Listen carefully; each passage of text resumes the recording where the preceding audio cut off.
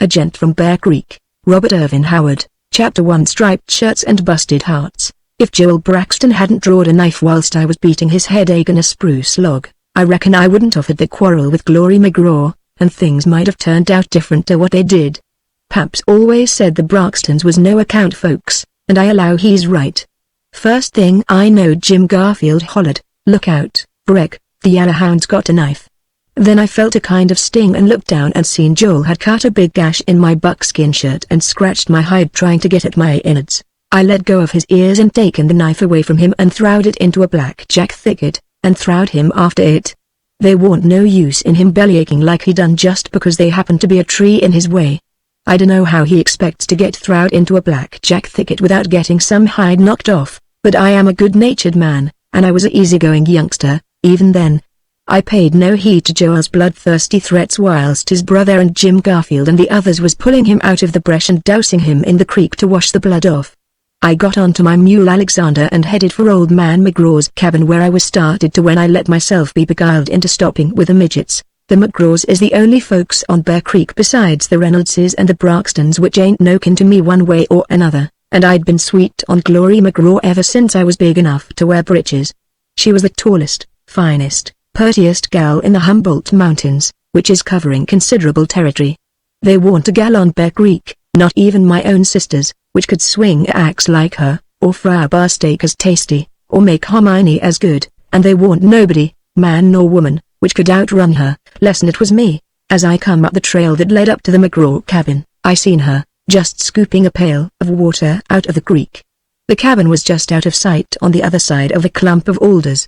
She turned around and seen me, and stood there with the pail dripping in her hand, and her sleeves rolled up, and her arms and throat and bare feet was as white as anything you ever seen, and her eyes was the same color as the sky, and her hair looked like gold dust when the sun hit it. I taken off my coonskin cap, and said, "Good mornin', Glory, how are you all this mornin'? Joe got kicked right severe by Pap's sorrel mare yesterday," she says. "Just knocked some hide off, though. Outside of that we're all doin' fine." "Air you glued to that mule, Nom?" I says, and clumb down, and says, "Lemme tote your pail, Glory." She started to hand it to me, and then she frowned and pinted at my shirt, and says, "You been fightin' agin, nobody but Joel Braxton," I said. "'Twarn't nothin'. He said mosquitoes in the Injun territory was big and what they be in Texas. What you know about it?" Says she. "You ain't never been to Texas." "Well, he ain't never been to the Injun territory neither," I said. "'Tain't the mosquitoes. It's the principle of the thing. My folks all come from Texas, and no Braxton can slander the state around me." "You fight too much," she said. "Who licked?" "Why, me, of course," I said.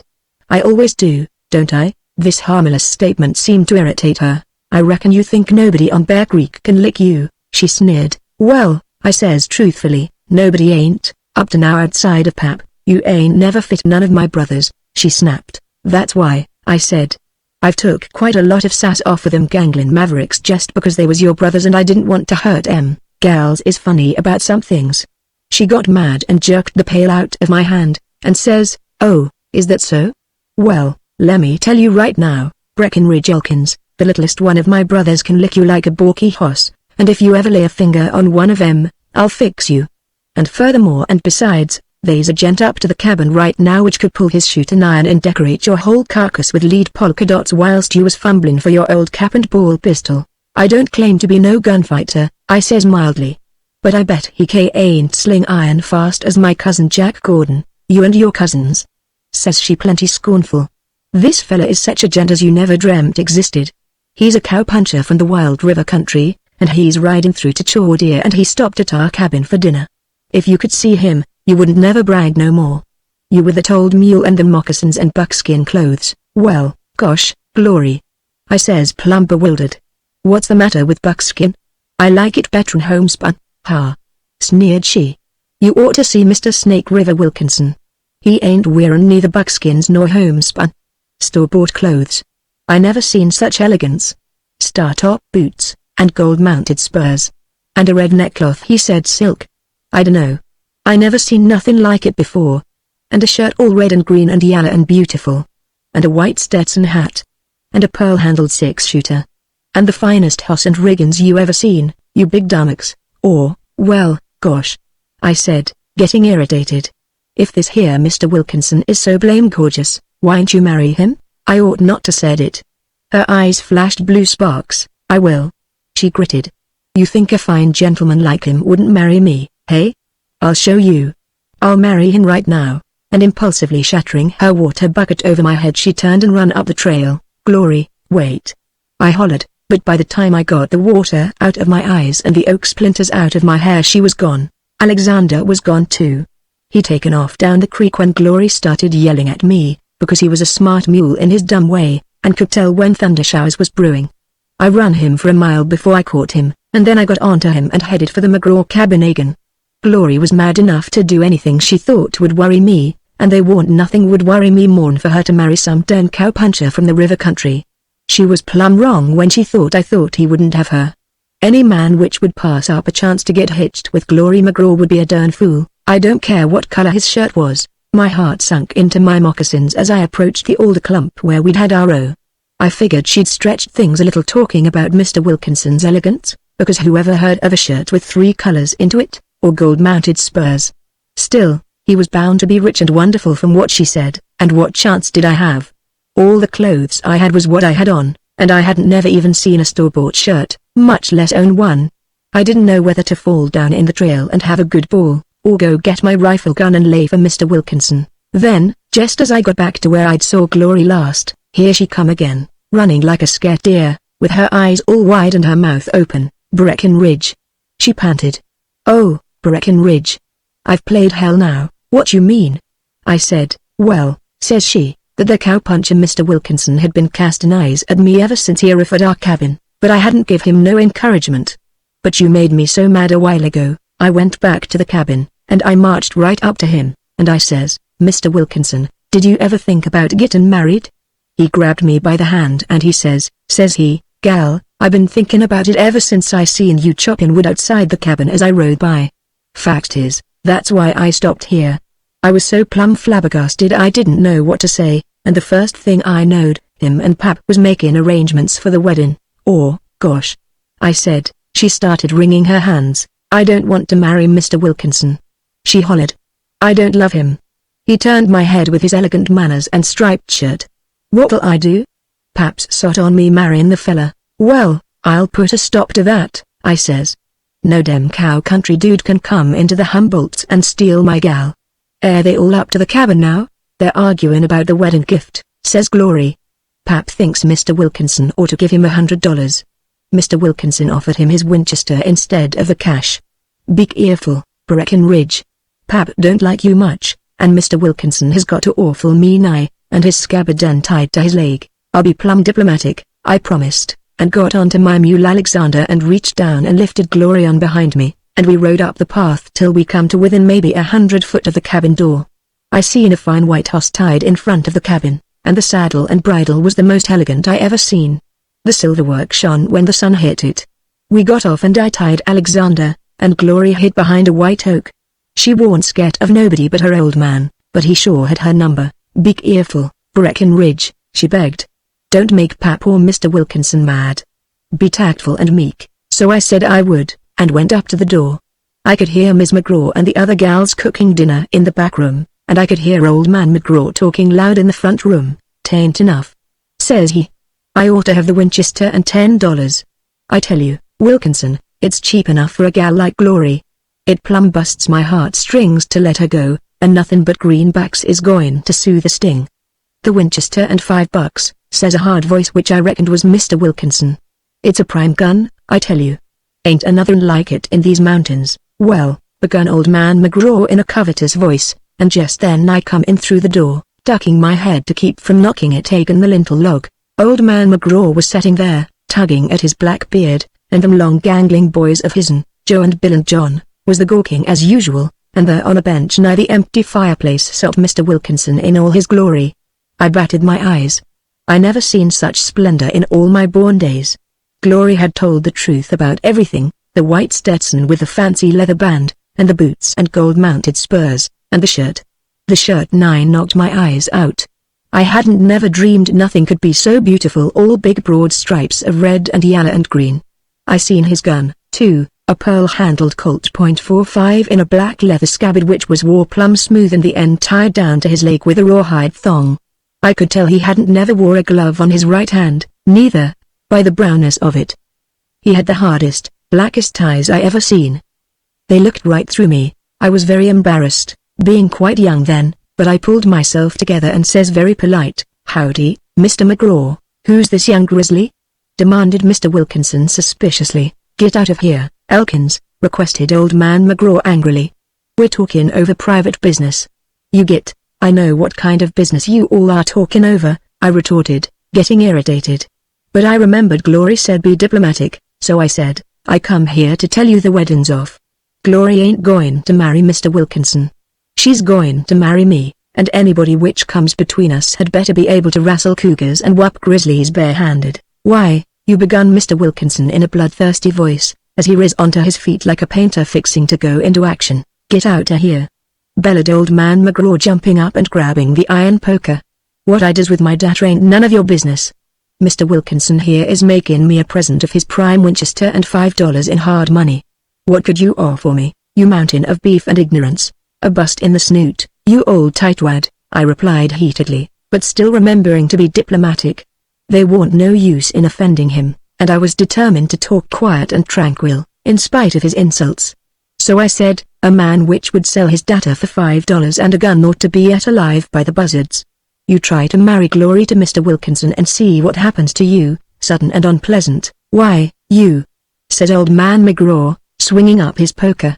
"I'll bust your fool skull like a egg." "Lemme handle him," snarled Mr. Wilkinson. "Get out of the way and gimme a clean shot at him.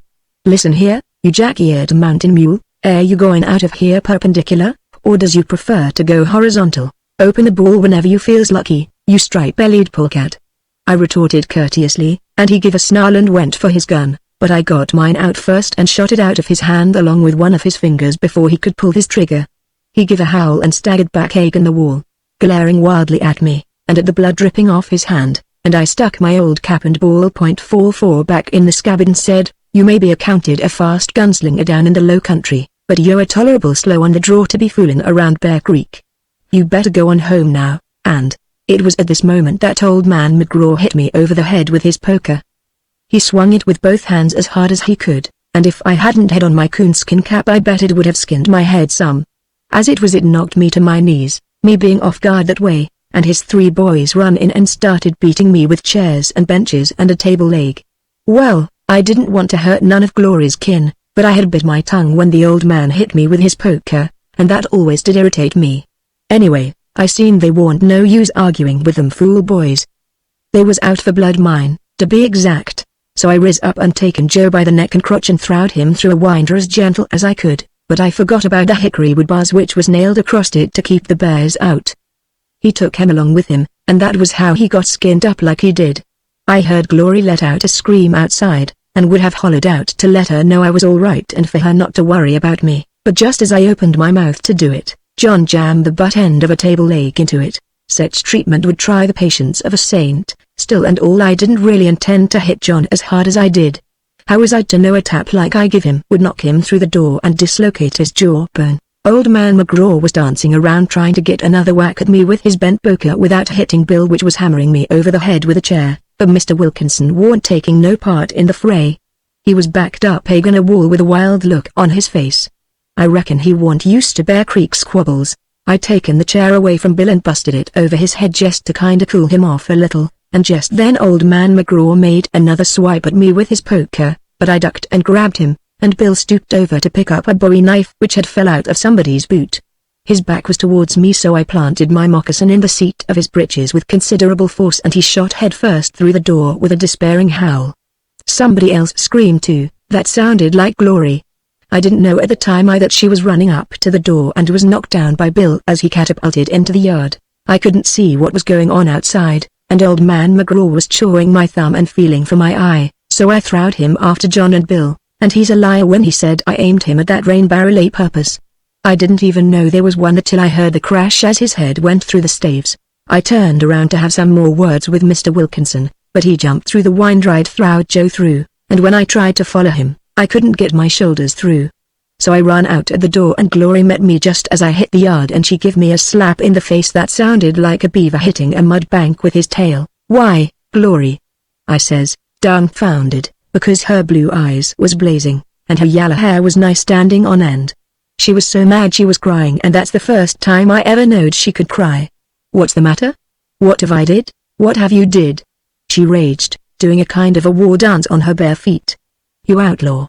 You murderer! You jack-eared son of a spotted-tail skunk! Look what you done!" She pointed at her old man dazedly pulling his head out of the ruins of the rain barrel, and her brothers laying around the yard in various positions, bleeding freely and groaning loudly. "You tried to murder my family," says she, shaking her fists under my nose. "You throwed Bill onto me on purpose." "I didn't neither," I exclaimed, shocked and scandalized. "You know I wouldn't hurt a hair of your head, Glory.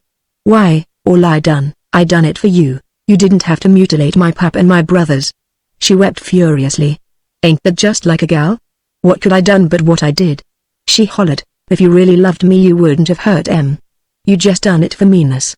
I told you to be calm and gentle. Why'n't you do it? Shut up. Don't talk to me.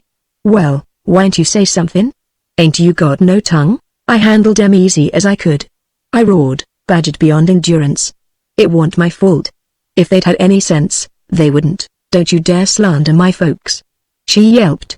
"What you done to Mr. Wilkinson?" The aforesaid gent just then come limping around the corner of the cabin, and started for his hoss, and Glory ran to him and grabbed his arm, and said, "If you still want to marry me, stranger, it's a go.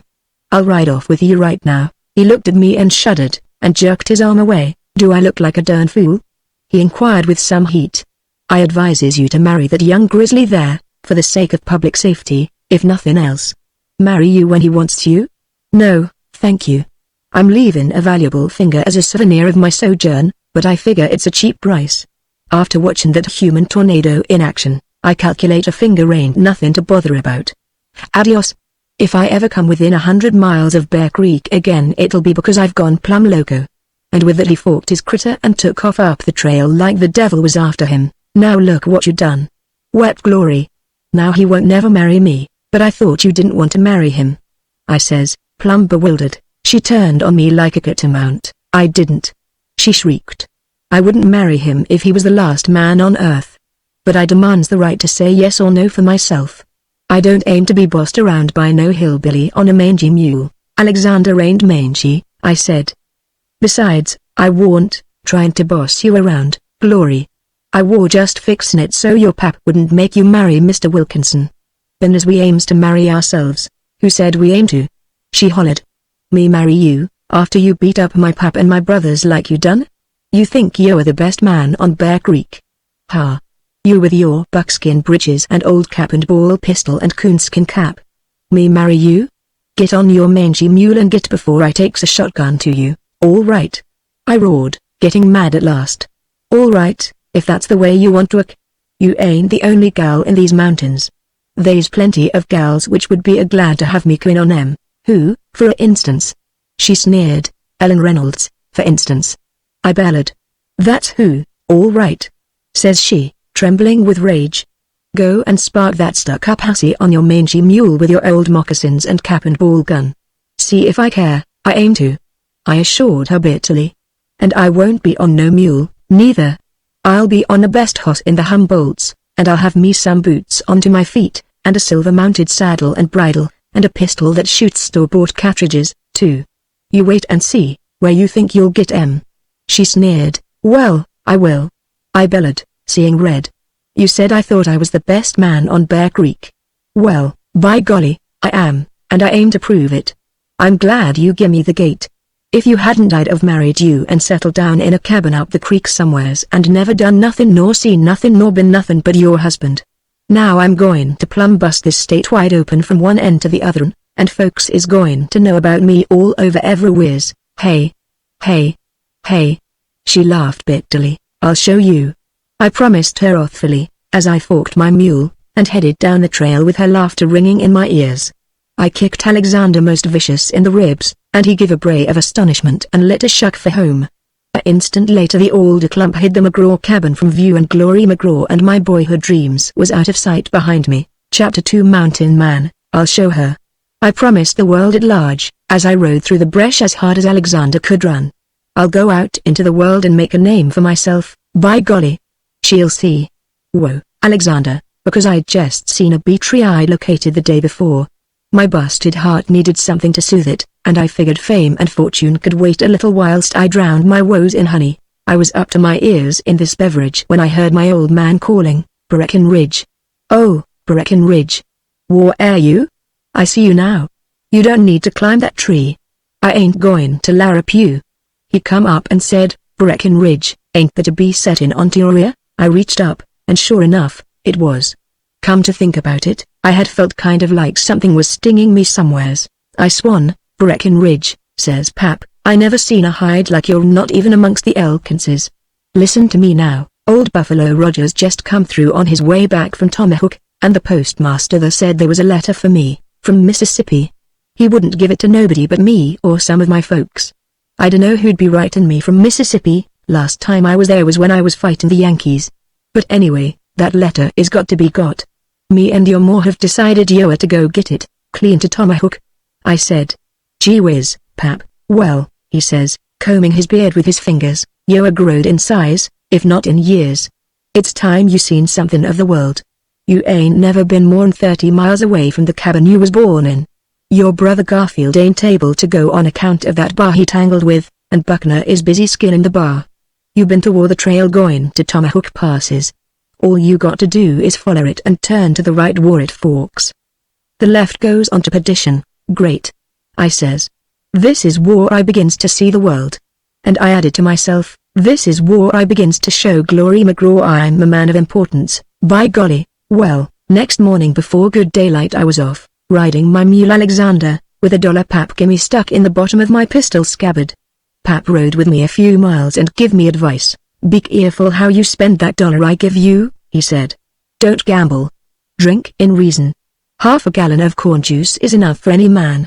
Don't be techie, but don't forget that your pap was once the rough and tumble champion of Gonzales County, Texas. And whilst you're feeling for the other fellas don't be careless and let him chaw your ear off. And don't resist no officer. What's them, Pap? I inquired. Down in the settlements, he explained, they has men which their job is to keep the peace. I don't take no stock in law myself. But them city folks is different from us. You do what they says, and if they says give up your gun, even, why you up and do it. I was shocked, and meditated a while, and then says, how can I tell which is them? They'll have a silver star stuck onto their shirt, he says, so I said I'd do like he told me. He then reined round and went back up the mountains, and I rode on down the path. Well, I camped late that night where the path come out onto the Tomahawk Trail, and the next morning I rode on down the trail, feeling like I was a long way from home. It was pretty hot, and I hadn't went far till I passed a stream and decided I'd take a swim.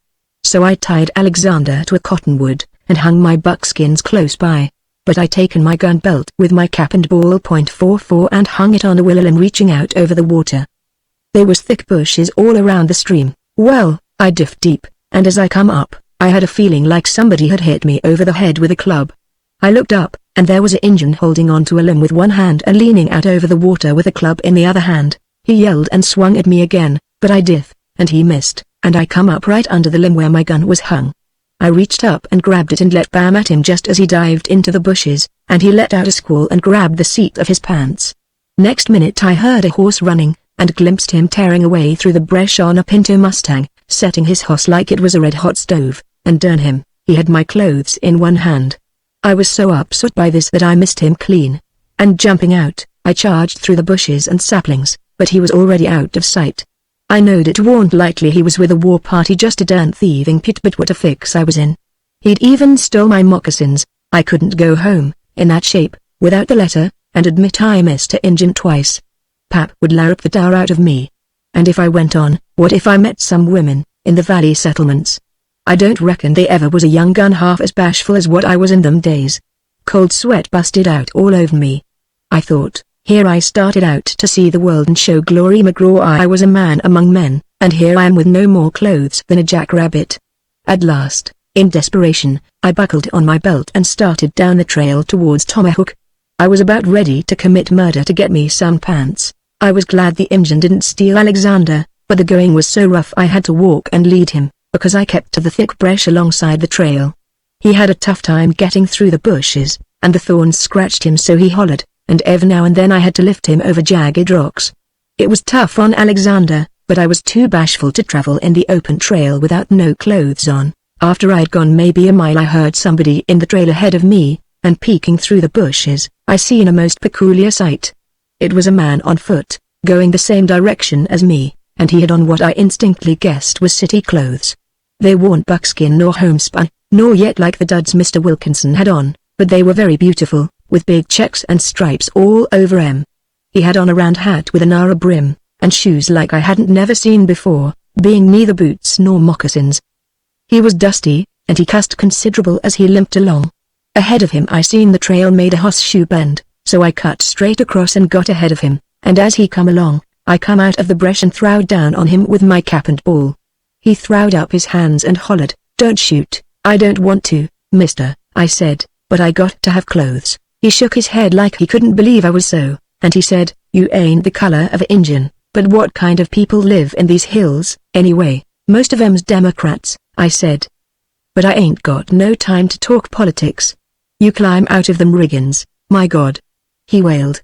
"My horse threw me off and ran away, and I've been walking for hours, expecting to get scalped by Injuns any minute, and now a naked lunatic on a mule demands my clothes. It's too darn much. I ain't dodgy, mister," I said. "Somebody's liable to come up the trail any minute. Hustle." So saying I shot his hat off to encourage him. He gave a howl and shucked his duds in a hurry. "My underclothes, too?" he demanded, shivering though it was very hot. "Is that what them things is?" I demanded, shocked. I never heard of a man wearing such womanish things. "The country is going to the dogs, just like Pap says. You better get going. Take my mule.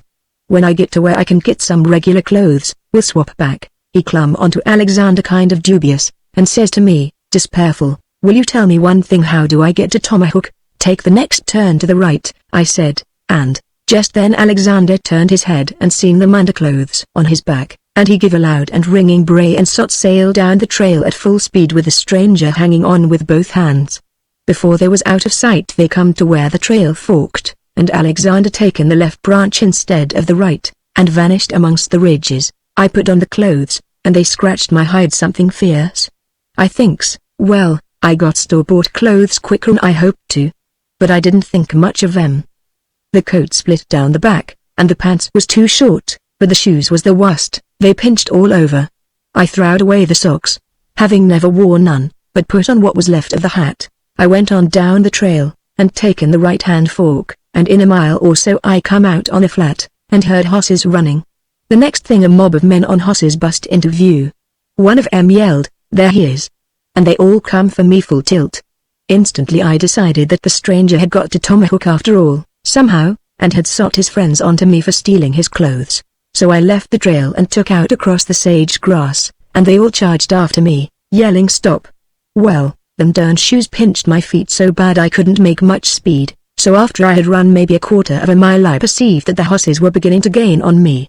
So I wheeled with my cap and ball in my hand, but I was going so fast, when I turned, them darn shoes slipped and I went over backwards into a cactus bed just as I pulled the trigger. So I only knocked the hat off of the first horseman. He yelled and pulled up his horse, right over me nearly, and as I drawed another bead on him, I seen he had a bright shiny star onto his shirt. I dropped my gun and stuck up my hands. They swarmed around me cowboys, from their looks. The man with the star got off his horse and picked up my gun and cussed. "What did you lead us this chase through this heat and shoot at me for?" he demanded. "I didn't know you was a officer," I said. "Hell, McVeigh," said one of 'em, "you know how jumpy Tenderfeet is. Likely he thought we was Santry's outlaws." "Where's your hoss?" "I ain't got none," I said. "Got away from you, hey?" said McVeigh. "Well, climb up behind Kirby here, and let's get going." To my surprise, the sheriff stuck my gun back in the scabbard, and so I clumb up behind Kirby, and away we went. Kirby kept telling me not to fall off, and it made me mad, but I said nothing. After an hour or so we come to a bunch of houses they said was Tomahawk. I got panicky when I seen all them houses, and would have jumped down and run for the mountains, only I knowed they'd catch me, with them darn pinchy shoes on. I hadn't never seen such houses before. They was made out of boards, mostly, and some was 2 stories high. To the northwest and west the hills rose up a few hundred yards from the backs of the houses, and on the other sides there was plains, with brush and timber on them. "You boys ride into town and tell the folks that the shebang starts soon," said McVeigh. "Me and Kirby and Richards will take him to the ring." I could see people milling around in the streets, and I never had no idea there was that many folks in the world. The sheriff and the other 2 fellas rode around the north end of the town and stopped at a old barn and told me to get off. So I did, and we went in and they had a kind of room fixed up in there with benches and a lot of towels and water buckets, and the sheriff said, "This ain't much of a dressing room, but it'll have to do. Us boys don't know much about this game, but we'll second you as good as we can. One thing the other fella ain't got no manager nor seconds neither." "How do you feel?" "Fine," I said, "but I'm kind of hungry." "Go get him something, Richards," said the sheriff. "I didn't think they ate just before about," said Richards. "Or, I reckon he knows what he's doing," said McVeigh. "Gwan." So Richards pulled out, and the sheriff and Kirby walked around me like I was a prize bull, and felt my muscles, and the sheriff said, "By golly, if size means anything, our dough is as good as in our britches right now." I pulled my dollar out of my scab and said I would pay for my keep, and they haw-hawed and slapped me on the back and said I was a great joker. Then Richards come back with a platter of grub, with a lot of men wearing boots and guns and whiskers, and they stomped in and gawped at me, and McVeigh said, "Look him over, boys. Tomahawk stands or falls with him today." They started walking around me like him and Kirby done, and I was embarrassed and ate 3 or 4 pounds of beef and a quart of mashed potatoes, and a big hunk of white bread, and drunk about a gallon of water, because I was purty thirsty. Then they all gaped like they was surprised about something, and one of 'em said, "How come he didn't arrive on the stagecoach yesterday?" "Well," said the sheriff, "the driver told me he was so drunk they left him at Bisney, and come on with his luggage, which is over there in the corner. They got a horse and left it there with instructions for him to ride on to Tomahawk as soon as he sobered up. Me and the boys got nervous today when he didn't show up, so we went out looking for him, and met him hoofing it down the trail. I bet them perdition hombres starts something," said Kirby. "Ain't a one of them showed up yet. They're setting over at perdition soaking up bad liquor and brooding on their wrongs. They sure wanted this show staged over there." They claimed that since Tomahawk was furnishing one half of the attraction, and Gunstock the other half, the raisee ought to be throwed at perdition. "Nothing to it," said McVeigh. "It laid between Tomahawk and Gunstock, and we throwed a coin and won it.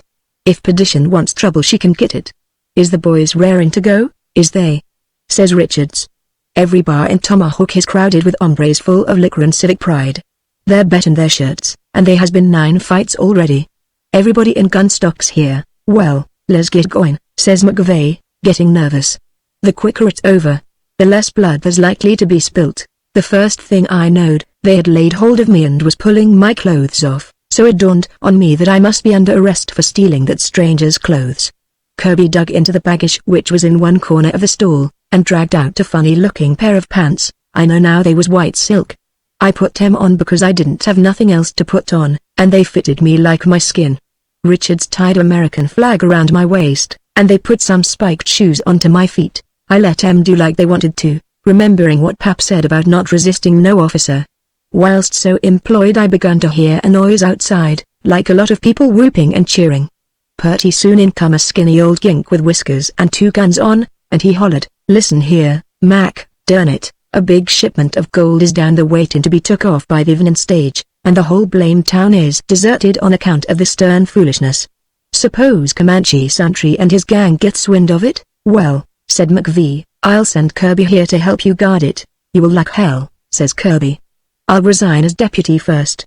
I got every cent of my dough on this scrap, and I aim to see it." "Well, send somebody," says the old codger.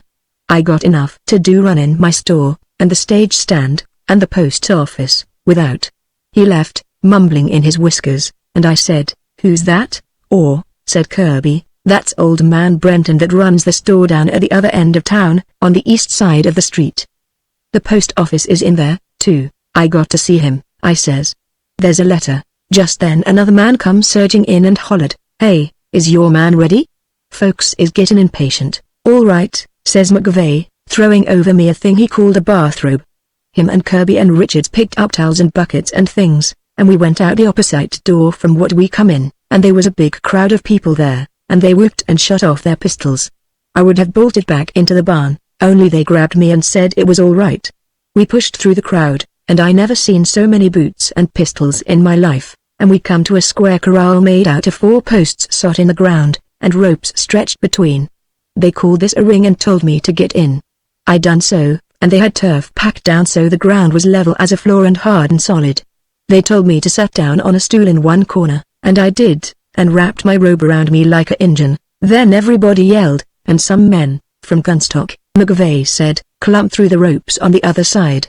One of 'em was dressed like I was, and I never seen such a funny-looking human. His ears looked like cabbages, and his nose was plumb flat, and his head was shaved and looked right smart like a bullet. He sat down in opposite corner. Then a fellow got up and waved his arms, and hollered, "Gents, you all that know the occasion of this here suspicious event." Mr. Pat O'Toole, happening to be passing through Gunstock, consented to fight anybody which would meet him. Tomahawk rose to the occasion by sending all the way to Denver to procure services of Mr. Bruiser McGaughty, formerly of San Francisco. He pointed at me, and everybody cheered and shot off their pistols, and I was embarrassed and bust out in a cold sweat. "This fight," said the fella, "will be fit according to London prize ring rules, same as in a championship go. Bare fists, round ends when one of 'em's knocked down or throwed down. Fight lasts till one or t'other ain't able to come up to the scratch when time's called. I, Yucca Blaine, have been selected as referee because, been from Chordia, I got no prejudices either way. Are you all ready? Time." McVeigh hauled me off my stool and pulled off my bathrobe and pushed me out into the ring. I nearly died with embarrassment, but I seen the fella they called O'Toole didn't have on no more clothes than me.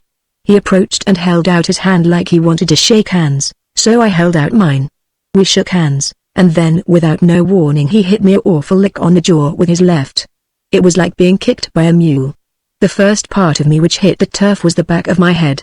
O'Toole stalked back to his corner, and the Gunstock boys was dancing and hugging each other, and the Tomahawk fellas was growling in their whiskers and fumbling with their guns and bowie knives. McVeigh and his deputies rushed into the ring before I could get up and dragged me to my corner and began pouring water on me. You hurt much?" yelled McVeigh. "How can a man's fist hurt anybody?" I asked. I wouldn't have fell down, only I was caught off guard. I didn't know he was going to hit me. I never played no game like this here and before. McVeigh dropped the towel he was beating me in the face with, and turned pale. "Ain't you Bruiser McGaughty of San Francisco?" he hollered. "No," I said. "I'm Breckenridge Elkins, from up in the Humboldt Mountains. I come here to get a letter for Pap," but the stagecoach driver described them clothes he begun wildly. "A Injun stole my clothes," I explained, "so I taken some off on a stranger." "Maybe that was Mr. McGaughty. What's the matter?" asked Kirby, coming up with another bucket of water.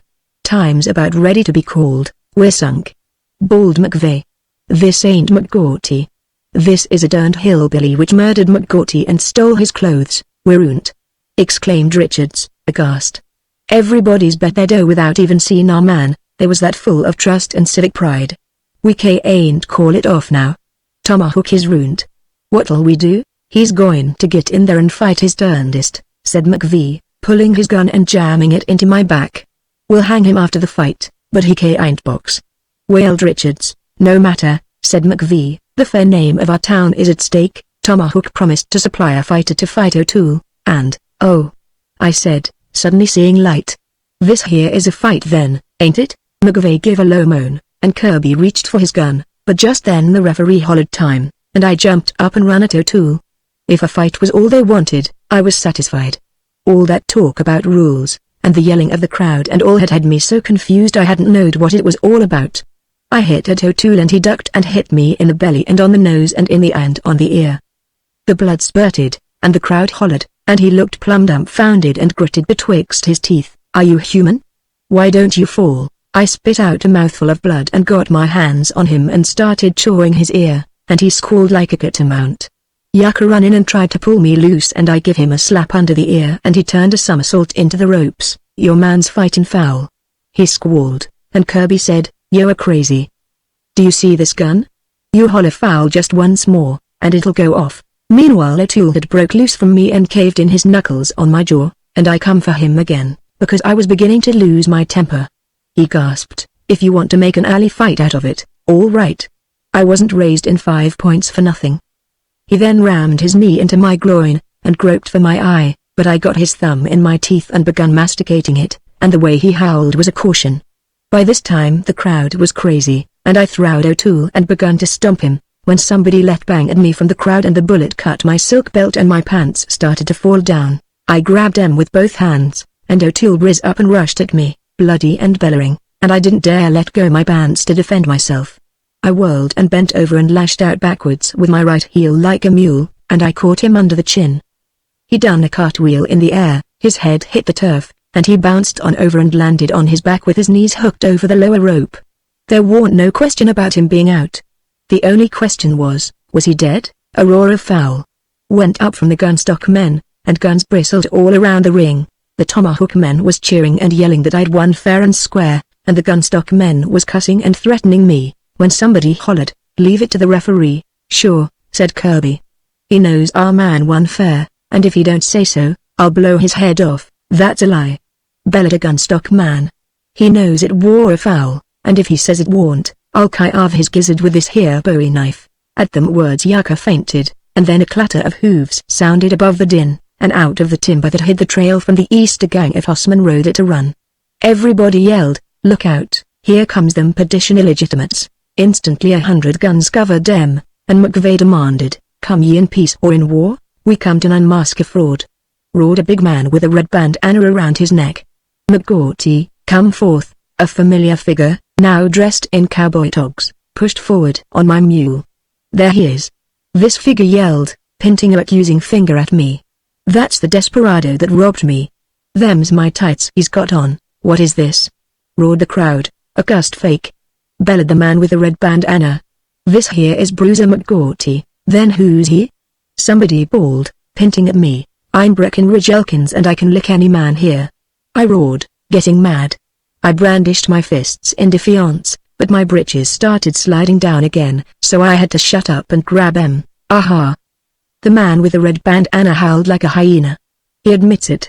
I dunno what the idea is, but these tomahawk polecats has double-crossed somebody.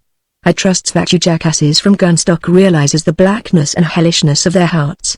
This man McGaughty rode into perdition a few hours ago in his unmentionables, a straddle of the mule, and told us how he'd been held up and robbed and put on the wrong road. You skunks was too proud to stage this fight in perdition, but we ain't the men to see justice scorned with impunity. We brought McGaughty here to show you that you was been chipped by tomahawk. That man ain't no prize fighter, he's a highway robber. These tomahawk coyotes has framed us," squalled the gunstock man, going for his gun. "You're a liar," roared Richards, bending a .45 barrel over his head. The next instant guns was crashing, knives was gleaming, and men was yelling blue murder. The gunstock braves turned frothing on the tomahawk warriors, and the men from perdition, yelping with glee, pulled their guns, and begun fanning the crowd indiscriminately, which give back their fire. McGaughty gave a howl and fell down on Alexander's neck, gripping around it with both arms, and Alexander departed in a cloud of dust and gun smoke. I grabbed my gun belt, which McVeigh had hung over the post in my corner, and I headed for cover, holding onto my breeches whilst the bullets hummed around me as thick as bees. I wanted to take to the bresh, but I remembered that blamed letter, so I headed for town. Behind me there is a roar of banging guns and yelling men. Just as I got to the backs of the row of buildings which lined the street, I ran head-on into something soft. It was McGaughty, trying to escape on Alexander. He had hold of just one rein, and Alexander, evidently having rounded one end of the town, was traveling in a circle and heading back where he started from. I was going so fast I couldn't stop, and I ran right over Alexander and all three of us went down in a heap. I jumped up, feared Alexander was killed or crippled, but he scrambled up snorting and trembling, and then McGaughty weaved up, making funny noises. I poked my cap and ball into his belly. "Off with them pants!" I hollered. "My God!" he screamed. "Again? This is getting to be a habit, hustle!" I bellowed. "You can have these scandals I got on now." He shucked his breeches and grabbed them tights and run like he was afeard I'd want his underwear too.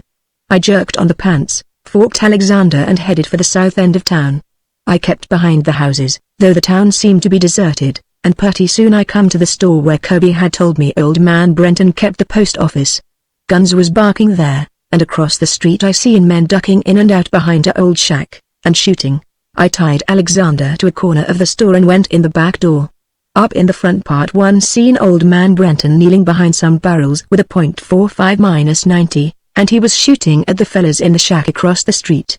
Every now and then a slug would hunt through the door and comb his whiskers, and he would cuss worse'n pap did that time he sat down in a bar trap. I went up to him and tapped him on the shoulder and he gave a squall and flopped over and let go bam. Right in my face and singed off my eyebrows. And the fellas across the street hollered and started shooting at both of us. I'd grabbed the barrel of his Winchester, and he was cussing and jerking at it with one hand and feeling in his boot for a knife with the other, and I said, "Mr. Brenton, if you ain't too busy, I wish you gimme that there letter which come for pap. Don't never come up behind me like that again." He squalled. "I thought you was one of them darn outlaws. Look out. Duck, you blame fool." I let go of his gun, and he taken a shot at a head which was aiming around the corner of the shack, and the head let out a squall and disappeared. "Who is them fellas?" I asked. "Comanche Santry and his bunch, from up in the hills," snarled old man Brenton, jerking the lever of his Winchester. "They come after that gold. A hell of a Sheriff McVeigh is, never send me nobody. And them fools over at the ring are making so much noise they'll never hear the shootin' over here. Look out, here they come." 6 or 7 men rushed out from behind the shack and run across the street, shooting as they come. I seen I'd never get my letter as long as all this fighting was going on, so I unslung my old cap and ball and let bam at them 3 times, and 3 of them outlaws fell across each other in the street, and the rest turned around and ran back behind the shack. "Good work, boy," yelled old man Brenton. "If I ever owe Judas Iscariot, we're blowed up now." Something was pushed around the corner of the shack and come rolling down towards us, the shacks being on higher ground than what the store was. It was a keg, with a burning fuse which whirled as the keg revolved and looked like a wheel of fire. "What's in that, the cake?" I asked. "Blastin' powder," screamed old man Brenton, scrambling up. "Run, you darn fool. It's coming right into the door." He was so scared he forgot all about the fellas across the street, and one of them caught him in the thigh with a buffalo rifle, and he plunked down again, howling blue murder. I stepped over him to the door. That's when I got that slug in my hip and the keg hit my legs and stopped, so I picked it up and heaved it back across the street. It hadn't no more'n hit the shack when bam! It exploded and the shack went up in smoke. When it stopped raining pieces of wood and metal, there warn't no sign to show any outlaws had ever hid behind where that shack had been. I wouldn't believe it if I hadn't saw it myself. Old man Brenton moaned faintly. You hurt bad, Mr. Brenton?" I asked. "I'm dyin'," he groaned. "Well, before you die, Mr. Brenton," I says, "would you mind giving me the letter for pap?" "What's your pap's name?" he asked. "Roarin' Bill Elkins, of Bear Creek," I said. He warn't as bad hurt as he thought. He reached up and got hold of a leather bag and fumbled in it and pulled out an envelope. "I remember telling old Buffalo Rogers I had a letter for Bill Elkins," he said, fingering it over. Then he said, "Hey, wait. This ain't for your pap. My sight is gettin' bad. I read it wrong the first time. This here is for Bill Elston that lives between here and perdition. I want to spike a rumor which says I tried to murder old man Brenton and tore down his store for spite. I've done told how he got his leg broke, and the rest was accidental. When I realized that I had went through all that embarrassment for nothing, I was so mad and disgusted I turned and ran out of the back door, and I forgot to open the door and that's how it got tore off the hinges. I then jumped onto Alexander and forgot to untie him loose from the store. I kicked him in the ribs, and he bolted and tore loose that corner of the building and that's how come the roof to fall in. Old man Brenton inside was scared and started yelling bloody murder, and about that time a mob of men come up to investigate the explosion which had stopped the 3-cornered battle between Perdition, Tomahawk and Gunstock, and they thought I was the cause of everything, and they all started shooting at me as I rode off. Then was when I got that charge of buckshot in my back. I went out of Tomahawk and up the hill trail so fast I bet me and Alexander looked like a streak, and I says to myself it looks like making a name for myself in the world is going to be tougher than I thought, because it's evident that civilization is full of snares for a boy which ain't reached his full growth and strength. Chapter 3 Meat Camp Kid. I didn't pull up Alexander till I was plumb out of sight of Tomahawk. Then I slowed down and taken stock of myself, and my spirits was right down in my spiked shoes which still had some of Mr. O'Toole's hide stuck onto the spikes. Here I'd started forth into the world to show Glory McGraw what a he-bearcat I was, and now look at me. Here I was without even no clothes but them darned spiked shoes which pinched my feet, and a pair of breeches some cowpuncher had wore the seat out of and patched with buckskin. I still had my gun belt and the $1 pap gimme, but no place to spend it. I likewise had a goodly amount of lead under my hide, by golly, I says, shaking my fists at the universe at large. I ain't going to go back to Bear Creek like this, and have Glory McGraw laughing at me. I'll head for the Wild River settlements and get me a job punching cows till I got money enough to buy me store-bought boots and a horse. I then pulled out my Bowie knife which was in a scabbard on my gun belt, and started digging the slug out of my hip, and the buckshot out of my back. The buckshot was kinda hard to get to, but I done it. I hadn't never held a job of punching cows, but I'd had plenty experience roping wild bulls up in the Humboldts. Them bulls wanders off the lower ranges into the mountains and grows most amazing big and mean. Me and Alexander had had plenty experience with them, and I had me a lariat which would hold any steer that ever bellowed. It was still tied to my saddle, and I was glad none of them cowpunchers hadn't stole it. Maybe they didn't know it was a lariat. I'd made it myself, a special, and used it to rope them bulls and also cougars and grizzlies which infests the Humboldts. It was made out of buffalo hide, 90 foot long and half again as thick and heavy as the average lariat, and the Honda was a half-pound chunk of iron beat into shape with a sledgehammer. I reckoned I was qualified for a vaquero even if I didn't have no cowboy clothes and was riding a mule. So I headed across the mountains for the cow country. There warn't no trail the way I taken, but I knowed the direction Wild River lay in, and that was enough for me. I knowed if I kept going that way I'd hit it after a while. Meanwhile, there was plenty of grass in the draws and along the creeks to keep Alexander fat and sleek, and plenty of squirrels and rabbits for me to knock over with rocks. I camped that night away up in the high ranges and cooked me 9 or 10 squirrels over a fire and ate 'em. And while that warn't much of a supper for a appetite like mine, still I figured next day I'd stumble onto a bar or maybe a steer which had wandered off of the ranges. Next morning before sunup I was on Alexander and moving on, without no breakfast, because it looked like there warn't no rabbits nor nothing nearabouts, and I rode all morning without sighting nothing. It was a high range, and nothing alive there but a buzzard I seen onst, but late in the afternoon I crossed a backburn and come down into a whopping big plateau about the size of a county, with springs and streams and grass growing stirrup high along 'em, and clumps of cottonwood, and spruce, and pine thick up on the hillsides. There was canyons and cliffs, and mountains along the rim, and altogether it was as fine a country as I ever seen, but it didn't look like nobody lived there, and for all I know I was the first white man that ever come into it. But there was more soon, as I'll relate. Well, I noticed something funny as I come down the ridge that separated the bare hills from the plateau. First I met a wildcat. He come lipping along at a right smart clip, and he didn't stop. He just gimme a wicked look sidewise and kept right on up the slope. Next thing I met a lobo wolf, and after that I counted 9 more wolves, and they was all heading west, up the slopes. Then Alexander gave a snort and started trembling, and a cougar slid out of a blackjack thicket and snarled at us over his shoulder as he went past at a long lope. All them varmints was heading for the dry bear country I'd just left, and I wondered why they was leaving a good range like this one to go into the no-account country. It worried Alexander too, because he smelt of the air and brayed kind of plaintively. I pulled him up and smelt of the air too, because critters run like that before a forest fire, but I couldn't smell no smoke, nor see none. So I rode on down the slopes and started across the flats, and as I went I seen more bobcats, and wolves, and painters, and they was all heading west, and they warn't lingering none, neither. They warn't no doubt that them critters was pulling their freight because they was scared of something, and it warn't humans, because they didn't care to be scared of me a mite. They just swerved around me and kept trailing. After I'd gone a few miles I met a herd of wild horses, with the stallion herding 'em. He was a big mean-looking cuss, but he looked scared as bad as any of the critters I'd saw.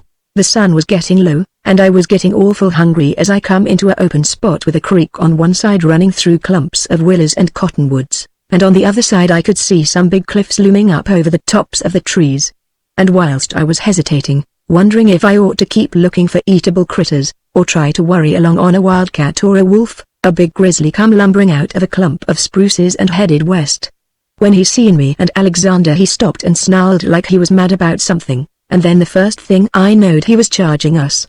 So I pulled my .44 and shot him through the head, and got off and unsaddled Alexander and turned him loose in grass stirrup high, and skunned the bar.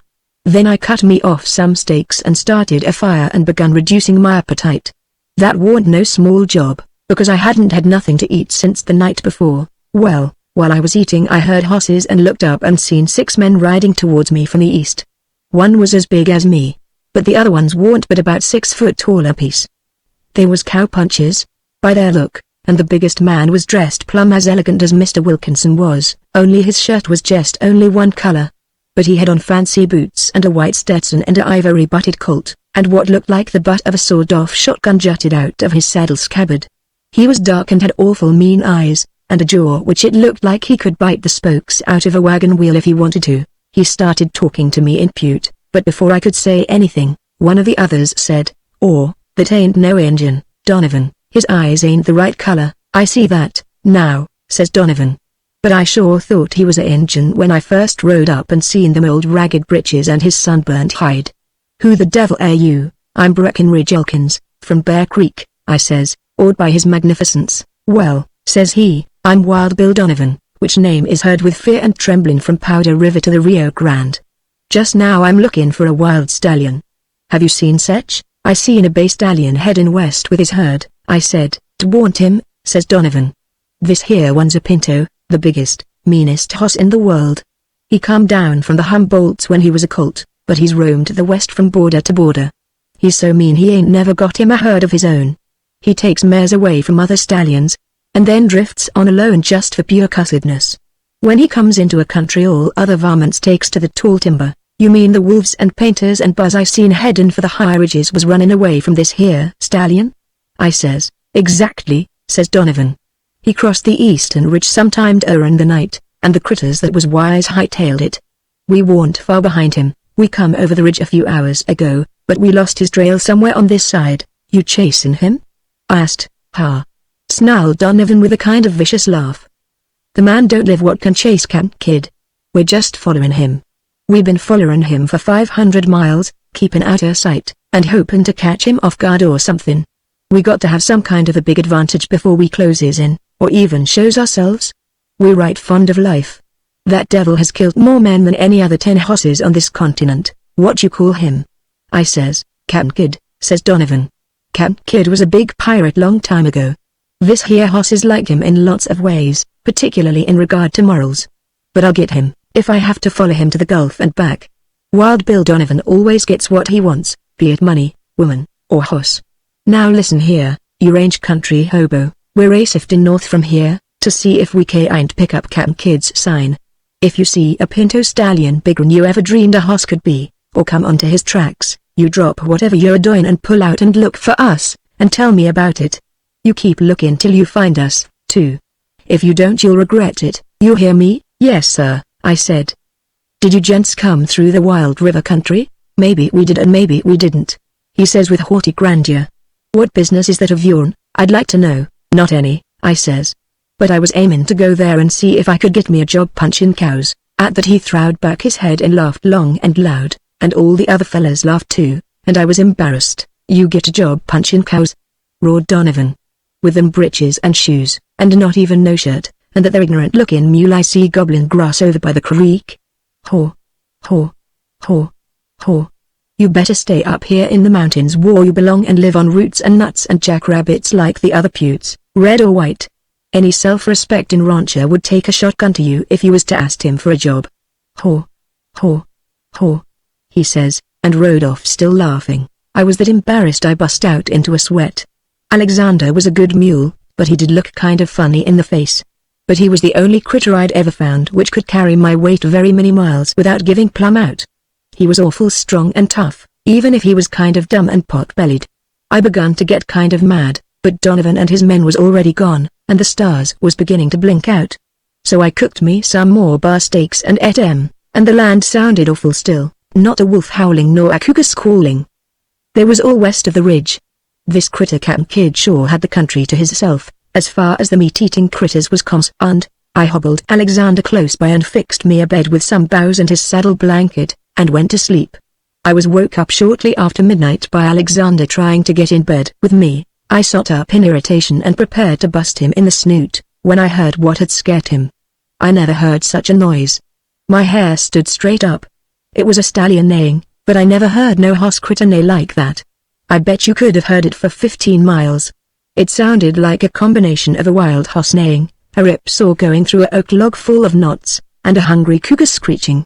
I thought it come from somewhere within a mile of the camp, but I warn't sure. Alexander was shivering and whimpering. He was that scared, and stepping all over me as he tried to huddle down amongst the branches and hide his head under my shoulder. I shoved him away, but he insisted on staying as close to me as he could, and when I woke up again next morning he was sleeping with his head on my belly.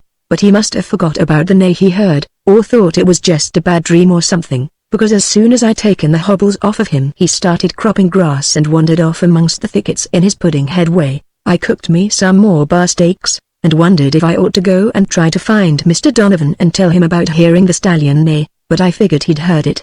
Anybody that was within a day's ride ought to have heard it.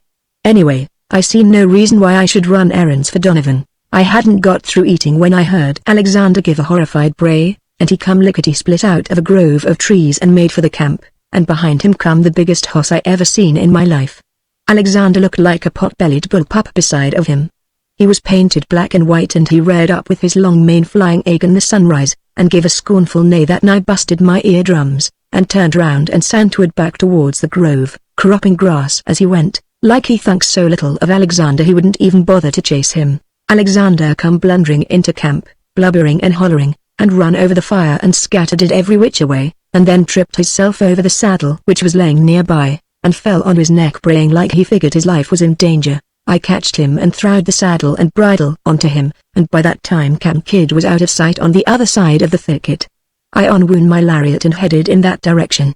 I figured not even Camp Kid could break that lariat. Alexander didn't want to go. He sat back on his haunches and brayed fit to deafen you. But I spoke to him sternly, and it seemed to convince him that he better face the stallion than me, so he moved out, kind of reluctantly. We went past the grove and seen Camp Kid cropping grass in the patch of rolling prairie just beyond, so I rode towards him, swinging my lariat. He looked up and snorted kinda threateningly, and he had the meanest eye I ever seen in man or beast, but he didn't move, just stood there looking contemptuous, so I throwed my rope and piled the loop right around his neck, and Alexander sat back on his haunches. Well, it was about like roping a roaring hurricane. The instant he felt that rope Camp Kid give a convulsive start, and made one mighty lunge for freedom. The lariat held, but the girths didn't. They held just long enough for Alexander to get jerked head over heels, and naturally I went along with him. But right in the middle of the somersault we'd taken, both girths snapped. Me and the saddle and Alexander landed all in a tangle, but Camp Kid jerked the saddle from amongst us, because I had my rope tied fast to the horn, Texas style, and Alexander got loose from me by the simple process of kicking me violently in the ear. He also stepped on my face when he jumped up, and the next instant he was hightailing it through the brush in the general direction of Bear Creek. As I learned later, he didn't stop till he run into Pap's cabin and tried to hide under my brother John's bunk. Meanwhile Camp Kid had throwed the loop off of his head and come for me with his mouth wide open, his ears laid back and his teeth and eyes flashing. I didn't want to shoot him, so I riz up and run for the trees. But he was coming like a tornado, and I seen he was going to run me down before I could get to a tree big enough to climb, so I grabbed me a sapling about as thick as my leg and tore it up by the roots, and turned around and busted him over the head with it, just as he started to roar up to come down on me with his front hoofs. Pieces of roots and bark and wood flew every which way, and Camp Kid grunted and batted his eyes and went back onto his haunches. It was a right smart lick. If I'd ever hit Alexander that hard it would have busted his skull like an egg, and Alexander had an awful thick skull, even for a mule. Whilst Camp Kid was shaking the bark and stars out of his eyes, I run to a big oak and clumb it. He come after me instantly, and chawed chunks out of the tree as big as washtubs, and kicked most of the bark off as high up as he could reach, but it was a good substantial tree, and it held. He then tried to climb it, which amazed me most remarkable, but he didn't do much good at that. So he gave up with a snort of disgust and trotted off. I waited till he was out of sight, and then I clumb down and got my rope and saddle, and started following him. I knowed there warn't no use trying to catch Alexander with the lead he had. I figured he'd get back to Bear Creek safe. And Camp Kid was the critter I wanted now. The minute I lummed him with that tree and he didn't fall, I knowed he was the hoss for me, a hoss which could carry my weight all day without giving out, and likewise full of spirit. I says to myself, I rides him or the buzzards picks my bones. I snuck from tree to tree, and presently seen Camp Kid swaggering along and eating grass, and biting the tops off of young sapling, and occasionally tearing down a good-sized tree to get the leaves off. Sometimes he'd neigh like a steamboat whistle, and let his heels fly in all directions just out of pure cussedness. When he done this the air was full of flying bark and dirt and rocks till it looked like he was in the middle of a twisting cyclone. I never seen such a critter in my life. He was as full of pizen and rambunctiousness as a drunk Apache on the warpath. I thought at first I'd rope him and tie the other end of the rope to a big tree, but I was afeard he'd chawed the lariat apart. Then I seen something that changed my mind. We was close to the rocky cliffs which jutted up above the trees, and Cap'n Kidd was passing a canyon mouth that looked like a big knife cut. He looked in and snorted, like he hoped there was a mountain lion hiding in there, but they weren't, so he went on. The wind was blowing from him towards me and he didn't smell me. After he was out of sight amongst the trees I come out of cover and looked into the cleft. It was kinda like a short blind canyon. It warn't but about 30 foot wide at the mouth, but it widened quick till it made a kind of bowl 100 yards across, and then narrowed to a crack again. Rock walls 500 foot high was on all sides except at the mouth, and here, says I to myself, is a ready-made corral. Then I lay to and started to build a wall to close the mouth of the canyon. Later on I heard that a scientific expedition, whatever the hell that might be, was all excited over finding evidences of an ancient race up in the mountains. They said they found a wall that could have been built only by giants.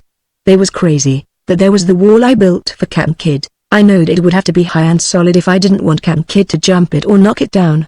There was plenty of boulders laying at the foot of the cliffs which had weathered off, and I didn't use a single rock which weighed less than 300 pounds, and most of them was a lot heavier than that. It taken me most all morning, but when I quit I had me a wall higher than the average man could reach, and so thick and heavy I knowed it would hold even Cap'n Kidd. I left a narrow gap in it, and piled some boulders close to it on the outside, ready to shove them into the gap. Then I stood outside the wall and squalled like a cougar. They ain't even a cougar herself can tell the difference when I squalls like one. Pretty soon I heard Cap'n Kidd give his war neigh off yonder, and then there was a thunder of hoofs and a snapping and crackling of brush, and he come busting into the open with his ears laid back and his teeth bare and his eyes as red as a Comanche's war paint. He sure hated cougars. But he didn't seem to like me much neither. When he seen me he give a roar of rage, and come for me lickety-split. I ran through the gap and hugged the wall inside, and he come thundering after me going so fast he run clean across the bowl before he checked himself. Before he could get back to the gap I'd run outside and was piling rocks in it.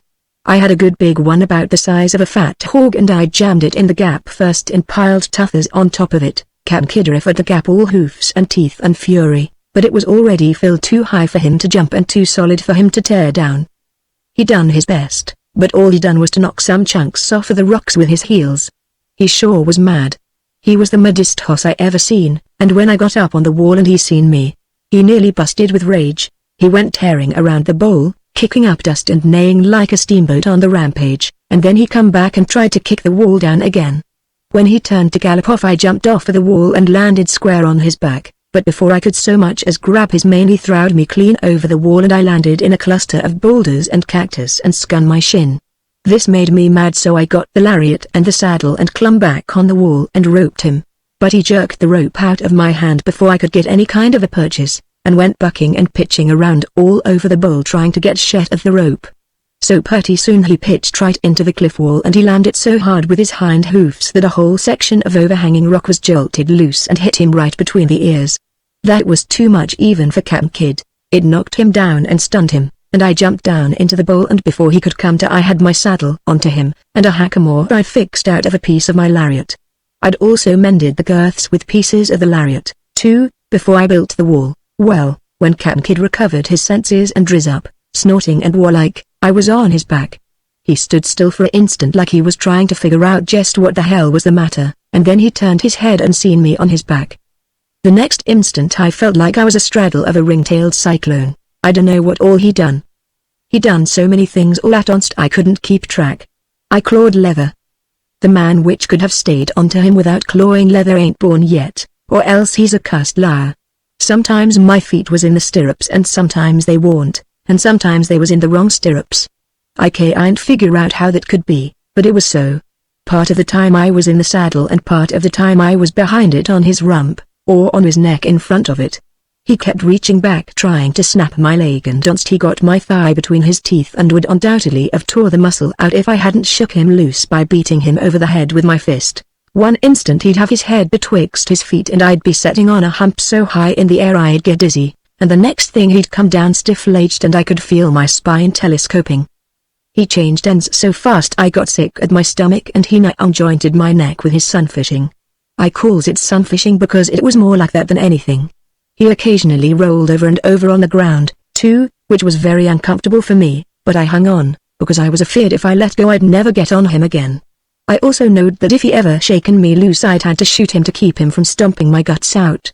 So I stuck, though I'll admit that there is few sensations more unpleasant than having a hoss as big as Captain Kidd roll on you 9 or 10 times. He tried to scrape me off and the walls, too, but all he done was scrape off some hide and most of my pants, though it was when he lurched that out jut of rock that I got them ribs cracked, I reckon. He looked like he was able to go on forever, and aim to, but I hadn't never met nothing which could outlast me, and I stayed with him, even after I started bleeding at the nose and mouth and ears, and got blind, and then all to onst he was standing stock still in the middle of the bowl, with his tongue hanging out about 3 foot, and his sweat-soaked sides heaving, and the sun was just setting over the mountains. He'd bucked nearly all afternoon, but he was licked. I knowed it and he knowed it.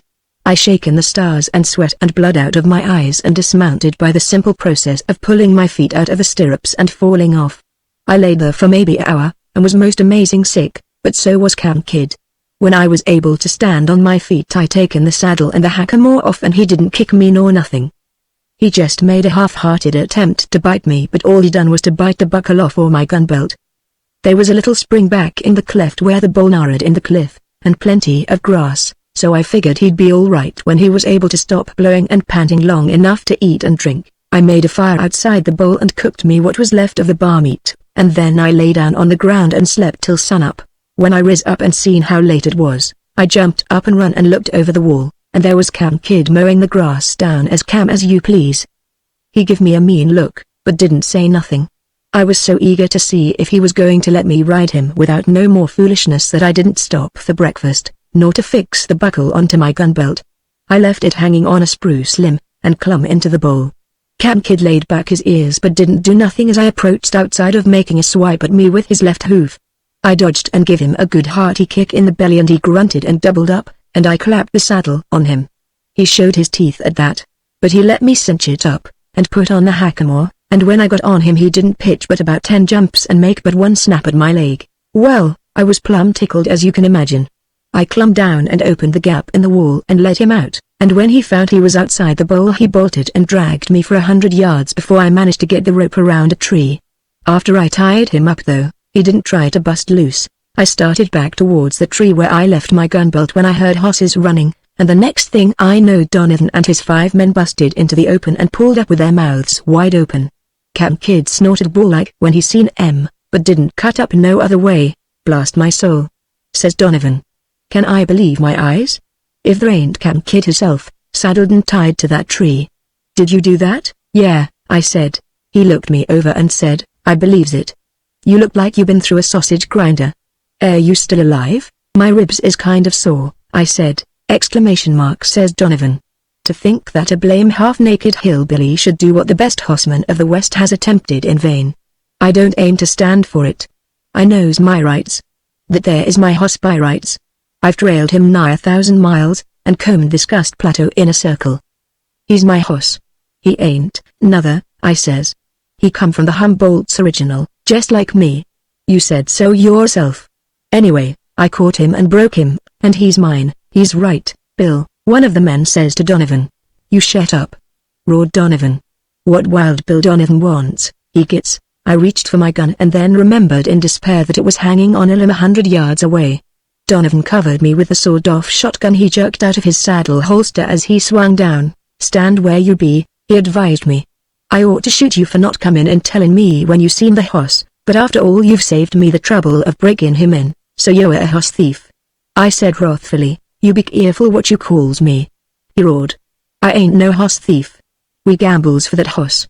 Set down, I sot and he sot on his heels in front of me, with his sawed-off still covering me. If it had been a pistol I would have took it away from him and shoved the barrel down his throat. But I was quite young in them days and bashful about shotguns. The others squatted around us, and Donovan says, Smokey, haul out your deck the special one. Smokey deals, hillbilly, and the high hand wins the hoss. I'm puttin' up my hoss, it looks like, I says fiercely. What you puttin' up, my Stetson hat? Says he. Haw. Haw. Haw, haw, haw, haw. Chortles the other hoss thieves, Smokey started dealing and I said, "Hey. You're dealing." Donovan's hand off the bottom of the deck. "Shut up," roared Donovan, poking me in the belly with his shotgun. "You be careful how you slings them insults around. This here is a fair and square game, and I just happen to be lucky. Can you beat 4 aces? How you know you got 4 aces?" I says fiercely. "You ain't looked at your hand yet." "Oh," says he, and picked it up and spread it out on the grass, and there was 4 aces and a king. "By golly," says he. "I sure called that shot right, remarkable foresight," I said bitterly, throwing down my hand which was a 3, 5 and 7 of hearts, a 10 of clubs and a jack of diamonds. "Then I wins," gloated Donovan, jumping up. I rizzed too, quick and sudden. But Donovan had me covered with that cussed shotgun. "Get on that hoss and ride him over to our camp, Red," says Donovan, to a big red-headed hombre which was shorter than him but just about as big. "See if he's properly broke. I wants to keep my eye on this hillbilly myself." So Red went over to Cap'n Kid which stood there saying nothing, and my heart sunk right down to the tops of my spiked shoes. Red onted him and clumb on him and Cap'n Kid didn't so much as snap at him. Red says, "Get going, cuss you." Cap'n Kid turned his head and looked at Red and then he opened his mouth like a alligator and started laughing. I never seen a hoss laugh before, but now I know what they mean by a hoss laugh. Cap'n Kid didn't neigh nor nicker. He just laughed. He laughed till the acorns come rattling down out of the trees and the echoes rolled through the cliffs like thunder. And then he reached his head around and grabbed Red's leg and dragged him out of the saddle, and held him upside down with guns and things spilling out of his scabbards and pockets, and Red yelling blue murder. Cap'n Kid shaken him till he looked like a rag and swung him around his head 3 or 4 times, and then let go and throwed him clean through all the thicket. Them fellas all stood gaping, and Donovan had forgot about me, so I grabbed the shotgun away from him and hit him under the ear with my left fist and he bit the dust. I then swung the gun on the others and roared, "Unbuckle them gun belts, cuss ye." They was bashfuler about buckshot at close range than I was. They didn't argy. Them 4 gun belts was on the grass before I stopped yelling. "All right," I said. "Now go catch Cap'n Kid," because he had gone over to where their hosses was tied and was chawing and kicking the tar out of them and they was hollering something fierce. "He'll kill us," squalled the men. "Well, what of it?" I snarled. "Gwan." So they made a desperate foray onto Cap'n Kid and the way he kicked him in the belly and bit the seat out of their breeches was beautiful to behold. But whilst he was stomping them I come up and grabbed his hackamore and when he seen who it was he stopped fighting, so I tied him to a tree away from the other hosses. Then I threw Donovan's shotgun onto the men and made them get up and come over to where Donovan was laying, and they was a bruised and battered gang. The way they taken on you'd have thought somebody had mistreated them. I made them take Donovan's gun belt off of him and about that time he come to and sot up, muttering something about a tree falling on him. "Don't you remember me?" I says. "I'm Breckenridge Elkins, it all comes back," he muttered. "We gambled for Cap'n Kid." "Yeah," I says, "and you won, so now we gambles for him again. You sot the stakes before. This time I sets 'em. I matches these here breeches I got on Agan Cap'n Kid, and your saddle, bridle, gun belt, pistol, pants, shirt, boots, spurs and Stetson, robbery." He bellowed. "You're a cussed bandit." "Shut up," I says, poking him in the midriff with his shotgun. "Squat. The rest of you, too, ain't you going to let us do something for Ed?" they said. Red was laying on the other side of the thicket Cap'n Kid had throwed him through, groaning loud and fervent. "Let him lay for a spell," I says. "If he's die and they ain't nothing we can do for him, and if he ain't, he'll keep till this game's over. Deal, Smokey," and deal from the top of the deck this time. So Smokey dealed in fear and trembling, and I says to Donovan, "What you got?" "A royal flush of diamonds, by God." He says. "You can't beat that. A royal flush of hearts'll beat it, won't it, Smokey?" I says, and Smokey says, Yeah. "Oh, yeah, well," I said, "I ain't looked at my hand yet, but I bet that's just what I got." "What you think?" I says, pinting the shotgun at Donovan's upper teeth. "Don't you reckon I've got a royal flush in hearts?" "It wouldn't surprise me a bit," says Donovan, turning pale. "Then everybody's satisfied and they ain't no use in me showing my hand," I says, throwing the cards back into the pack. "Shed them duds." He shed them without a word, and I let him take up Red, which had 7 busted ribs, a dislocated arm and a busted leg, and they kinda folded him across his eye saddle and tied him in place. Then they pulled out without saying a word or looking back. They all looked pretty wilted, and Donovan particularly looked very peculiar in the blanket he had wrapped around his middle. If he'd had a feather in his hair he'd have made a lovely pute, as I told him. But he didn't seem to appreciate the remark. Some men just naturally ain't got no sense of humor. They headed east, and as soon as they was out of sight, I put the saddle and bridle-eyed one onto Cap'n Kidd, and getting the bit in his mouth was about like wrestling a mountain tornado. But I done it, and then I put on the riggins-eyed one. The boots was too small and the shirt fit a mite too snug in the shoulders, but I sure felt elegant, nevertheless, and stalked up and down admiring myself and wishing Glory McGraw could see me. Then I cached my old saddle, belt and pistol in a hollow tree, aiming to send my younger brother Bill back after M. He could have M, along with Alexander. I was going back to Bear Creek in style. By golly, with a joyful whoop I swung onto Cap'n Kidd, headed him west and tickled his flanks with my spurs. Them trappers in the mountains which later reported having seen a blue streak traveling westwardly so fast they didn't have time to tell what it was, and was laughed at and accused of being drunk, was to do injustice. What they seen was me and Cap'n Kidd going to Bear Creek. He run 50 miles before he even pulled up for breath. I ain't going to tell how long it took Cap'n Kidd to cover the distance to Bear Creek. Nobody wouldn't believe me. But as I come up the trail a few miles from my home cabin, I heard a hoss galloping and Glory McGraw bust into view. She looked pale and scared, and when she seen me she give a kind of a holler and pulled up her hoss so quick it went back onto its haunches. Breckenridge, she gasped. I just heard from your folks that your mule come home without you, and I was just starting out to look for O, says she, noticing my hoss and elegant riggings for the first time. She kind of froze up, and said stiffly, well, Mr. Elkins, I see you're back home again, and you sees me rigged up in store-bought clothes and riding the best hoss in the Humboldts, too, I reckon, I said. I hope you'll excuse me, Miss McGraw. I'm coming on Ellen Reynolds as soon as I've let my folks know I'm home safe. Good day, don't let me detain you. She flared, but after I'd rode on past she hollered, Breckenridge Elkins, I hate you. I know that, I said bitterly. They warn't no use in telling me again. But she was gone, riding lickety-split off through the woods towards her home cabin, and I rode on for mine, thinking to myself what curious critters gals was anyway. Chapter 4 Guns of the Mountains. Things run pretty smooth for maybe a month after I got back to Bear Creek. Folks come from miles around to see Cap'n Kidd and hear me tell about licking Wild Bill Donovan, and them fancy clothes sure had a pleasing effect on Ellen Reynolds. The only flies in the ointment was Joel Braxton's brother Jim, Ellen's old man, and my Uncle Garfield Elkins. But of him anon, as the French says. Old man Braxton didn't like me much, but I had learned my lesson in dealing with old man McGraw. I'd taken no foolishness off for him, and Ellen warn't nigh as sensitive about it as Glory had been. But I warn't sure about Jim Braxton. I discouraged him from calling on Ellen, and I done it pretty violent, but I warn't sure he warn't sneaking around and sparking her on the sly, and I couldn't tell just what she thought about him. But I was making progress, when the third fly fell into the ointment. Pap's Uncle Garfield Elkins come up from Texas to visit us. That was bad enough by itself, but between Grizzly Run and Chaw Deer the stage got held up by some masked bandits, and Uncle Garfield, never being able to forget that he was a gunfighting fool 30 or 40 years ago, pulled his old cap and ball instead of reaching for the clouds like he was advised to. For some reason, instead of blowing out his light, they merely busted him over the head with a .45 barrel. And when he come to he was rattling on his way towards Chaw Deer with the other passengers, minus his money and watch. It was his watch what caused the trouble.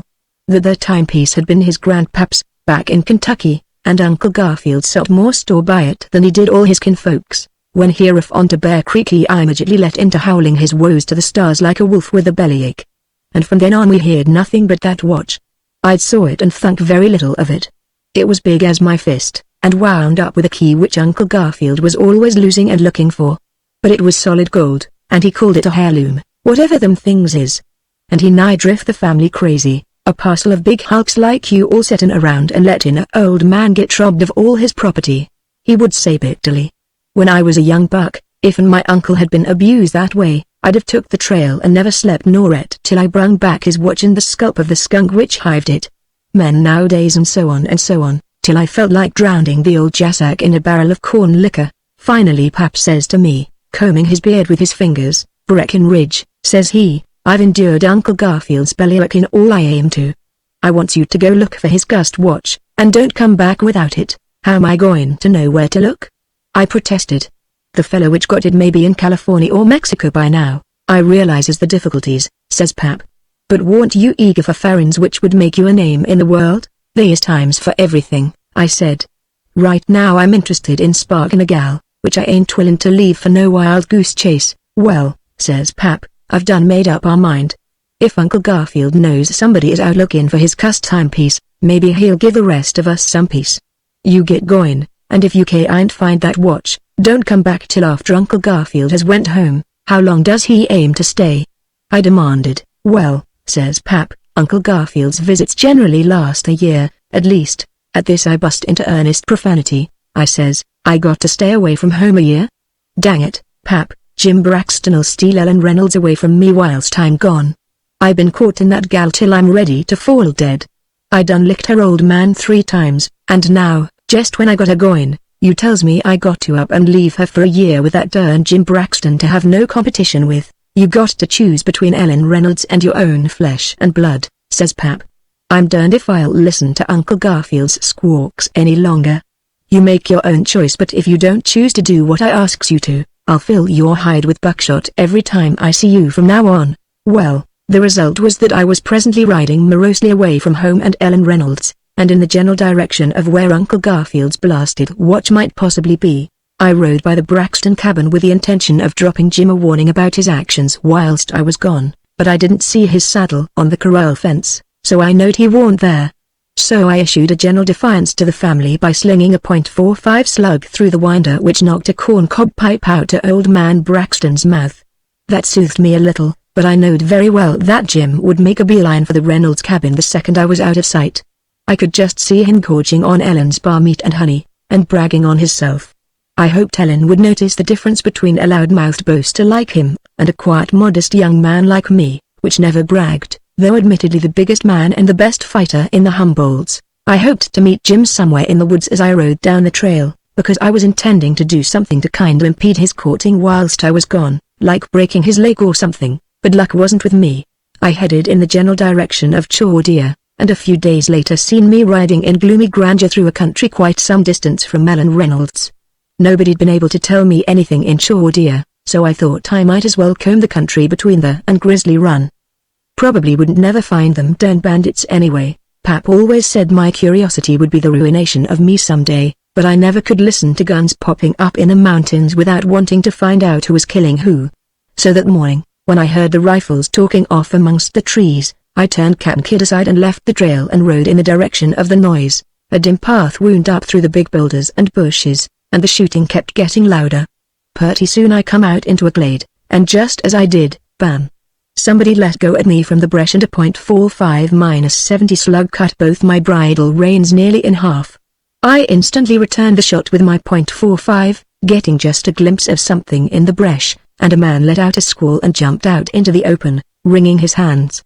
My bullet had hit the lock of his Winchester and mighty nigh jarred his hands off for him. Cease that ungodly noise, I said sternly, pinting my .45 at his baywinder, and explain how come you allays innocent travelers. He quit working his fingers and moaning, and he said, I thought you was Jilcan, the outlaw. You're about his size. Well, I ain't, I said. I'm Breckenridge Elkins, from Bear Creek. I was just riding over to find out what all the shootin' was about. The guns was banging in the trees behind the fella, and somebody yelled what was the matter. Ain't nothing the matter, he hollered back. Just a misunderstanding. And he says to me, I'm glad to see you, Elkins. We need a man like you. I'm Sheriff Dick Hopkins, from Grizzly Run. Whereat's your star? I inquired. I lost it in the brush, he said. Me and my deputies have been chasing Tarantula Bixby and his gang for a day and a night, and we got 'em cornered over there in a old deserted cabin in a holler. The boys is shooting at 'em now. I heard you coming up the trail and snuck over to see who it was. Just as I said, I thought you was Ken. Come on with me. You can help us. I ain't no deputy, I said. I got nothing against Tarantula Bixby. Well, you want to uphold the law, don't you? He said. No, I said. Well, gee whiz. He wailed. If you ain't a hell of a citizen, the country's going to the dogs. What chance has an honest man got? Or, shut up, I said. I'll go over and see the fun, anyhow. So he picked up his gun, and I tied Cat and Kid, and followed the sheriff through the trees till we come to some rocks, and there was 4 men laying behind them rocks and shooting down into a hollow. The hill sloped away mighty steep into a small basin that was just like a bowl, with a rim of slopes all around.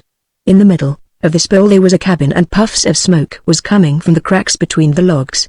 The men behind the rocks looked at me in surprise, and one of them said, "What the hell?" The sheriff scowled at them and said, "Boys, this here is Breck Elkins."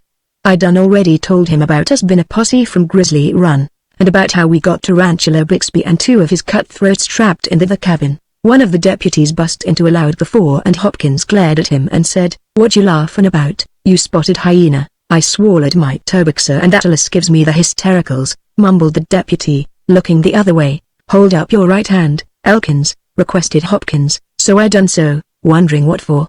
And he said, "Does you swear to tell the truth, the whole truth and nothing but the truth, e pluribus unum, anno domini echo, to wit in status quo?" "What the hell are you talking about?" I demanded. "Them which God has joined asunder let no man put together," said Hopkins. "Whatever you say will be used against you, and the Lord have mercy on your soul." "That means you're a deputy. I just swore you in." "Go set on a prickly pear," I snorted disgustedly. "Go catch your own thieves. And don't look at me like that. I might bend a gun over your skull." "But Elkins," pleaded Hopkins, "with your help we can catch them rats easy. All you got to do is lay up here behind this big rock and shoot at the cabin and keep them occupied till we can sneak around and rush them from the rear. See, the bresh comes down pretty close to the foot of the slope on the other side, and gives us cover. We can do it easy, with somebody keeping their attention over here. I'll give you part of the reward." "I don't want no darned blood money," I said, backing away, and besides I'd absent-mindedly backed out from behind the big rock where I had been standing, and a .30-30 slug burned its way across the seat of my breeches. "Darn them murderers!" I bellowed, seeing red. "Gimme a rifle. I'll learn 'em to shoot a man behind his back. Gwan, and get 'em from behind," whilst I attracts their attention with a serenade of hot lead. "Good boy," says Hopkins. "You'll get plenty for this." It sounded like somebody was snickering to themselves as they snuck away, but I give no heed. I squinted cautiously around the big boulder and begun sniping at the cabin. All I could see to shoot at was the puffs of smoke which marked the cracks they was shooting through, but from the cussing and yelling which begun to float up from the shack, I must have thrown some lead mighty close to them. They kept shooting back, and the bullets splashed and buzzed on the rocks, and I kept looking at the further slope for some sign of Sheriff Hopkins and the posse. But all I heard was a sound of horses galloping away towards the west. I wondered who it was, and I kept expecting the posse to rush down the opposite slope and take them desperados in the rear, and whilst I was craning my neck around a corner of the boulder wang, a bullet smashed into the rock a few inches from my face and a sliver of stone taken a notch out of my ear. I don't know of nothing that makes me madder than getting shot in the ear. I seen red and didn't even shoot back. An ordinary rifle was too paltry to satisfy me. Suddenly I realized that the big boulder in front of me was just poised on the slope, its underside partly embedded in the earth.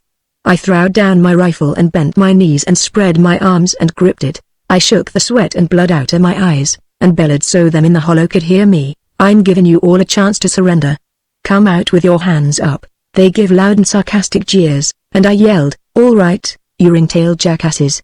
If you get squashed like a pancake, it's your own fault. Here she comes." And I heaved with all I had. The veins stood out onto my temples, and my feet sunk into the ground, but the earth bulged and cracked all around the big rock. Rivulets of dirt began to trickle down, and the big boulder groaned, give way and lurched over. A dumbfounded yell rose from the cabin. I leapt behind a bush, but the outlaws was too surprised to shoot at me. That enormous boulder was tumbling down the hill, crushing bushes flat and gathering speed as it rolled. And the cabin was right in its path. Wild yells bust the air, the door was thrown violently open, and a man hove into view. Just as he started out of the door I let bam at him and he howled and ducked back just like anybody will when a .45-90 slug knocks their hat off. The next instant the thundering boulder hit the cabin. Smash! It knocked it sideways like a 10-pin and caved in the wall, and the whole structure collapsed in a cloud of dust and bark and splinters. I ran down the slope, and from the yells which issued from under the ruins, I know they weren't all guilt. "Does you all surrender?" I roared. "Yes, darn it." They squalled. "Get us out from under this landslide, throw out your guns," I ordered. "How in hell can we throw anything?" They hollered wrathfully. "We're pinned down by a ton of rocks and boards and we've been squeezed to death." help, murder, or, shut up, I said. You all don't hear me carrying on in no such hysterical way, does you? Well, they moaned and complained, and I set to work dragging the ruins off for them, which warn't no great task. Pretty soon I seen a booted leg and I laid hold of it and dragged out the critter it was fastened to, and he looked more done up than what my brother Buckner did that time he wrestled a mountain lion for a bet. I'd taken his pistol out of his belt, and laid him down on the ground and got the others out. They was 3, altogether, and I taken their arms and laid them out in a row. Their clothes was nearly tore off, and they was bruised and scratched and had splinters in their hair, but they warn't hurt permanent. They sot up and felt of theirselves, and one of 'em said, "This here's the first earthquake I ever seen in this country." "'Twarn't no earthquake," said another. "It was avalanche." "Listen here, Joe Partland," said the first'n, grinding his teeth. "I says it was a earthquake, and I ain't the man to be called a liar." "Oh, you ain't, hey?" says the other'n, bristling up.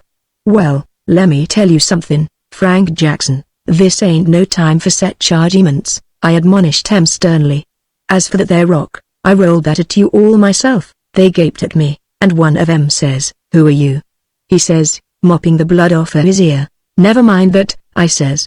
"You see this here Winchester? Well, you all sit still and rest yourselves.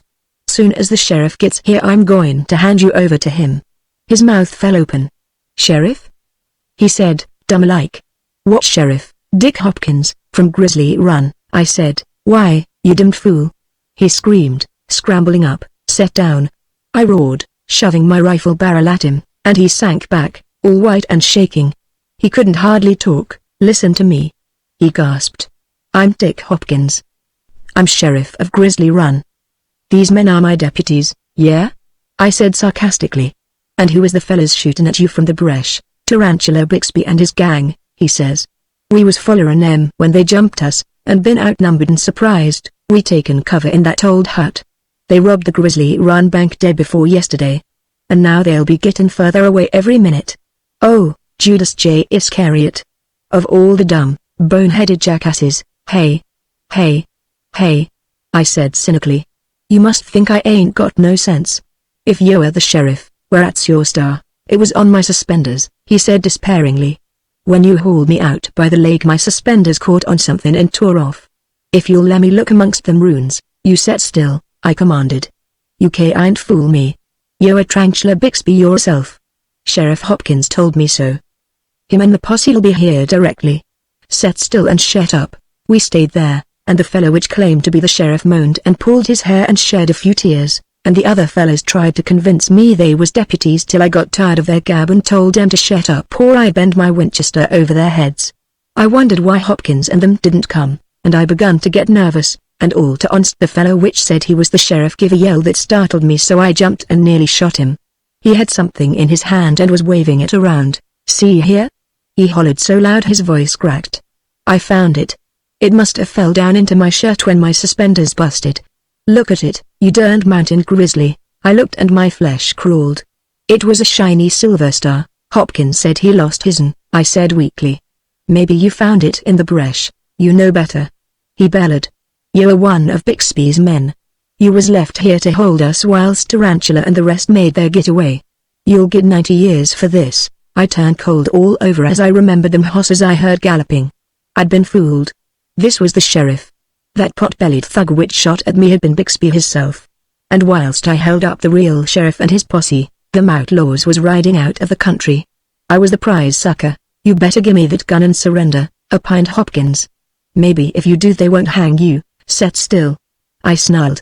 "I'm the biggest fool that ever straddled a Mustang, but even idiots has their feelings. Pap said never resist to officer, but this here is a special case. You ain't going to put me behind no bars, just because I made a mistake. I'm going up to the slope, but I'll be watching you. I've throwed your guns over there in the brush. If anybody makes a move towards I'll shove a harp right into his hand." They set up a chant of hate as I backed away, but they sat still. I went up the slope backwards till I hit the rim, and then I turned and ducked into the brush and run. I heard them cussing something awful down in the hollow, but I didn't pause. I come to where I'd left Cap'n Kidd and forked him and pulled out, being thankful them outlaws had been in too big a hurry to steal him. But I doubt if he'd let I throwed away the rifle they give me and headed west, I aimed to cross Thunder River at Ghost Canyon, and head into the wild mountain region beyond there. I figured I could dodge a posse indefinite once I got there. I let Camp Kid out into a long lope, cutting my reins which had been notched deep by Bixby's bullet. I didn't have time to fix him, and Camp Kid was an iron-jawed outlaw. He was sweating plenty when I finally hove in sight of the place I was heading for. As I topped the canyon's crest before I dipped down to the crossing, I looked back. There was a high notch in the hills a few miles behind me, and as I looked 3 horsemen was etched in that notch, lined in the sky behind them. I cussed free and fervent.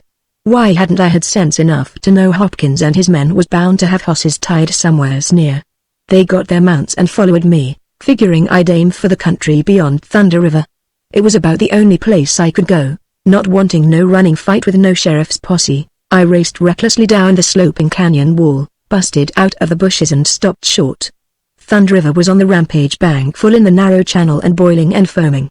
Then a cloud burst somewhere away up on the head, and the hoss warn't never fold which could swam it.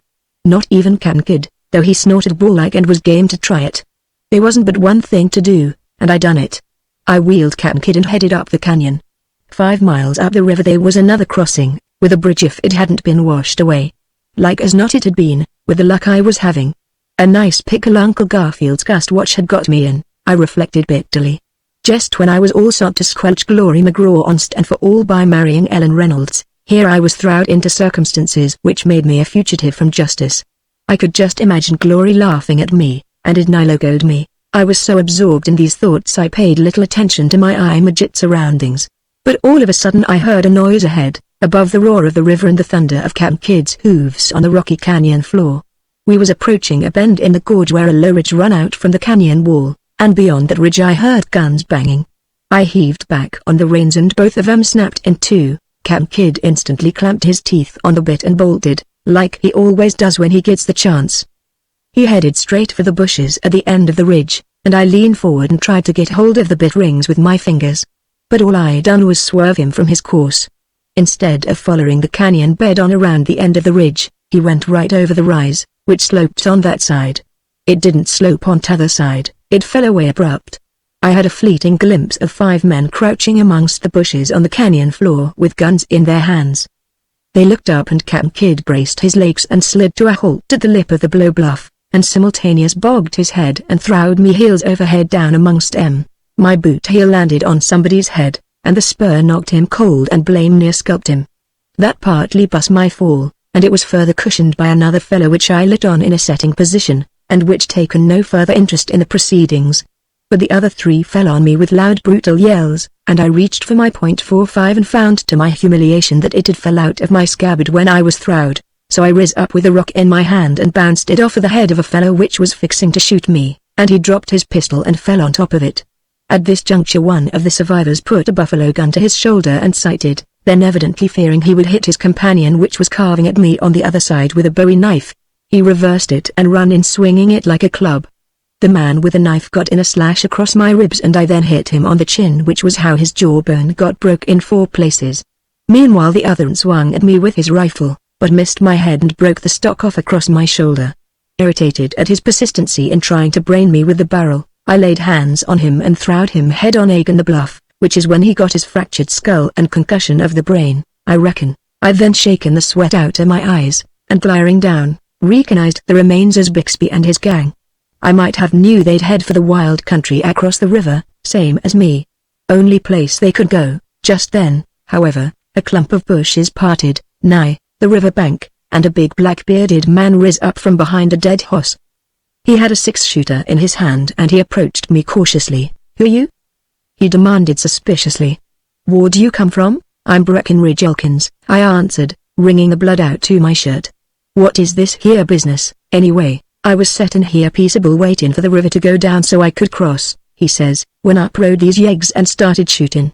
I'm a honest citizen." "You're a liar," I said with my usual diplomacy. "You're Joel Can, the worst outlaw in these hills. I seen your picture in the post office at Chaudier." With that he pinted his .45 at me and his beard bristled like the whiskers of a old timber wolf. "So you know me, hey?" he said. "Well, what you going to do about it, hey? Want to collect the reward money, hey?" "No, I don't," I says. "I'm an outlaw myself, now." I just run foul of the law account of these skunks. They's a posse right behind me, they is? He snarled. Why'n't you say so? Here, let's catch these fellas' hosses and light out. Cheapskates. They claims I double-crossed 'em in the matter of a stagecoach hold-up we pulled together recent. I been avoiding 'em cause I'm a peaceful man by nature, but they rode onto me unexpected a while ago. They shot down my hoss first crack, we been trading lead for more'n an hour, without doing much damage, but they'd got me eventually, I reckon. Come on. We'll pull out together. No, we won't, I said. I'm a outlaw by force of circumstances. But I ain't no murderin' bandit, purty particular of your company, ain't ya? He sneered. Well, anyway, help me catch me a hoss. Yours is still up there on that bluff. The day's still young. He pulled out a big gold watch and looked at it. It was one which wound with a key. I jumped like I was shot. Where'd you get that watch? I hollered. He jerked up his head kinda startled, and said, my grandpap gimme it. Why, you're a liar. I bellowed. You taken that offen my Uncle Garfield. Gimme that watch, are you crazy? He yelled, going white under his whiskers. I plunged for him, seeing red, and he let bang. And I got it in the left thigh. Before he could shoot again I was on top of him and knocked the gun up. It banged but the bullet went singing up over the bluff and Captain Kidd squealed with rage and started changing ends. The pistol flew out of Ken's hand and he hit me violently on the nose which made me see stars. So I hit him in the belly and he grunted and doubled up, and come up with a knife out of his boot which he cut me across the bosom with, also in the arm and shoulder and kicked me in the groin. So I swung him clear of the ground and throwed him down headfirst and jumped on him with both boots. And that settled his hash. I picked up the watch where it had fell, and staggered over to the cliff, spurting blood at every step like a stuck hog. At last my search is at an end. I panted. I can go back to Ellen Reynolds who patiently awaits the return of her hero. It was at this instant that Captain Kidd, which had been stung by Ken's wild shot and was trying to buck off his saddle, bucked herself off the bluff. He fell on me. The first thing I heard was bells ringing, and then they turned to horses galloping. I sat up and wiped off the blood which was running into my eyes from where Captain Kidd's left hind shoe had split my scalp. And I seen Sheriff Hopkins, Jackson and Partland come tearing around the ridge. I tried to get up and run, but my right leg wouldn't work. I reached for my gun and it still wasn't there. I was trapped. Look there! Yelled Hopkins, plumb wild-eyed. That's Bixby on the ground and all his gang. And ye gods, there's Joel Ken. What is this, anyway? It looks like a battlefield. What's that set in there? He's so bloody I can't recognize him. It's the hillbilly. Yelled Jackson. Don't move or I'll shoot ya. I already been shot, I snarled. Grandy your worst. Fate is egging me. They dismounted and stared in awe. Count the dead, boys, said Hopkins in a still, small voice. Or, said Partland, ain't none of 'em dead, but they'll never be the same men again. Look. Bixby's come in too. Who done this, Bixby? Bixby cast a wobbly eye about till he spied me, and then he moaned and shriveled up. He tried to scalp me. He wailed. He ain't human. They all looked at me, and all taken their hats off. Elkins, says Hopkins in a tone of reverence, I see it all now. They fooled you into thinking they was the posse and we was the outlaws, didn't they? And when you realized the truth, you hunted 'em down, didn't you? And cleaned them out single-handed, and Joel Ken, too, didn't you? Well, I said groggily, the truth is, we understand, Hopkins soothed. You mountain men is all modest. Hey, boys, tie up them outlaws whilst I look at Elkins' wounds. If you'll catch my hoss, I said, I got to be riding back. Gee whiz, man. He said, you ain't in no shape to ride a hoss. Do you know you got 5 busted ribs and a fractured arm, and 1 leg broke and a bullet in the other, to say nothing of been slashed to ribbons? We'll rig up a litter for you. What's that you got in your good hand? I suddenly remembered Uncle Garfield's watch which I'd kept clutched in a death grip. I stared at what I held in my hand, and I fell back with a low moan. All I had in my hand was a bunch of busted metal and broken wheels and springs, bent and smashed plumb beyond recognition. Grab him! Yelled Hopkins. He's fainted. Plant me under a pine tree, boys, I murmured weakly. Just carve onto my tombstone. He fit a good fight but fate dealt him the joker. A few days later a melancholy procession wound its way up the trail to Bear Creek. I was being toted on a litter. I told them I wanted to see Ellen Reynolds before I died, and to show Uncle Garfield the ruins of the watch so he'd know I done my duty as I seen it. When we got to within a few miles of my home cabin, who should meet us but Jim Braxton, which tried to conceal his pleasure when I told him in a weak voice that I was a dying man. He was all dressed up in new buckskins and his exuberance was plumb disgustful to a man in my condition. "Too bad," says he. "Too bad, Breckenridge. I hoped to meet you, but not like this, of course. Your pap told me to tell you about your Uncle Garfield's watch if I seen you. He thought I might run into you on my way to Chaudier to get a license, hey?" I said, pricking up my ears. "Yeah, me and Ellen Reynolds is going to get married," he says. Well, as I started to say, seems like one of them bandits which robbed the stage was a fella whose dad was a friend of your Uncle Garfield's back in Texas. He recognized the name in the watch and sent it back, and it got here the day after you left. They say it was jealousy which made me rise up on my litter and fracture Jim Braxton's jawbone. I denies that. I stoops to no such petty practices. What impelled me was family conventions. I couldn't hit Uncle Garfield, I had to hit somebody, and Jim Braxton just happened to be the only man in reach. Chapter 5 A Gent from Bear Creek. "You," says my sister Archita, pointing her accusing finger at me, "ought to be shot from the way you treat Glory McGraw." "Don't mention that gal's name to me," I says bitterly. "I don't want to hear nothing about her. Don't talk to me about her. Why, you think I ain't treated her right?" "Well," says Archita, "after they brung you back from Chaudier looking like you'd been through a sorghum mill, Glory come right over when she heard you was hurt. And what did you do when she come through the door?" "I didn't do nothing," I says. "What did I do?" "You turned over towards the wall," says Archita, "and you says you, 'Get that woman out to here, she's come to taunt me in my helpless condition.'" "Well, she did," I said fiercely. "She didn't," says Archita. "When she heard you say them words, she turned pale, and she turned around and walked out to the cabin with her head up in the air, not saying a word. And she ain't been back since." "Well, I don't want her to," I says. "She come over here just to gloat on my misery." "I don't believe no such," says Archita. "First thing she says, was, 'Is Breckenridge hurt bad?' And she didn't say it in no gloating way. She come over here to help you, I bet, and you talked to her like that. You ought to be ashamed. You mind your own business," I advised her, and got up and got out to the cabin to get some peace and quiet. I went towards the creek aiming to do a little fishing. My leg had knit proper and quick, and that had been the only thing which had kept me laid up. On my way to the creek I got to thinking over what Archita had said, and I thought, well, maybe I was a mite hasty. Maybe Glory did repent of her treatment of me when I was laying wounded. Maybe I ought not to have spoke so bitterly, I thought. It's no more my neighborly duty to go over and thank Glory for coming over to see me, and tell her I didn't mean what I said. I'd tell her I was delirious and thought it was Ellen Reynolds. After all, I was a man with a great, big, generous, forgiving heart, and if forgiving Glory McGraw was going to brighten her life, why, I want one to begrudge it. So I headed for the McGraw cabin, a trail I hadn't took since the day I shot up Mr. Wilkinson. I went afoot because I wanted to give my leg plenty of exercise now it was healed. And I hadn't gone more'n halfway when I met the gal I was looking for.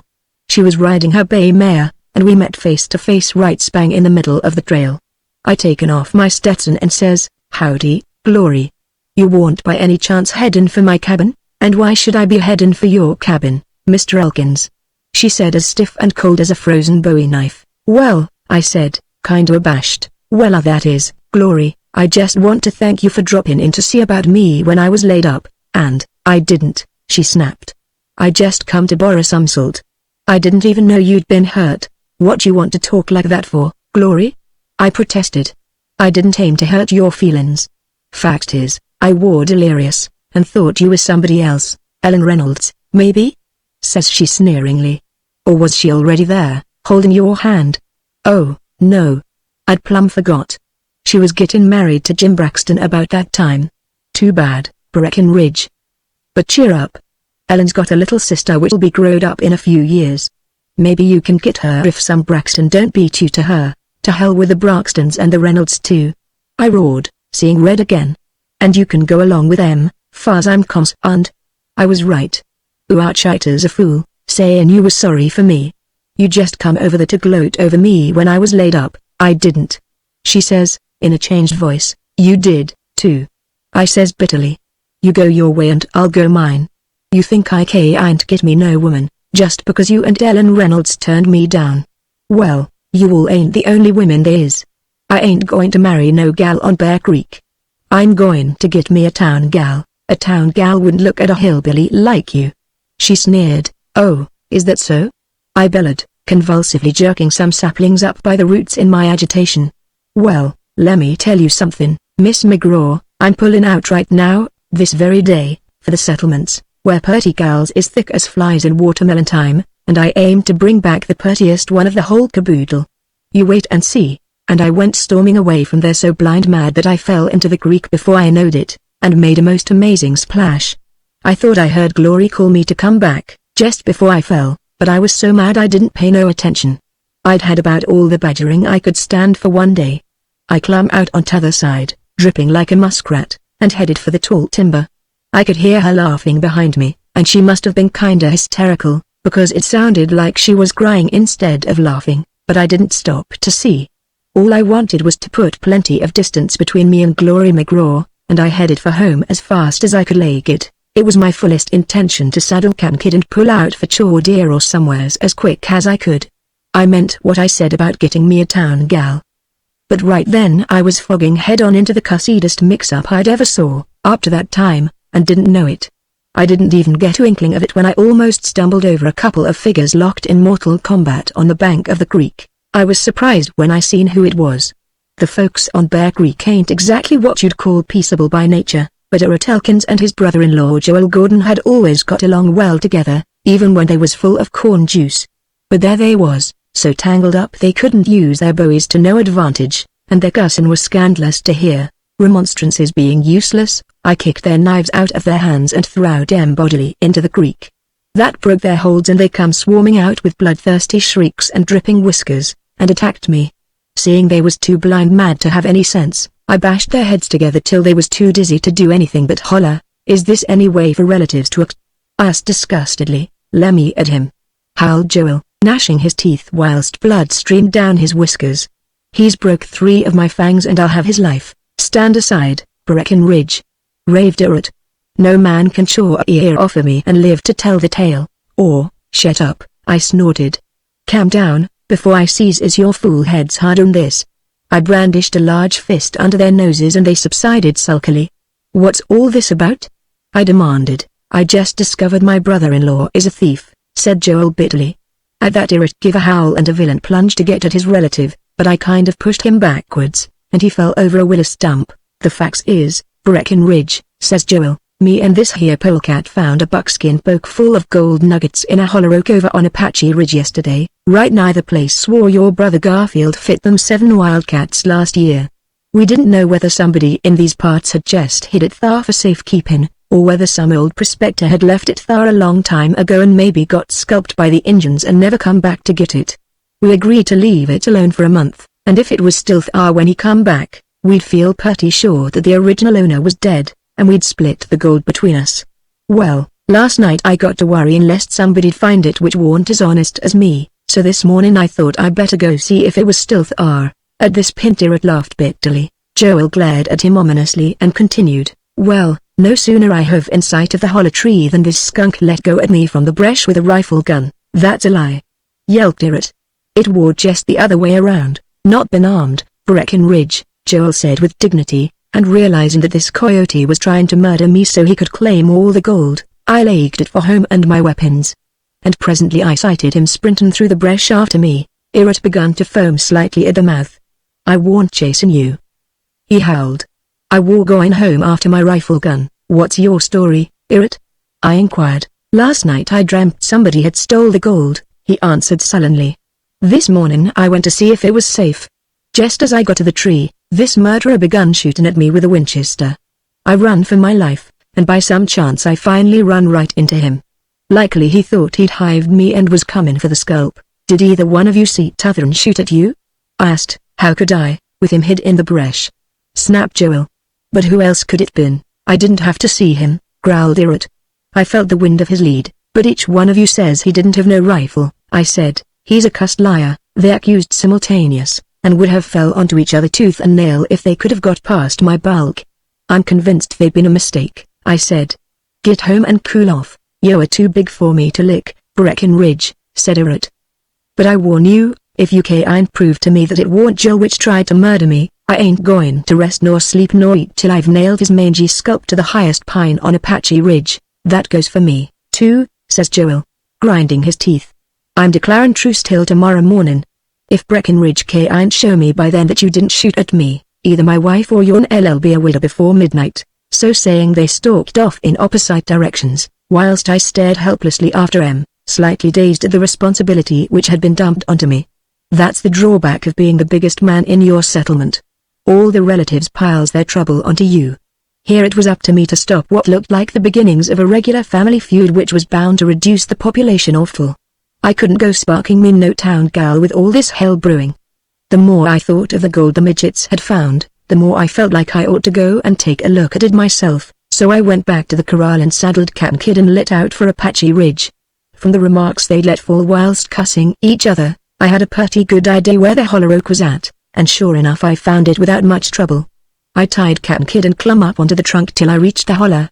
And then as I was craning my neck to look in, I heard a voice say, "Another darn thief." I looked around and seen Uncle Jeopard Grimes pinting a gun at me. "Bear Creek is going to hell," says Uncle Jeopard. "First it was Irrit and Joel, and now it's you.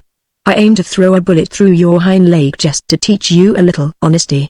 Hold still whilst I draws my bead." With that he started sighting along the barrel of his Winchester, and I says, "You better save your lead for that Injun over there." Him being a old Injun fighter, he just naturally jerked his head around quick, and I pulled my .45 and shot the rifle out of his hands. I jumped down and put my foot on it, and he pulled a knife out of his legging, and I'd taken it away from him and shaken him till he was so addled when I let him go he run in a circle and fell down cussing something terrible. "Is everybody on Bear Creek gone crazy?" I demanded. "Ain't a man look into a holler tree without getting assassinated? You was after my gold," swore Uncle Jeopard. "So it's your gold, hey?" I said. "Well, a holler tree ain't no bank, I know it," he growled, combing the pine needles out of his whiskers. "When I come here early this morning to see if it was safe, like I frequent does, I seen right off somebody'd been handling it. Whilst I was meditating over this, I seen Joel Gordon sneak in towards the tree. I fired a shot across his bows in warning and he ran off. But a few minutes later here come Irrit Elkin slitherin' through the pines. I was mad by this time, so I combed his whiskers with a chunk of lead and he hightailed it. And now, by golly, here you come. You shut up," I roared. "Don't you accuse me of wanting your blame gold. I just wanted to see if it was safe, and so did Joel and Irrit. If the men was thieves, they'd have took it when they found it yesterday." "Where'd you get it, anyway?" "I panned it, up in the hills," he said sullenly. "I ain't had time to take it to Chaudier and get it changed into cash money. I figured this here tree was as good a place as any. But I done put it elsewhere now." "Well," I said, "you got to go tell Irrit and Joel it war you which shot at em, so they won't kill each other. They'll be mad at you, but I'll restrain em, with a hickory club, if necessary." "All right," he said. "I'm sorry I misjudged you, Breckenridge. Just to show I trusts you, I'll show you where I hid it after I taken it out to the tree." He led me through the trees till he come to a big rock jutting out from the side of a cliff, and pinted at a smaller rock wedged beneath it. "I pulled out that there rock," he said, and dug a hole and stuck the poke in. "Look." He heaved the rock out and bent down. And then he went straight up in the air with a yell that made me jump and pull my gun with cold sweat busting out all over me. "What's the matter?" I demanded. You snake bit?" "Yeah, by human snakes," he hollered. "It's gone. I been robbed." I looked and seen the impressions the wrinkles in the buckskin poke had made in the soft earth. But there warn't nothing there now. Uncle Jeopard was doing a scalp dance with a gun in one hand and a bowie knife in the other. "I'll fringe my leggings with their mangy scalps. I'll pickle their hearts in a barrel of brine. I'll feed their gizzards to my hound dogs." He yelled. "Whose gizzards?" I inquired. "Whose, you idiot?" He howled. "Joe Gordon and Irrit Elkins, darn it. They didn't run off. They snuck back and seen me move the gold. War paint and rattlesnakes. I've killed better men than them for less'n half that much." "Or," I said, "'tain't possible they stole your gold, then war is it?" he demanded bitterly. "Who else knowed about it?" "Look here," I said, pointing to a belt of soft loam nigh the rocks. "There's a horse's tracks." "Well, what of it?" he demanded. "Maybe they had horses tied in the brush, or—" "No," I said. "Look how the corks is sot. They ain't no horses on Bear Creek shod like that. These is the tracks of a stranger I bet the feller I seen ride past my cabin just about daybreak. A black-whiskered man with one ear missing. That hard ground by the big rock don't show where he got off and stumped around, but the man which rode this hoss stole your gold. I'll bet my guns. I ain't convinced, says Uncle Jeopard. I'm going home and eel my rifle gun, and then I'm going to go over and kill Joel and Irrit. Now you listen, I said forcibly, taking hold of the front of his buckskin shirt and histing him off the ground by way of emphasis. I know what a stubborn old jassack you are, Uncle Jeopard, but this time you got to listen to reason, or I'll fidget myself to the extent of kicking the seat out of your britches. I'm going to follow this fella and take your gold away from him, because I know it war him that stole it. And don't you dare to kill nobody till I get back. I'll give you till tomorrow morning, he compromised. I won't pull a trigger till then. But, said Uncle Jeopard waxing poetical, if my gold ain't in my hands by the time the morning sun hists itself over the shining peaks of the Jackass Mountains, the buzzards will wrestle their hash on the carcasses of Joel Gordon and Irrit Elkins. I went away from there, and mounted Cap'n Kidd and headed west on the stranger's trail. A hell of a chance I had to go sparking a town gal, with my lunatical relatives thirsting for each other's gore.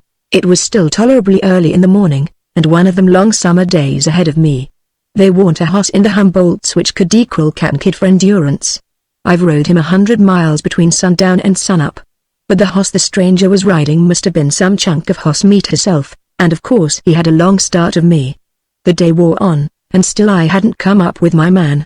I'd covered a lot of distance and was getting into country I warn't familiar with, but I didn't have no trouble following his trail, and finally, late in the evening, I come out on a narrow dusty path where the caulk marks of his hoss's shoes was very plain. The sun sunk lower and my hopes dwindled. Even if I got the thief and got the gold, it'd be a awful push to get back to Bear Creek in time to prevent mayhem. But I urged on Cap'n Kidd, and presently we come out into a road, and the tracks I was following merged with a lot of others. I went on, expecting to come to some settlement, and wondering just where I was. Just at sundown I rounded a bend in the road and I seen something hanging to a tree, and it was a man. There was another man in the act of pinning something to the corpse's shirt, and when he heard me he wheeled and jerked his gun. The man, I mean, not the corpse. He was a mean-looking cuss, but he warn't black whiskers. Seeing I made no hostile motion, he put up his gun and grinned. That fella's still kickin'? I said. We just strung him up, he said. The other boys has rode back to town, but I stayed to put this warning on his bosom. Can you read? No, I said. Well, says he, this here paper says, warning to all outlaws and specially them on Grizzly Mountain, keep away from Wampum. How far's Wampum from here? I asked. Half a mile down the road, he said. I'm Al Jackson, one of Bill Orman's deputies. We aim to clean up Wampum. This is one of them outlaws which is denned up on Grizzly Mountain. Before I could say anything more, I heard somebody breathing quick and gaspy, and there was a patter of bare feet in the brush, and a kid gal about 14 years old bust into the road. You've killed Uncle Job, she shrieked. You murderers. A boy told me they was fixin' to hang him. I run as fast as I could. Get away from that corpse, roared Jackson, hitting at her with his quirt. You stop that, I ordered.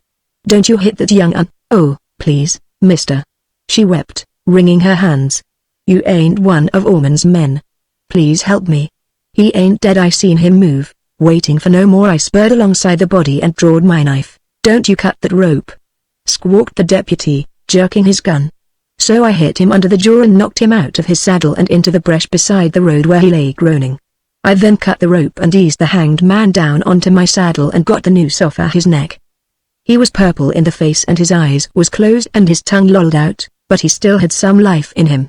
Evidently they didn't drop him, but just hauled him up to strangle to death. I laid him on the ground and worked over him till some of his life begun to come back to him, but I knowed he ought to have medical attention, so I said, where's the nearest doctor?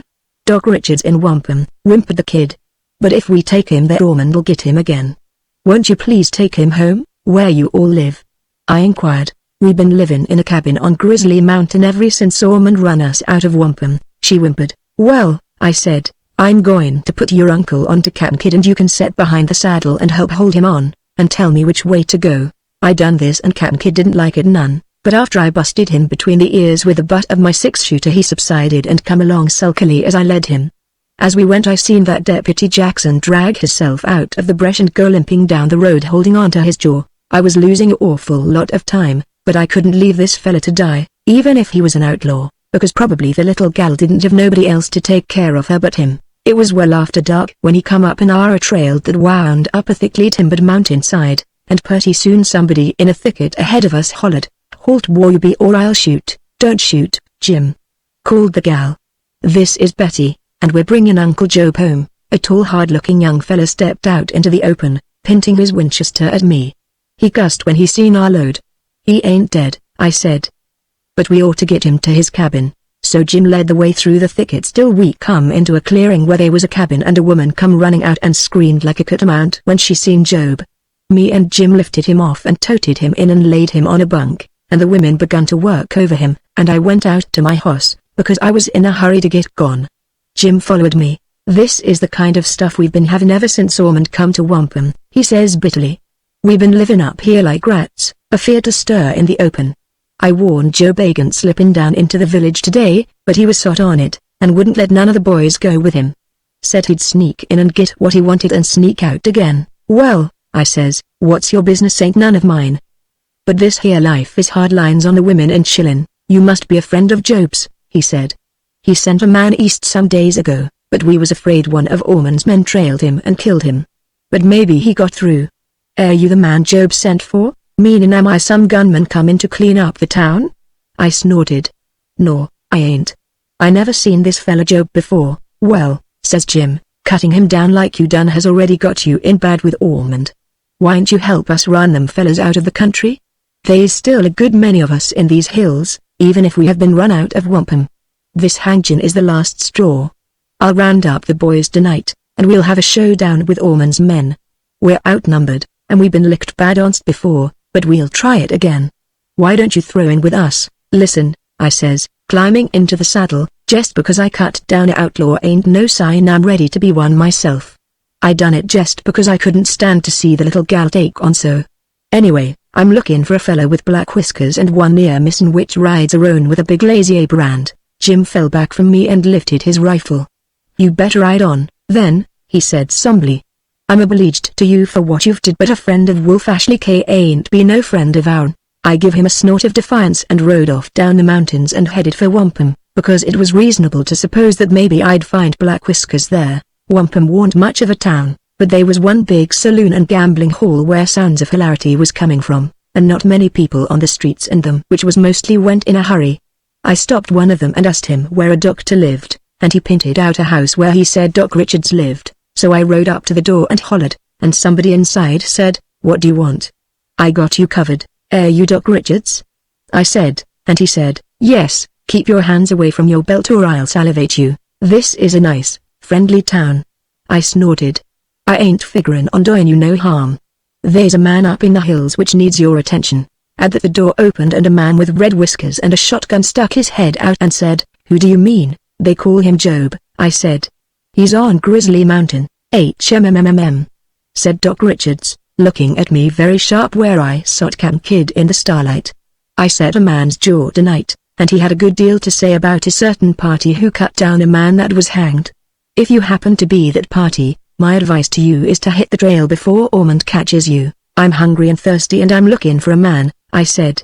"I aim to leave Wampum when I'm good and ready. I never argue with a man as big as you," said Doc Richards.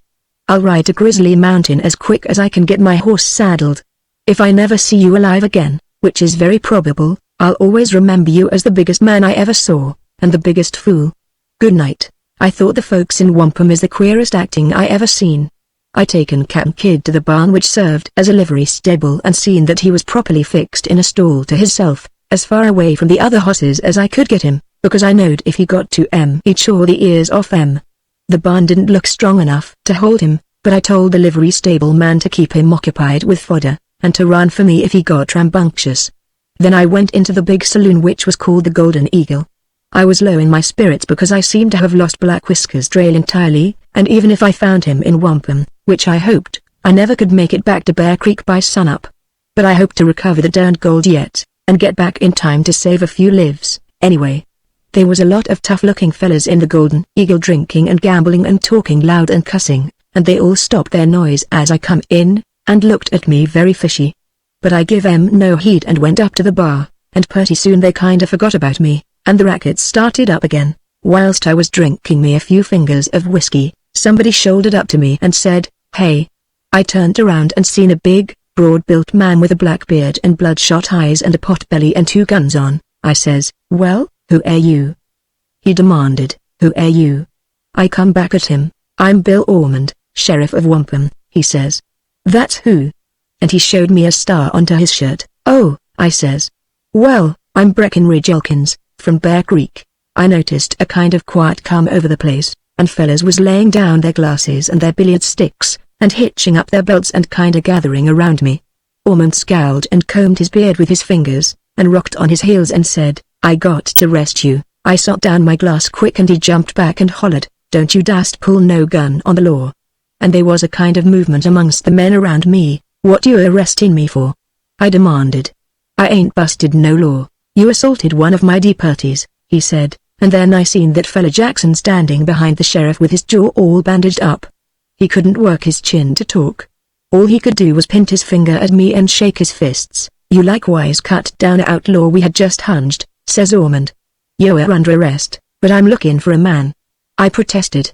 "I ain't got time to be arrested. You should have thunk about that when you busted the law," opined Ormond. "Gimme your gun and come along peaceable." A dozen men had their hands on their guns, but it warn't that which made me give in. Pap had always told me not to resist no officer of the law.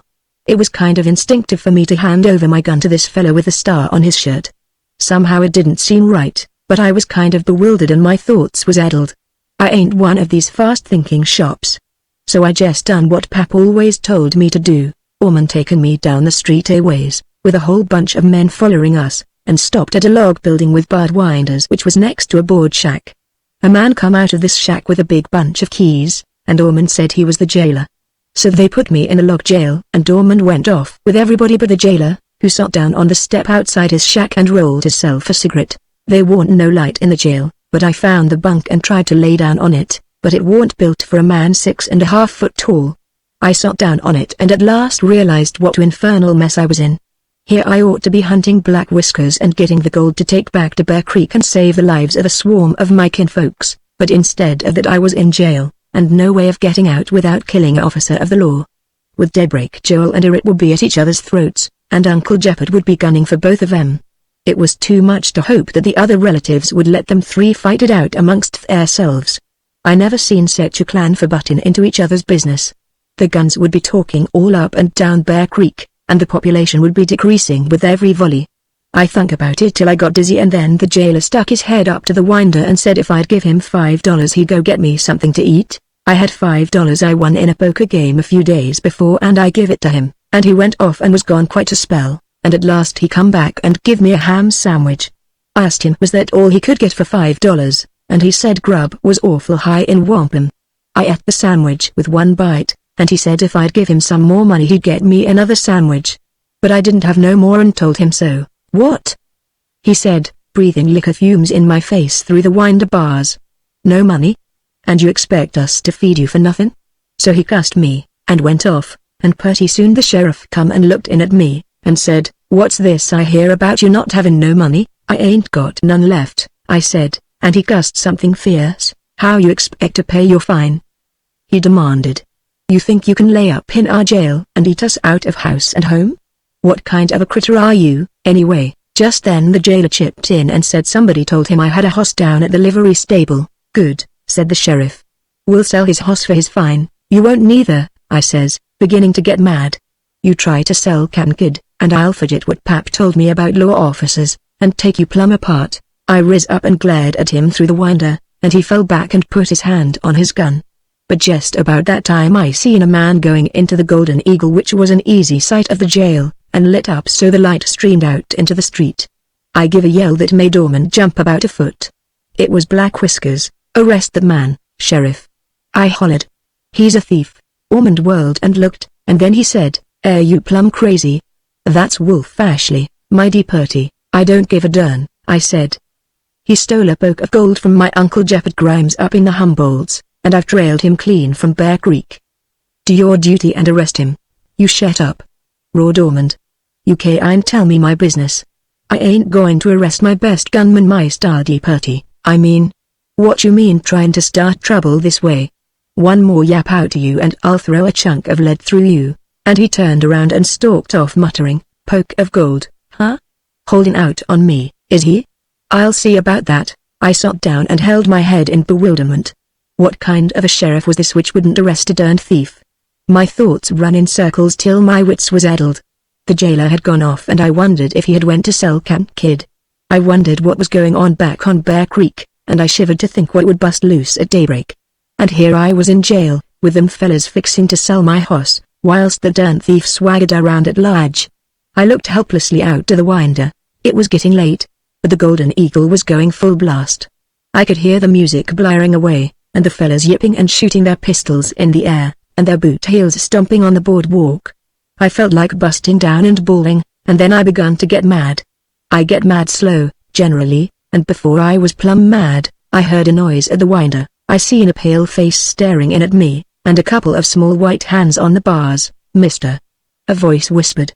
"Oh, mister." I stepped over and looked out and it was the kid gal Betty. "What you doing here, gal?" I asked. "Doc Richards said you was in Wampum," she whispered. "He said he was afraid Ormond would do for you because you helped us, so I slipped away on his hoss and rode here as hard as I could." Jim was out trying to round up the boys for a last stand, and Aunt Rachel and the other women was busy with Uncle Job. There wasn't nobody but me to come, but I had to. "You saved Uncle Job, and I don't care if Jim does say you're a outlaw because you're a friend of Wolf Ashley." "Oh, I wished I wasn't just a gal. I wished I could shoot a gun, so's I could kill Bill Ormond." "That ain't no way for a gal to talk," I says. "Leave the killing to the men. But I appreciates you going to all this trouble. I got some kid sisters myself, in fact I got 7 or 8, as near as I remember. Don't you worry none about me. Lots of men gets throwed in jail, but that ain't it." She wept, wringing her hands. I listened outside the winder of the back room in the Golden Eagle and heard Ormond and Ashley talking about you. "I dunno what you wanted with Ashley when you asked Jim about him, but he ain't your friend. Ormond accused him of stealing a poke of gold and holding out on him, and Ashley said it was a lie. Then Ormond said you told him about it, and he said he'd give Ashley till midnight to produce that gold, and if he didn't Wampum would be too small for both of them. Then he went out to the bar, and I heard Ashley talking to a pal of his'n, and Ashley said he'd have to raise some gold somehow, or Ormond would have him killed, but that he was going to fix you, mister, for lying about him. Mister, Ashley and his bunch are over in the back of the Golden Eagle right now plotting to bust into jail before daylight and hang you, or," I says, "the sheriff wouldn't let 'em do that." "But Ormond ain't the sheriff," she cried. "Him and his gunmen come into Wampum and killed all the people that tried to oppose him, or run 'em up into the hills. They got us penned up like rats, nigh starving and afeard to come to town. Uncle Job come into Wampum this morning to get some salt, and you seen what they done to him. He's the real sheriff. Ormond is just a bloody outlaw. Him and his gang is using Wampum for a hangout whilst they rob and steal and kill all over the country." "Then that's what your friend Jim meant," I said slowly. "And me, like a damn fool, I thought him and Job and the rest of you all was just outlaws, like that Fady Purty said. Ormond took Uncle Job's badge and called himself the sheriff to fool strangers," she whimpered. "What honest people is left in Wampum are afeard to say anything. Him and his gunmen are ruling this whole part of the country. Uncle Job sent a man east to get us some help in the settlements on Buffalo River, but none never come, and from what I overheard tonight, I believe Wolf Ashley followed him and killed him over east of the Humboldts somewheres. What are we going to do?" She sobbed. "Get on Doc Richards' hoss and ride for Grizzly Mountain," I said. "When you get there, tell the doc to light a shuck for Wampum, because there's going to be plenty of work for him time he gets here." "But what about you?" she cried. "I can't go off and leave you to get hanged." "Don't worry about me, gal," I said. "I'm Breckenridge Elkins of the Humboldt Mountains, and I'm preparing for to shake my mane. Hustle." I reckon something about me convinced her, because she glided away into the shadows, whimpering, and presently I heard the clack of horse hooves dwindling in the distance. I then riz and laid hold of the winder bars and tore 'em out by the roots. Then I sunk my fingers into the sill log and tore it out, and 3 or 4 more along with it, and the wall gave way and the roof fell down on me, but I shaken aside the ruins and heaved up out of the wreckage like a bar out of a deadfall. About this time the jailer come running up, and when he seen what I had did he was so surprised he forgot to shoot with his pistol. So I taken it away from him and knocked down the door of his shack with him and left him laying in its ruins. I then strode up the street towards the Golden Eagle and here come a fella galloping down the street, and who should it be but that darned fake deputy, Jackson. He couldn't holler with his bandaged jaw, but when he seen me he jerked loose his lariat and piled it around my neck, and shot spurs to his cayuse aiming for to drag me to death. But I seen he had his rope tied fast to his horn, Texas style, so I laid hold onto it with both hands and braced my legs, and when the hoss got to the end of the rope, the girths busted and the hoss went out from under the saddle, and Jackson come down on his head in the street and laid still. I throwed the rope off my neck and went on to the Golden Eagle with the jailer's .45 in my scabbard. I looked in and seen the same crowd there, and Ormond reared back at the bar with his belly stuck out, roaring and bragging. I stepped in and hollered, "Look this way, Bill Ormond, and pull iron, you dirty thief." He wheeled, paled, and went for his gun, and I slammed 6 bullets into him before he could hit the floor. I then throwed the empty gun at the dazed crowd and give one deafening roar and tore into 'em like a mountain cyclone. They begun to holler and surge on to me and I throwed 'em and knocked 'em right and left like 10 pins. Some was knocked over the bar and some under the tables and some I knocked down stacks of beer kegs with. I ripped the roulette wheel loose and mowed down a whole row of 'em with it, and I throwed a billiard table through the mirror behind the bar just for good measure. 3 or 4 fellas got pinned under it and yelled bloody murder. Meanwhile they was hacking at me with bowies and hitting me with chairs and brass knuckles and trying to shoot me, but all they done with their guns was shoot each other because there was so many they got in each other's way, and the other things just made me madder. I laid hands on as many as I could hug at onst, and the thud of their heads banging together was music to me. I also done good work heaving 'em head on agin the walls, and I further slammed several of 'em heartily agin the floor and busted all the tables with their carcasses. In the melee the whole bar collapsed, and the shelves behind the bar fell down when I slang a fella into 'em, and bottles rained all over the floor. One of the lamps also fell off the ceiling which was beginning to crack and cave in, and everybody begun to yell, "Fire!" and run out through the doors and jump out the windows. In a second I was alone in the blazing building except for them which was past running. I'd started for a door myself when I seen a buckskin pouch on the floor along with a lot of other belongings which had fell out of men's pockets as they will when the men get swung by the feet and smashed agin the wall. I picked it up and jerked the tie string, and a trickle of gold dust spilt into my hand. I begun to look on the floor for Ashley, but he wasn't there. But he was watching me from outside, because I looked and seen him just as he let bam at me with a .45 from the back room which warn't on fire much yet. I plunged after him, ignoring his next slug which took me in the shoulder, and then I grabbed him and taken the gun away from him. He pulled a bowie and tried to stab me in the groin, but only sliced my thigh, so I throwed him the full length of the room and he hit the wall so hard his head went through the boards. Meantime the main part of the saloon was burning so I couldn't go out that way. I started to go out the back door of the room I was in, but got a glimpse of some fellas which was crouching just outside the door waiting to shoot me as I come out.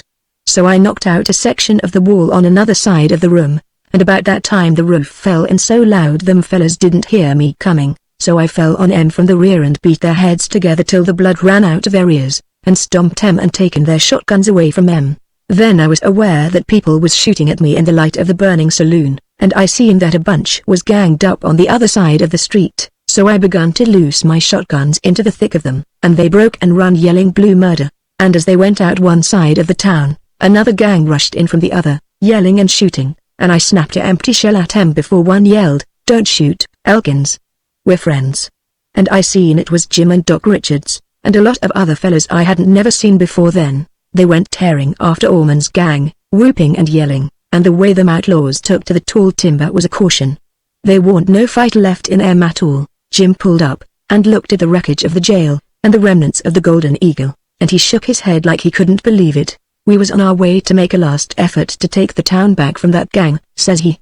"Betty met us as we come down the trail and told us you was a friend and an honest man. We hoped to get here in time to save you from getting hanged."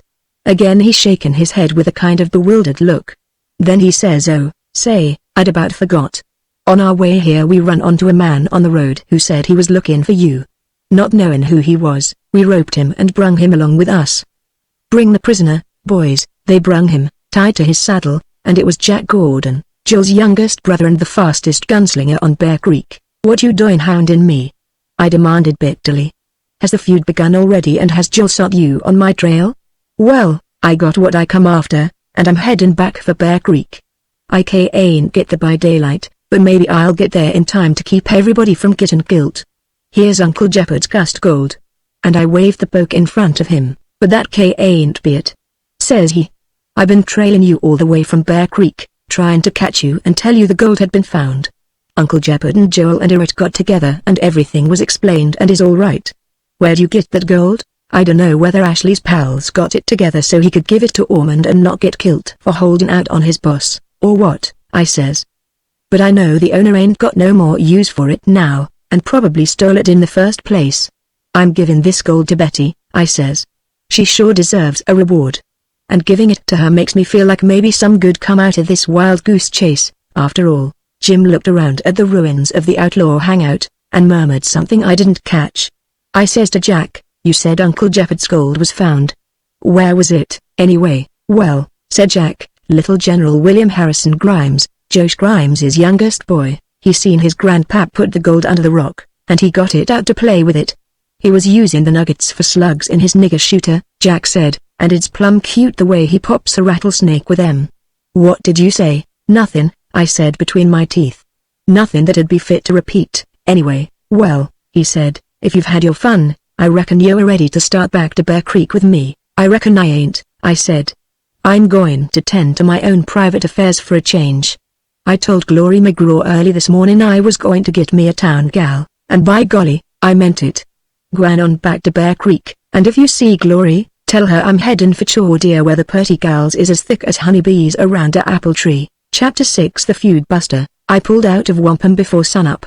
The folks wanted me to stay and be a deputy sheriff, but I'd taken a good look at the female population and seen that the only single woman in town was a pit squaw. So I headed across the mountains for Chordia, swinging wide to avoid coming anywheres night to the Humboldts. I didn't want a chance running into Glory McGraw before I had me a town gal, but I didn't get to Chordia nigh as soon as I'd figured to.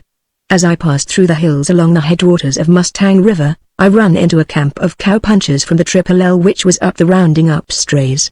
The foreman needed some hands, and I happened to think maybe I'd cut a better figure before the Chordia bells if I had some money in my pocket, so I'd taken on with them.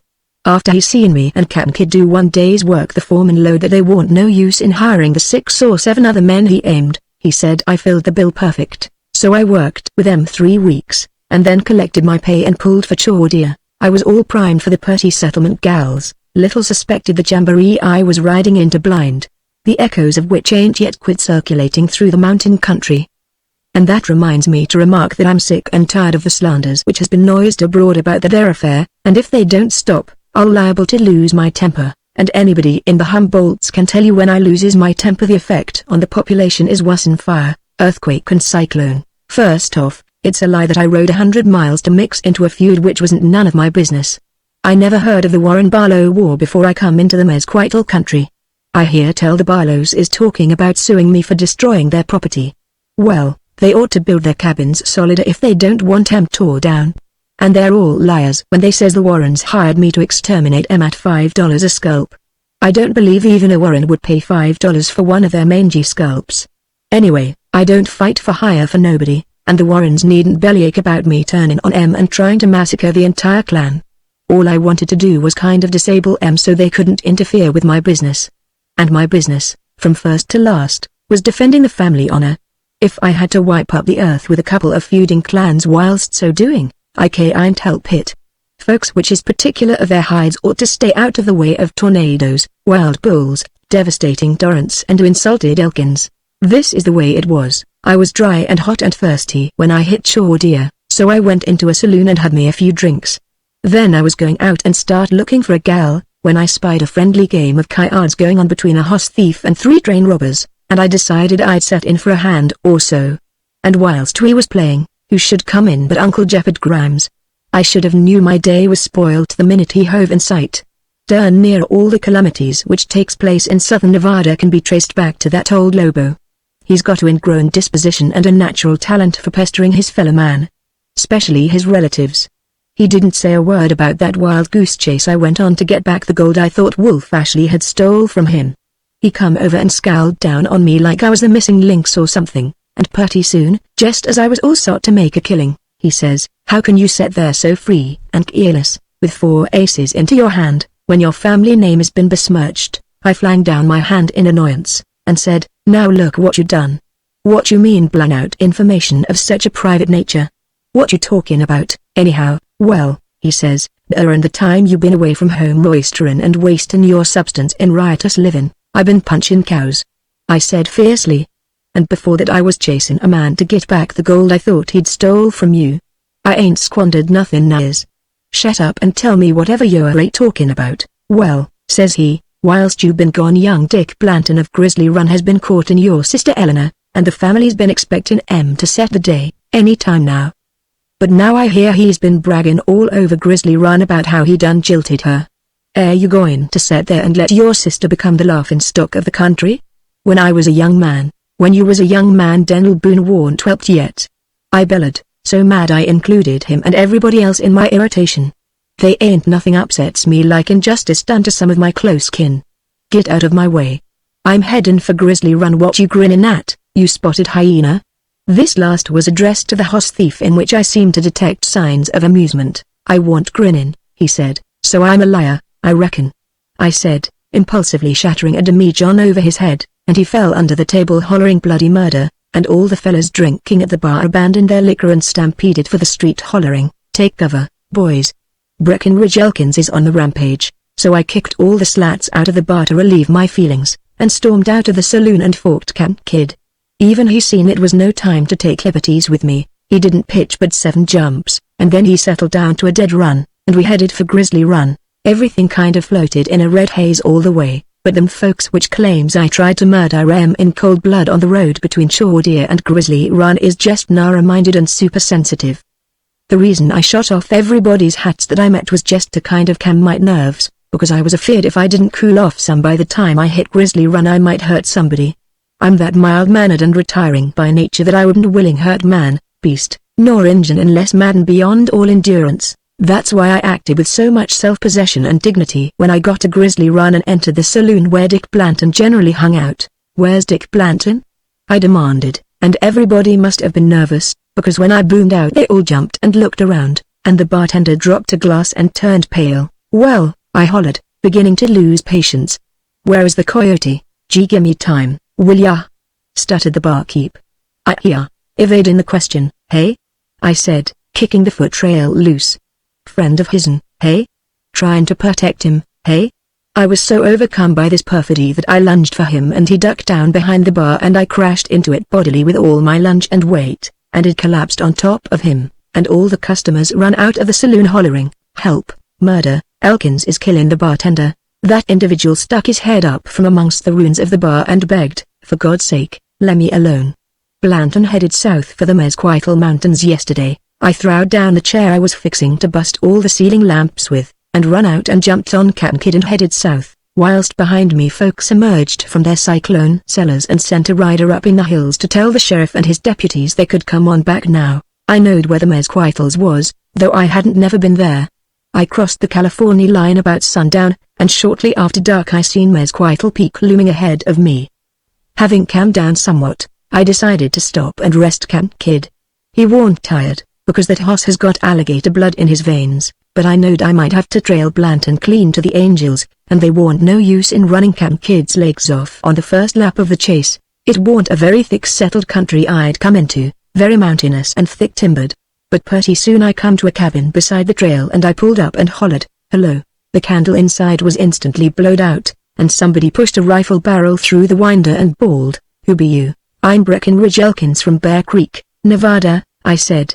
I'd like to stay all night, and get some feed for my hoss. Stand still, warned the voice.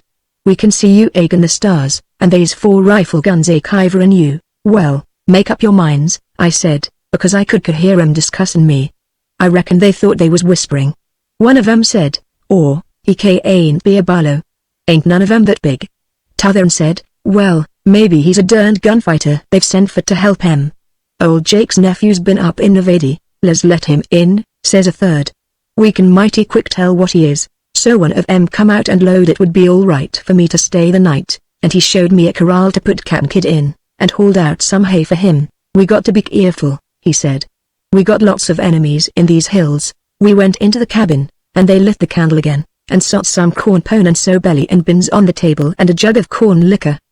They was 4 men, and they said their names was Warren George, Ezra, Elisha, and Joshua, and they was brothers. I'd always heard tell the Mesquital country was famed for big men, but these fellas weren't so big, not much over 6 foot high apiece. On Bear Creek they'd been considered kind of puny and undersized, so to speak. They weren't very talkative. Mostly they sat with their rifles across their knees and looked at me without no expression onto their faces, but that didn't stop me from eating a hearty supper, and would have ate a lot more only the grub gave out, and I hoped they had more liquor somewhere else because I was pretty dry. When I turned up the jug to take a snort it was brim full, but before I'd more dampened my gullet the darn thing was plumb empty. When I got through I went over and sat down on a rawhide bottom chair in front of the fireplace where there weren't no fire because it was summertime, and they said, "What's your business, stranger?" "Well," I said, not knowing I was going to get the surprise of my life, "I'm looking for a fella named Dick Blanton." By golly, the words weren't clean out of my mouth when they was 4 men onto my neck like catamounts. "He's a spy," they hollered. "He's a cussed barlow. Shoot him. Stab him. Hit him on the head." All of which they was endeavoring to do with such passion they was getting in each other's way, and it was only his over-eagerness which caused George to miss me with his bowie and sink it into the table instead, but Joshua busted a chair over my head and Elisha would have shot me if I hadn't jerked back my head so he just singed my eyebrows.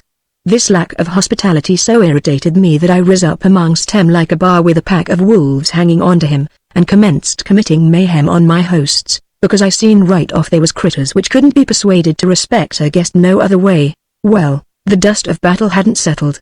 The casualties was groaning all over the place, and I was just relighting the candle when I heard a hoss galloping up the trail from the south. I wheeled and drawed my guns as it stopped before the cabin. But I didn't shoot, because the next instant there was a barefooted gal standing in the door. When she seen the ruins she let out a screech like a catamount. "You've killed him," she screamed. "You murderer." "Or, I ain't." "Neither," I said. "They ain't hurt much, just a few cracked ribs and dislocated shoulders and busted legs and such like trifles. Joshua's ear grow back on all right, if you take a few stitches into it, you cussed barlow," she squalled, jumping up and down with the hystericals. "I'll kill you. You damned barlow." "I ain't no barlow, darn it," I said. "I'm Breckenridge Elkins, of Bear Creek. I ain't never even heard of no barlows." At that George stopped his groaning long enough to snarl, "If you ain't a friend of the barlows, how come you asking for Dick Blanton? He's one of 'em. He jilted my sister," I roared. "I aim to drag him back and to make him marry her." "Well, it was all a mistake," groaned George. "But the damage is done now. It's worse'n you think," said the gal fiercely. "The Warrens has all fought it theirselves over at Pap's cabin, and they sent me to get you boys. We got to make a stand. The Barlows is gathering over to Jake Barlow's cabin, and they aims to make a foray onto us tonight. We was outnumbered to begin with, and now here's our best fightin' men laid out. Our goose is cooked plumb to hell." "Lift me onto my hoss," moaned George. "I can't walk, but I can still shoot." He tried to rise up, and fell back cussing and groaning. "You got to help us," said the gal desperately, turning to me. "You done laid out our 4 best fightin' men, and you owes it to us. It's your duty. Anyway, you says Dick Blanton's your enemy. Well, he's Jake Barlow's nephew, and he come back here to help em clean out us Warrens. He's over to Jake's cabin right now. My brother Bill snuck over and spied on em, and he says every fightin' man of the clan is gathering there. All we can do is hold the fort, and you got to come help us hold it. You and I as big as all 4 of these boys put together." Well, I figured I owed the Warrens something, so, after setting some bones and bandaging some wounds and abrasions of which there was a goodly lot, I saddled Cap'n Kidd and we sought out. As we rode along she said, "That there is the biggest, wildest, meanest looking critter I ever seen." "Is he actually a hoss, or some kind of a varmint?" "He's a hoss," I said. "But he's got painter's blood and a shark's disposition." "What's this here feud about?" "I dunno," she said. "It's been going on so long everybody's done forgot what started it. Somebody accused somebody else of stealing a cow, I think." "What's the difference?" "They ain't none," I assured her. "If folks wants to have feuds it's their own business." We was following a winding path, and pretty soon we heard dogs barking, and about that time the gal turned aside and got off her hoss, and showed me a pen hid in the brush. It was full of hosses. "We keep our mounts here so's the Barlows ain't so likely to find them and run em off," she said, and she turned her hoss into the pen, and I put Cap'n Kidd in, but I tied him over in one corner by herself, otherwise he would have started fighting all the other hosses and kicked the fence down. Then we went on along the path and the dogs barked louder, and pretty soon we come to a big 2-story cabin which had heavy board shutters over the windows. There was just a dim streak of candlelight come through the cracks. It was dark, because the moon hadn't come up. We stopped in the shadows of the trees, and the gal whistled like a whippoorwill 3 times, and somebody answered from up on the roof. A door opened a crack in a room which didn't have no light at all, and somebody said, "That you, Elizabeth? The boys with you?" "It's me," says she, starting towards the door. "But the boys ain't with me." Then all to onst he throwed open the door and hollered, "Run, gal. There's a grizzly bar standing up on his hind legs right behind you." "Or, that ain't no bar," says she. "That there's Breckenridge Elkins, from up in Nevada. He's going to help us fight the Barlows." We went on into the room where there was a candle on the table, and there was 9 or 10 men there and 30-odd women and chillin'. They all looked kinda pale and scared, and the men was loaded down with pistols and Winchesters. They all looked at me kind of dumb like, and the old man kept staring at me like he warn't any too sure he hadn't let a grizzly in the house, after all. He mumbled something about making a natural mistake, in the dark, and turned to the gal, and demanded, "Was the boys I sent you after?" And she says, "This gent must hem up so's they ain't fittin' for to fight." Now, don't get rambunctious, pap. It war just an honest mistake all around. He's our friend, and he's gone in for Dick Blanton, ha. "Dick Blanton?" snarled one of the men, lifting his Winchester. "Just lemme line my sights on him. I'll cook his goose." "You won't." "Neither," I said. "He's got to go back to Bear Creek and marry my sister Eleanor." "Well," I says, "what's the campaign?" "I don't figure they'll get here till well after midnight," said Old Man Warren. "All we can do is wait for 'em." "You means you all sets here and waits till they comes and lays siege?" I says. "What else?" Says he. "Listen here, young man, don't start telling me how to conduct a feud. I growed up in this here. It war in full swing when I was born, and I done spend my whole life carrying it on." "That's just it," I snorted. "You lets these dern wars drag on for generations. Up in the Humboldts we bring such things to a quick conclusion.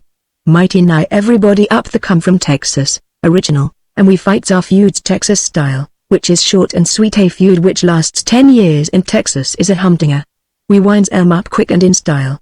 Whereat is this here cabin where the Barlows is gatherin'?" "'Bout 3 mile over the ridge," says a young fella they called Bill. "How many is they?" I asked. "I counted 17, says he. "Just a fair-sized mouthful for Elkins," I said. "Bill, you guide me to the cabin. The rest of you can come or stay, it don't make no difference to me." Well, they started jawing with each other then. Some was for going and some for staying. Some wanted to go with me, and try to take the Barlows by surprise, but the others said it couldn't be done, they get ambushed theirselves, and the only sensible thing to be did was to stay forted and wait for the Barlows to come. They given me no more heed, just sat there and augured, but that was all right with me. Right in the middle of the dispute, when it looked like maybe the Warrens would get to fighting among themselves and finish each other before the Barlows could get there, I lit out with the boy Bill, which seemed to have considerable sense for a Warren. He got him a hoss out of the hidden corral, and I got Cap'n Kid, which was a good thing. He'd somehow got a mule by the neck, and the critter was almost at its last gasp when I rescued it. Then me and Bill lit out. We followed winding paths over thick timbered mountainsides till at last we come to a clearing, and there was a cabin there, with light and profanity pouring out of the winders. We'd been hearing the last mentioned for half a mile before we sighted the cabin. We left our horses back in the woods a ways, and snuck up on foot and stopped amongst the trees back of the cabin, there in the tanking up on corn liquor to whet their appetites for Warren blood. Whispered Bill, all in a shiver. "Listen to 'em. Them fellas ain't hardly human. What you going to do?" "They got a man standing guard out in front of the door at the other end of the cabin. You see, they ain't no doors nor winders at the back. There's winders on each side, but if we try to rush it from the front or either side, they'll see us and fill us full of lead before we could get in a shot. Look. The moon's coming up. They'll be starting on their raid before long." I'll admit that cabin looked like it was going to be harder to storm than I'd figured. I hadn't had no idea in mind when I sought out for the place. All I wanted was to get in amongst them Barlows I'd as my best fighting at close quarters. But at the moment I couldn't think of no way that wouldn't get me shot up. Of course I could just rush the cabin, but the thought of 17 Winchesters blazing away at me from close range was a little stiff even for me, though I was game to try it, if they warn't no other way. Whilst I was studying over the matter, all to onst the horses tied out in front of the cabin snorted, and back up in the hills something went ORWW. And idea hit me. "Get back in the woods and wait for me," I told Bill. As I headed for the thicket where we left the horses, I rode up in the hills towards where the howl had come from, and pretty soon I lit and throwed Cap'n Kid's reins over his head, and walked on into the deep brush, from time to time giving a long squall like a cougar. They ain't a catamount in the world can tell the difference when a Bear Creek man imitates one. After a while one answered, from a ledge just a few 100 feet away. I went to the ledge and clumb up on it, and there was a small cave behind it, and a big mountain lion in there. He gave a grunt of surprise when he seen I was a human, and made a swipe at me, but I give him a bat on the head with my fist, and whilst he was still dizzy I grabbed him by the scruff of the neck and hauled him out of the cave and lugged him down to where I left my horse. Cap'n Kid snorted when he seen the cougar and wanted to kick his brains out, but I give him a good kick in the stomach himself, which is the only kind of reasoning Cap'n Kid understands, and got on him and headed for the Barlow hangout. I can think of a lot more pleasant jobs than toting a full-grown mountain lion down a thick-timbered mountainside on the back of an iron-jawed outlaw at midnight. I had the cat by the back of the neck with one hand, so hard he couldn't squall, and I held him out at arm's length as far from me and the horse as I could, but every now and then he'd twist around so he could claw Cap'n Kid with his hind legs, and when this would happen Cap'n Kid would squall with rage and start bucking all over the place. Sometimes he would buck the darned cougar onto me, and pulling him loose from my hide was Wussel pulling cockleburs out of a cow's tail, but presently I arrived close behind the cabin. I whistled like a whip-poor-will of a bill, but he didn't answer and warn't nigh to be seen, so I decided he'd got scared and pulled out for home. But that was all right with me. I'd come to fight the Barlows, and I aimed to fight them, with or without assistance. Bill would just have been in the way. I got off in the trees back of the cabin and throwed the reins over Cap'n Kid's head, and went up to the back of the cabin on foot, walking soft and easy. The moon was well up, by now, and what wind there was blowing towards me, which pleased me, because I didn't want the horses tied out in front to scent the cat and start cutting up before I was ready. The fellas inside was still cussing and talking loud as I approached one of the winders on the side, and one hollered out, "Come on, let's get started." I craves war and gore. And about that time I give the cougar a heave and throwed him through the winder. He let out a awful squall as he hit, and the fellas in the cabin hollered louder and he did. Instantly a most awful bustle broke loose in there, and of all the whooping and bellowing and shooting I ever heard, and the lion squalling amongst it all, and clothes and hides tearing so you could hear it all over the clearing, and the horses busting loose and tearing out through the brush. As soon as I hove the cat I ran around to the door, and a man was standing there with his mouth open, too surprised at the racket to do anything. So I taken his rifle away from him and broke the stock off on his head, and stood there at the door with the barrel intending to brain them Barlows as they run out. I was plumb certain they would run out, because I have noticed that the average man is funny that way, and hates to be shut up in a cabin with a mad cougar as bad as the cougar would hate to be shut up in a cabin with an infuriated settler of Bear Creek. But them scoundrels fooled me. Pairs like they had a secret door in the back wall, and whilst I was waiting for them to storm out through the front door and get their skulls cracked, they knocked the secret door open and went piling out that way. By the time I realized what was happening and run around to the other end of the cabin, they was all out and streaking for the trees, yelling blue murder, with their clothes all tore to shreds and them bleeding like stuck hogs. That their catamount sure improved the shining hours whilst he was corralled with them Barlows. He come out after em with his mouth full of the seats of their breeches, and when he seen me he give a kind of despairing yelp and taken out up the mountain with his tail betwixt his legs like the devil was after him with a red-hot branding iron. I taken after the Barlows, sot on scuttling at least a few of em, and I was on the pint of letting bam at em with my 6-shooters as they run, when, just as they reached the trees, all the Warren men riz out of the brush and fell on em with piercing howls. That fray was kind of peculiar. I don't remember a single shot being fired. The Barlows had all dropped their guns in their flight, and the Warrens seemed bent on wiping out their wrongs with their bare fists and gun butts. For a few seconds there was a hell of a scramble, men cussing and howling and bellowing, and rifle stocks cracking overheads, and the brush crashing underfoot, and then before I could get into it, the Barlows broke every which way and took out through the woods like jackrabbits squalling Judgment Day. Old man Warren come prancing out of the brush waving his Winchester and his beard flying in the moonlight, and he hollered, "The sins of the wicked shall return onto em. Elkins, we have hit a powerful lick for righteousness this here night. Where'd you all come from?" I asked. "I thought you was still back in your cabin chawing the rag." "Well," he says, "after you pulled out we decided to trail along and see how you come out with whatever you planned. As we come through the woods expecting to get ambushed every second, we met Bill here who told us he believed you had idea of circumventing them devils, though he didn't know what it were. So we come on and hid ourselves at the edge of the trees to see what had happened. I see we've been too timid in our dealings with these heathens. We been letting them force the fightin' too long. You was right. A good defense is the best defense. We didn't kill any of the varmints, worse luck, but we give 'em a prime lickin'. Hey, look there. He hollered.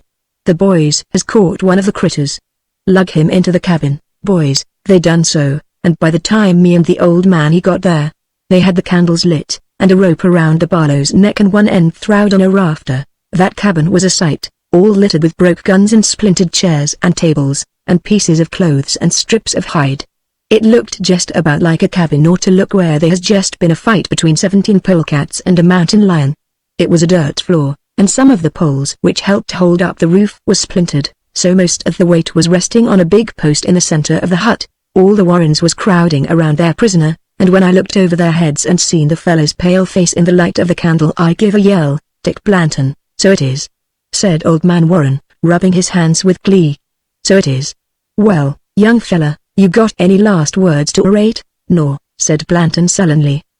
But if it hadn't been for the derned lions bilin' our plans we'd have had you derned Warrens like so much pork.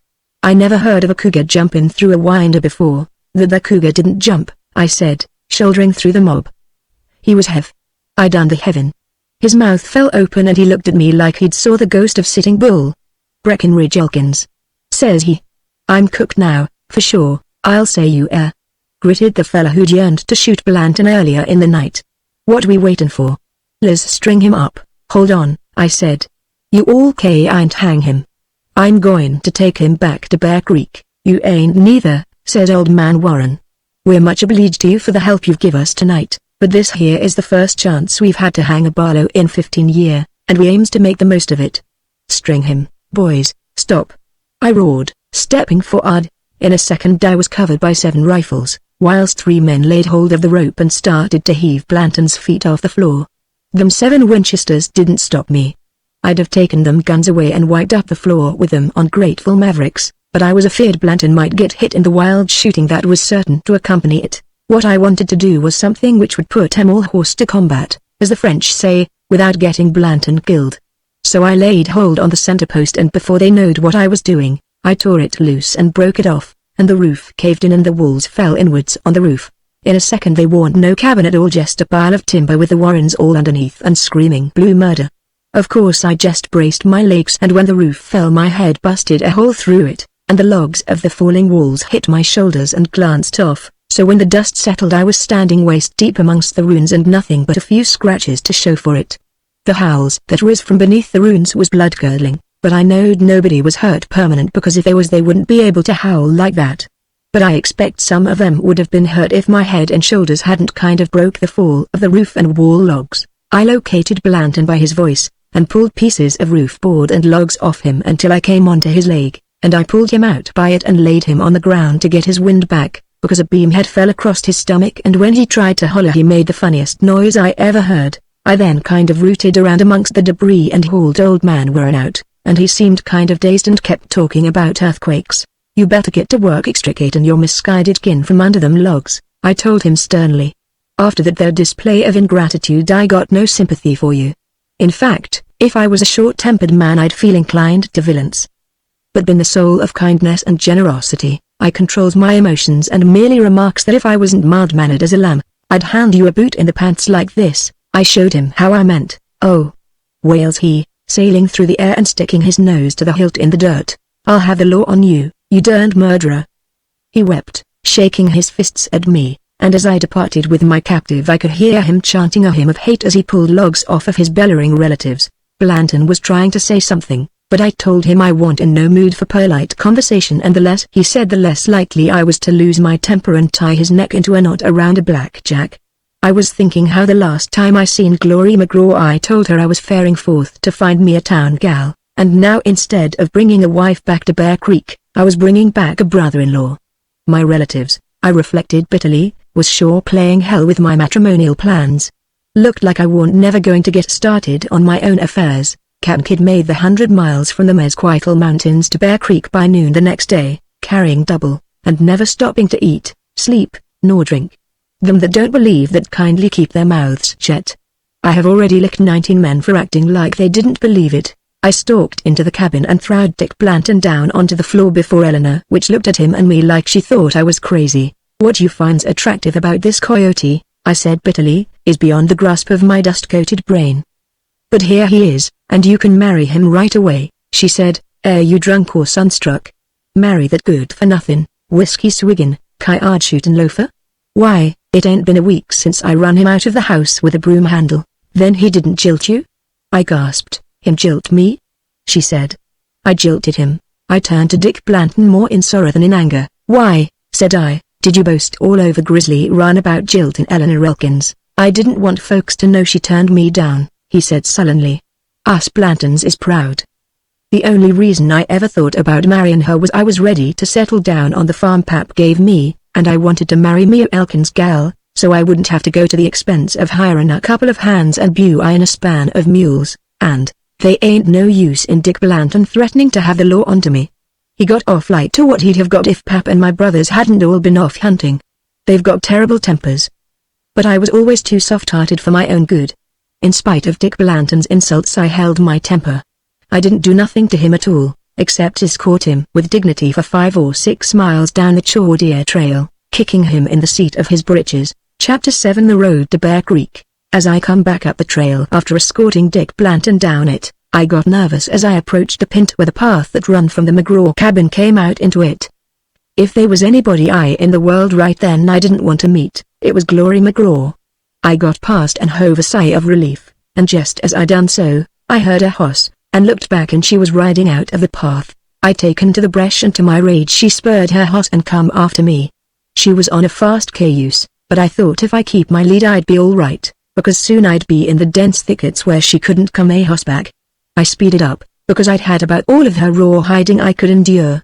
And then, as I was looking back over my shoulder, I ran right smack into a low-hanging oak limb and nearly knocked my brains out. When things stopped spinning around me, I was setting on the ground, and Glory McGraw was sitting on her hoss looking down at me. "Why, Breckenridge," she says mockingly. "Ain't you scared of me? What you want to run from me for?" "I want running from you," I growled, glaring up at her. "I didn't even know you was anywheres around. I seen one of Pap's steers sneaking off in the brush, and I was trying to head him. Now you done scared him away." I riz and brushed the dust off of my clothes with my hat, and she says, "I've been hearing a lot about you, Breckenridge. Seems like you're getting to be quite a famous man." I says, suspicious. "But where, Breckenridge?" she cooed, leaning over the saddle horn towards me. "Where is that there purty town gal you was going to bring back to Bear Creek as your blushin' bride?" "We ain't sot the day yet," I muttered, looking off. "Is she purty, Breckenridge?" she pursued. "Purty as a picture," I says. "They ain't a gal on Bear Creek can hold a candle to her." "Where's she live?" asked Glory. "Warpaint," I said, that being the first town that come into my mind. "What's her name, Breckenridge?" asked Glory, and I couldn't think of a gal's name if I'd knowed I was going to be shot. I stammered and floundered, and whilst I was trying my damnedest to think of some name to give her, she bust into laughter. "What a love you be," says she.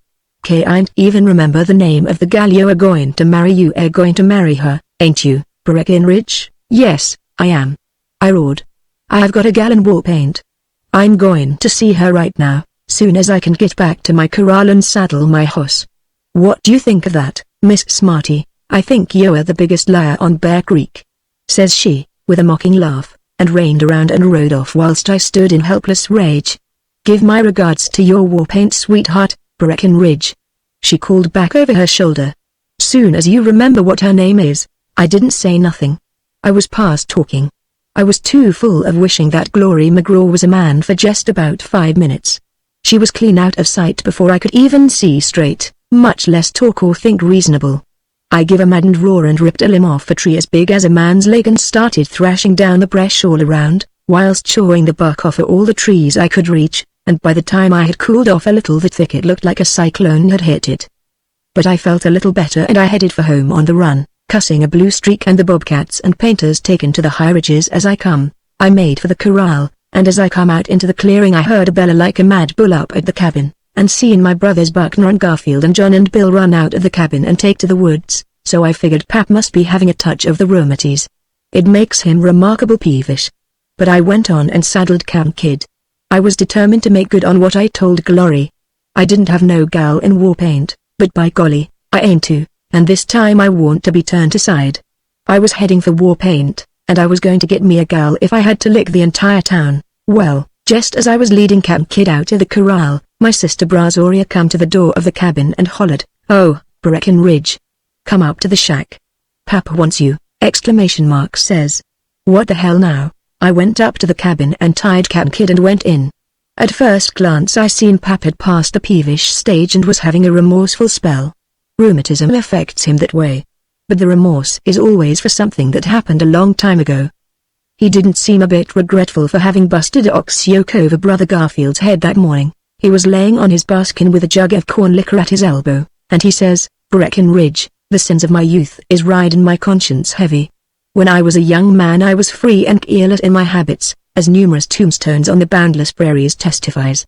I sometimes wonders if I want a trifle hasty in shooting some of the gents which disagreed with my principles. Maybe I should have controlled my passion and just chawed their ears off, take Uncle Esau Grimes, for instance." And then Pap hove a sigh like a bull, and said, "I ain't seen Uncle Esau for many years. Me and him parted with harsh words and gun smoke. I've often wondered if he still holds a grudge agin me for planting that charge of buckshot in his hind leg." "What about Uncle Esau?" I said. Pap produced a letter and said, "He was brung to my mind by this here letter which Jim Braxton fotched me from Warpaint. It's from my sister Elizabeth, back in Devillville, Arizona, where Uncle Esau lives. She says Uncle Esau is on his way to California, and is due to pass through Warpaint about the 10th, that's tomorrow. She don't know whether he intends turning off to see me or not, but suggests that I meet him at Warpaint, and make peace with him." "Well?" I demanded, because from the way Pap combed his beard with his fingers and eyed me, I knowed he was aiming to call on me to do something for him. "Well," said Pap, taking a long swig out of the jug, "I want you to meet the stage tomorrow morning at Warpaint, and invite Uncle Esau to come up here and visit us. Don't take no for a answer. Uncle Esau is as cranky as hell, and a peculiar old duck, but I think he'll like you. Especially if you keep your mouth shut and don't expose your ignorance." "Well," I said, "for once the job you've set for me falls in with my own plans. I was just fixin' to light out for Warpaint. But how'm I going to know Uncle Esau? I ain't never seen him." "He ain't a big man," said Pap. "Last time I seen him he had a right smart growth of red whiskers. You bring him home regardless. Don't pay no attention to his bellyachin'. He's awful suspicious because he's got lots of enemies.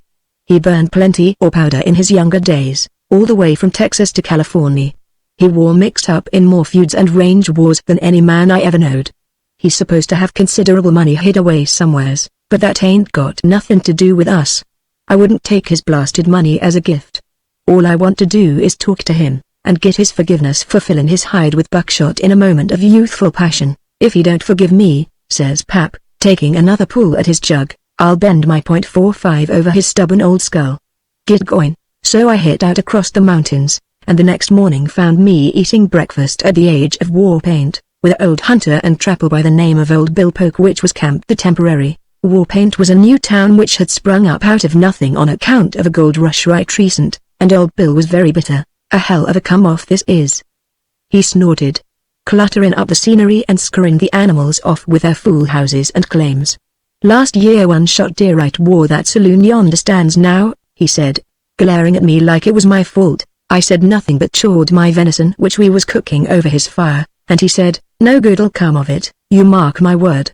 These mountains won't be fit to live in. These camps draws scum like a dead hoss draws buzzards. The outlaws is already riding in from Arizona and Utah and California, besides the native ones. Grizzly Hawkins and his thieves is hiding up in the hills, and no tellin' how many more come in. I'm glad they cotched Badger Chisholm and his gang after they robbed that bank at Gunstock. That's one gang which won't bedevil us, because they're in jail. If somebody'd just kill Grizzly Hawkins, now, who's that gal?" I ejaculated suddenly, forgetting to eat in my excitement. "Who?" "War?" said Old Bill, looking around. "Oh, that gal just going by the Golden Queen restaurant?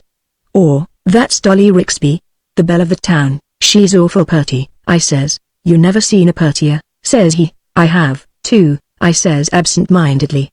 Glory McGraw. Then I kind of woke up to what I was saying and flang my breakfast into the fire in disgust. "Sure, She's the prettiest gal I ever seen. I snorted. Ain't a gal in the Humboldts can hold a candle to her. What you say her name was? Dolly Rixby? A right purty name, too. You needn't start castin' sheep's eyes at her. He opined. They's a dozen young bucks sparkin' her already. I think Blink Wiltshaw's the favorite to put his brand onto her, though.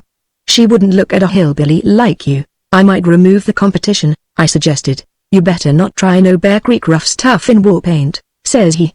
The town's just shrieking with law and order. Why, I actually hear they ups and puts you in jail if you shoots a man within the city limits. I was scandalized. Later I found out that was just a slander started by the citizens of Chaudier which was jealous of war paint, but at the time I was so upset by this information I was almost afeard to go into town for fear I'd get arrested. Where's Miss Rixby going with that bucket? I asked him. She's taking a bucket of beer to her old man which is working a claim up the creek, said old Bill. Well, listen, I says. You get over the behind that thicket, and when she comes by, make a noise like a engine. What kind of damn foolishness is this? He demanded. You want me to stampede the whole camp? Don't make a loud noise, I said. Just make it loud enough for her to hear. Are you crazy? He asked. No, darn it. I said fiercely, because she was coming along stepping pretty fast. Get in there and do like I say. I'll rush up from the other side and pretend to rescue her from the Injuns and that'll make her like me. Gwan, I mistrusts you're a blasted fool, he grumbled. But I'll do it. He snuck into the thicket which she'd have to pass on the other side, and I circled around so she wouldn't see me till I was ready to rush out and I save her from being scalped. Well, I wasn't hardly in position when I heard a kind of mild war whoop, and it sounded just like a Blackfoot, only not so loud. But immediately there come the crack of a pistol and another yell which wasn't subdued like the first. It was lusty and energetic. I ran towards the thicket, but before I could get into the open trail, old Bill come piling out of the backside of the clump with his hands to the seat of his breeches. You planned this a purpose, you snake in the grass. He yelped. Get out of my way. Why, Bill, I says. What happened? I bet you knowed she had a derringer in her stocking, he snarled as he ran past me. It's all your fault. When I whooped, she pulled it and shot into the brush. Don't speak to me. I'm lucky to be alive. I'll get even with you for this if it takes 100 years. He headed on into the deep brush, and I ran around the thicket and seen Dolly Rixby peering into it with her gun smoking in her hand. She looked up as I come onto the trail, and I'd taken off my hat and said, "Perlite, howdy, miss, can I be of no assistance to you? I just shot a Injun," she said. I heard him holler. "You might go in there and get the scalp, if you don't mind. I'd like to have it for a souvenir." "I'll be glad to, miss," I says heartily. "I'll likewise cure and tan it for you myself." "Oh, thank you," she says, dimpling when she smiled. "It's a pleasure to meet a real gent like you." "The pleasure is all mine," I assured her, and went into the brush and stomped around a little, and then come out and says, "I'm awful sorry, miss, but the critter ain't nowheres to be found. You must have just winged him.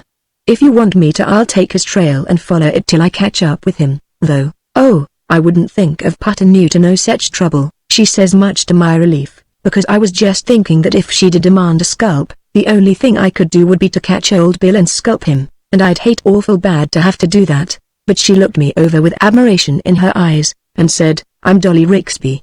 "Who you? I knowed you the minute I seen you," I says. "The fame of your beauty has reached clean into the Humboldts." "I'm Breckenridge Elkins." Her eyes kind of sparkled, and she said, "I've heard of you, too.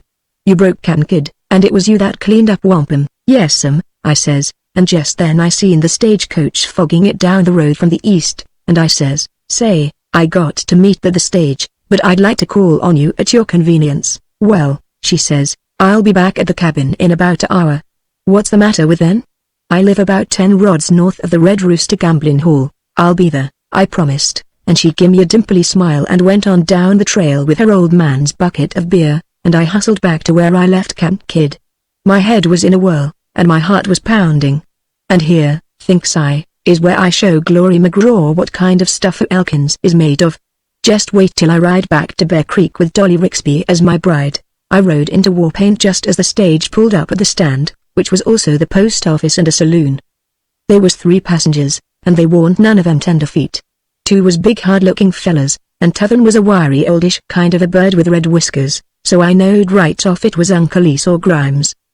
They was going into the saloon as I dismounted, the big men first, and the older fella following him. Thinks I'll start him on his way to Bear Creek, and then I'll come back and start sparking Dolly Rixby. I touched him on the shoulder, and he whirled most amazing quick with a gun in his hand, and he looked at me very suspicious, and said, "What you want?" "I'm Breckenridge Elkins," I said. "I want you to come with me. I recognized you as soon as I seen you." I then got a awful surprise, but not as sudden as it would have been if Pap hadn't warned me that Uncle Esau was peculiar. He hollered, "Bill! Jim! Help!" and swung his six-shooter rig in my head with all his might. The other two fellas whirled and their hands streaked for their guns, so I knocked Uncle Esau flat to keep him from getting hit by a stray slug, and shot one of them through the shoulder before he could unlimber his artillery. T'other grazed my neck with a bullet, so I perforated him in the arm and the hind leg and he fell down across the other. I was careful not to shoot him in no vital parts, because I seen they was friends of Uncle Esau, but when guns is being drawn it ain't no time to argue or explain. Men was hollering and running out of saloons, and I stooped and started to lift Uncle Esau, who was kind of groggy because he'd hit his head against a hitching post. He was crawling around on his all fours cussing something terrible, and trying to find his gun which he'd dropped. When I laid hold onto him he commenced biting and kicking and hollering, and I said, "Don't talk like that, Uncle Esau. Here comes a lot of fellas, and the sheriff may be here any minute and arrest me for shooting the midgets. We got to get going. Pap's waiting for you, up on Bear Creek." But he just fit that much harder and hollered that much louder, so I scooped him up bodily and jumped onto Camp Kid and throwed Uncle Esau face down across the saddle bow, and headed for the hills. A lot of men yelled at me to stop, and some of them started shooting at me, but I give no heed. I give Camp Kid the rein and we went tearing down the road and around the first bend, and I didn't even take time to change Uncle Esau's position, because I didn't want to get arrested. A fat chance I had of keeping my date with Dolly Rixby. I wonder if anybody ever had such gust relatives as me. Just before we reached the pint where the Bear Creek trail runs into the road, I seen a man on the road ahead of me, and he must have heard the shooting and Uncle Esau yelling because he whirled his horse and blocked the road. He was a wiry old cuss with grey whiskers. "Where you going with that man?" he yelled as I approached at a thundering gait. "None of your business," I retorted. "Get out of my way, help! Help!" hollered Uncle Esau. "I'm been kidnapped and murdered. Drop that man, you darned outlaw!" roared the stranger, suiting his actions to his words. Him and me drawed simultaneous, but my shot was a split-second quicker than his'n. His slug fanned my ear, but his hat flew off and he pitched out of his saddle like he'd been hit with a hammer. I seen a streak of red along his temple as I thundered past him. "Let that learn you not to interfere in family affairs," I roared, and turned up the trail that switched off the road and up into the mountains. "Don't never yell like that," I said irritably to Uncle Esau. "You like to got me shot." That fella thought I was a criminal. I didn't catch what he said, but I looked back and down over the slopes and shoulders, and seen men boiling out of town full tilt, and the sun glinted on six-shooters and rifles, so I urged on Camp Kid and we covered the next few miles at a fast clip. Uncle Esau kept trying to talk, but he was bouncing up and down so all I could understand was his cuss words, which was free and fervent. At last he gasped, "For God's sake let me get off this cussed saddle horn, it's rubbing a hole in my belly." So I pulled up and seen no sign of my pursuers, so I said, "All right, you can ride in the saddle and I'll set on behind. I was going to hire you a horse at the livery stable, but we had to leave so quick they warn't no time. Where you ducking me?" he demanded. "To Bear Creek," I said. "Where you think?" "I don't want to go to Bear Creek," he said fiercely. "I ain't going to Bear Creek." "You are, too," I said. Pap said not to take no for a answer. "I'm going to slide over behind the saddle, and you can sit in it." So I pulled my feet out of the stirrups and moved over the cantle, and he slid into the seat and the first thing I knowed he had a knife out of his boot and was trying to carve my gizzard. Now I likes to humor my relatives, but there is a limit to everything. I taken the knife away from him, but in the struggle, me being handicapped by not wanting to hurt him, I lost hold of the reins and Cap'n Kid bolted and ran for several miles through the pines and brush. What with me trying to grab the reins and keep Uncle Esau from killing me at the same time, and neither one of us in the stirrups, finally we both fell off, and if I hadn't managed to catch hold of the bridle as I went off, we'd had a long walk ahead of us. I got Cap'n Kid stopped, after being drug for about 75 yards, and then I went back to where Uncle Esau was laying on the ground trying to get his wind back, because I had kind of fell on him. Is that any way to trying to stick a knife in a man which is doing his best to make you comfortable? I said reproachfully. All he done was gasp, so I said, "Well, Pap told me you was a cranky old duck, so I reckon the only thing to do is to just not notice your peculiarities." I looked around to get my bearings, because Camp Kid had got away off the trail. We was west of it, in very wild country, but I seen a cabin off through the trees, and I said, "We'll go over there and see can I buy or hire a horse for you to ride. That'll be more convenient for both of us." I histed him back into the saddle, and he said kind of dizzily, "This here's a free country. I don't have to go to Bear Creek if and I don't want to." "Well," I said severely, "you ought to want to, after all the trouble I've went to, come in and invitin' you, and passin' up a date with the purtiest gal in war paint on account of you. Set still now. I'm settin' on behind but I'm holdin' the reins. I'll have your life for this," he promised bloodthirstily, but I ignored it, because Pap had said Uncle Esau was peculiar. Pretty soon we hove up to the cabin I'd glimpsed through the trees. Nobody was in sight, but I seen a horse tied to a tree in front of the cabin. I rode up to the door and knocked, but nobody answered. But I seen smoke coming out of the chimney, so I decided I'd go in. I dismounted and lifted Uncle Esau off, because I seen from the gleam in his eye that he was intending to run off on Camp Kid if I give him half a chance. I got a firm grip onto his collar, because I was determined that he was going to visit us up on Bear Creek if I had to tote him on my shoulder all the way, and I went into the cabin with him. There warn't nobody in there, though a big pot of beans was simmering over some coals in the fireplace, and I seen some rifles in racks on the wall and a belt with 2 pistols hanging on a peg. Then I heard somebody walking behind the cabin, and the back door opened and there stood a big, black-whiskered man with a bucket of water in his hand and an astonished glare on his face. He didn't have no guns on. "Who the hell are you?" he demanded, but Uncle Esau gave a kind of gurgle, and said, "Grizzly Hawkins." The big man jumped and glared at Uncle Esau, and then his black whiskers bristled in a ferocious grin, and he said, "Oh, it's you, is it? Who would have thunk I'd ever meet you here, Grizzly Hawkins, hey?" I said, realizing that I'd stumbled onto the hideout of the worst outlaw in the mountains. "So you all know each other?" "I'll say we do," rumbled Hawkins, looking at Uncle Esau like a wolf looks at a fat yearling. "I'd heard you was from Arizona," I said, being naturally tactful. "Looks to me like there's enough cow thieves in these hills already without outsiders butting in. But your morals ain't none of my business. I want to buy or hire or borrow a horse for this here gent to ride." "Oh, no, you ain't," said Grizzly. "You think I'm going to let a fortune slip through my fingers like that? Tell you what I'll do, though, I'll split with you. My gang had business over towards Chordier this morning, but they're due back soon. Me and you will work him over before they gets back, and we'll nab all the loot ourselves." "What you mean?" I asked. "My uncle and me is on our way to Bear Creek. Or, don't act innocent with me." He snorted disgustedly. "Uncle? Hell. You think I'm a plumb fool? Ain't I see he's your prisoner, the way you got him by the neck? Think I don't know what you're up to? Be reasonable. 2 can work this job better'n 1. I know lots of ways to make a man talk. I betcha if we kinda massage his hinder parts with red-hot branding iron he'll tell us quick enough where the money is hid." Uncle Esau turned pale under his whiskers, and I said indignantly, "Why, you low-lifed polecat.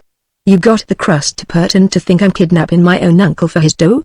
I got a good mind to shoot you, so you're a greedy, hey?" He snarled, showing his teeth.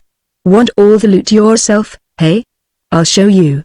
And quick as a cat he swung that water bucket over his head and let it go at me. I ducked and it hit Uncle Esau in the head and stretched him out all drenched with water, and Hawkins gave a roar and dived for a .45-90 on the wall. He wheeled with it and I shot it out of his hands. He then come for me wild-eyed with a bowie out of his boot, and my next cartridge snapped, and he was on top of me before I could cock my gun again. I dropped it and grappled with him, and we fit all over the cabin, and every now and then we would trample on Uncle Esau, which was trying to crawl towards the door, and the way he would holler was pitiful to hear. Hawkins lost his knife in the melee, but he was as big as me, and a bear-cat a rough and tumble. We would stand up and wail away with both fists, and then clinch and roll around the floor, biting and gouging and slugging, and once we rolled clean over Uncle Esau and kind of flattened him out like a pancake. Finally Hawkins got hold of a table which he lifted like it was a board and splintered over my head, and this made me mad, so I grabbed the pot off the fire and hit him in the head with it, and about a gallon of red-hot beans went down his back and he fell into a corner so hard he jolted the shelves loose from the logs, and all the guns fell off the walls. He come up with a gun in his hand, but his eyes was so full of blood and hot beans that he missed me the first shot, and before he could shoot again I hit him on the chin so hard it fractured his jawbone and sprained both his ankles and laid him out cold. Then I looked around for Uncle Esau, and he was gone and the front door was open. I rushed out of the cabin and there he was just climbing aboard Cap'n Kidd. I hollered for him to wait, but he kicked Cap'n Kidd in the ribs and went tearing off through the trees. Only he didn't head north back towards Warpaint. He was pinted southeast, in the general direction of Hideout Mountain. I grabbed my gun up off the floor and lit out after him, though I didn't have much hope of catching him. Grizzly's cayuse was a good hoss, but he couldn't hold a candle to Cap'n Kidd. I wouldn't have caught him, neither, if it hadn't been for Cap'n Kidd's determination not to be rode by nobody but me. Uncle Esau was a crack hossman to stay on as long as he did. But finally Cap'n Kidd got tired of such foolishness, and about the time he crossed the trail we'd been following when he first bolted, he bogged his head and started busting himself in two, with his snoot rubbing the grass and his heels scraping the clouds off of the sky. I could see mountain peaks between Uncle Esau and the saddle, and when Cap'n Kidd started sunfishing it looked like the wrath of Judgment Day, but somehow Uncle Esau managed to stay with him till Cap'n Kidd plumb left the earth like he aimed to aviate from then on, and Uncle Esau left the saddle with a shriek of despair and sailed head-on into a blackjack thicket. Cap'n Kidd gave a snort of contempt and trotted off to a patch of grass and started grazing, and I dismounted and went and untangled Uncle Esau from amongst the branches. His clothes was tore and he was scratched so he looked like he'd been fighting with a drove of wildcats, and he left a right smart bunch of his whiskers amongst the brush. But he was full of pizen and hostility. I understand this here treatment, he said bitterly, like he blamed me for Cap'n Kidd pitching him into the thicket, but you'll never get a penny. Nobody but me knows where the dough is, and you can pull my toenails out by the roots before I tells you. I know you got money hid away, I said, deeply offended, but I don't want it. He snorted skeptical and said sarcastic, then what are you dragging me over these gust hills for? 'Cause Pap wants to see you, I said. But they ain't no use in asking me a lot of fool questions. Pap said for me to keep my mouth shut. I looked around for Grizzly's hoss, and seen he had wandered off. He sure hadn't been trained proper. Now I got to go look for him, I said disgustedly. Will you stay here till I get back? Sure, he said. Sure. Go on and look for the hoss. I'll wait here, but I gave him a searching look, and shook my head. I don't want to seem like I mistrusts you, I said, but I see a gleam in your eye which makes me believe that you intends to run off the minute my back's turned. I hate to do this, but I got to bring you safe to Bear Creek, so I'll just kinda hog-tie you with my lariat till I get back. Well, he put up a awful holler, but I was firm, and when I rode off on Cap'n Kidd I was satisfied that he couldn't untie them knots by himself. I left him laying in the grass beside the trail, and his language was painful to listen to. That darned hoss had wandered farther than I thought. He'd moved north along the trail for a short way, and then turned off and headed in a westerly direction, and after a while I heard hosses galloping somewheres behind me, and I got nervous, thinking what if Hawkins's gang had got back to their hangout and he'd told them about us, and sent them after us, to capture poor Uncle Esau and torture him to make him tell where his savings was hid. I wished I'd had sense enough to shove Uncle Esau back in the thicket so he wouldn't be seen by anybody riding along the trail, and I'd just decided to let the hoss go and turn back, when I seen him grazing amongst the trees ahead of me. I caught him and headed back for the trail, aiming to hit it a short piece north of where I'd left Uncle Esau, and before I got in sight of it, I heard hosses and saddles creaking ahead of me. I pulled up on the crest of a slope, and looked down onto the trail, and there I seen a gang of men riding north, and they had Uncle Esau amongst 'em.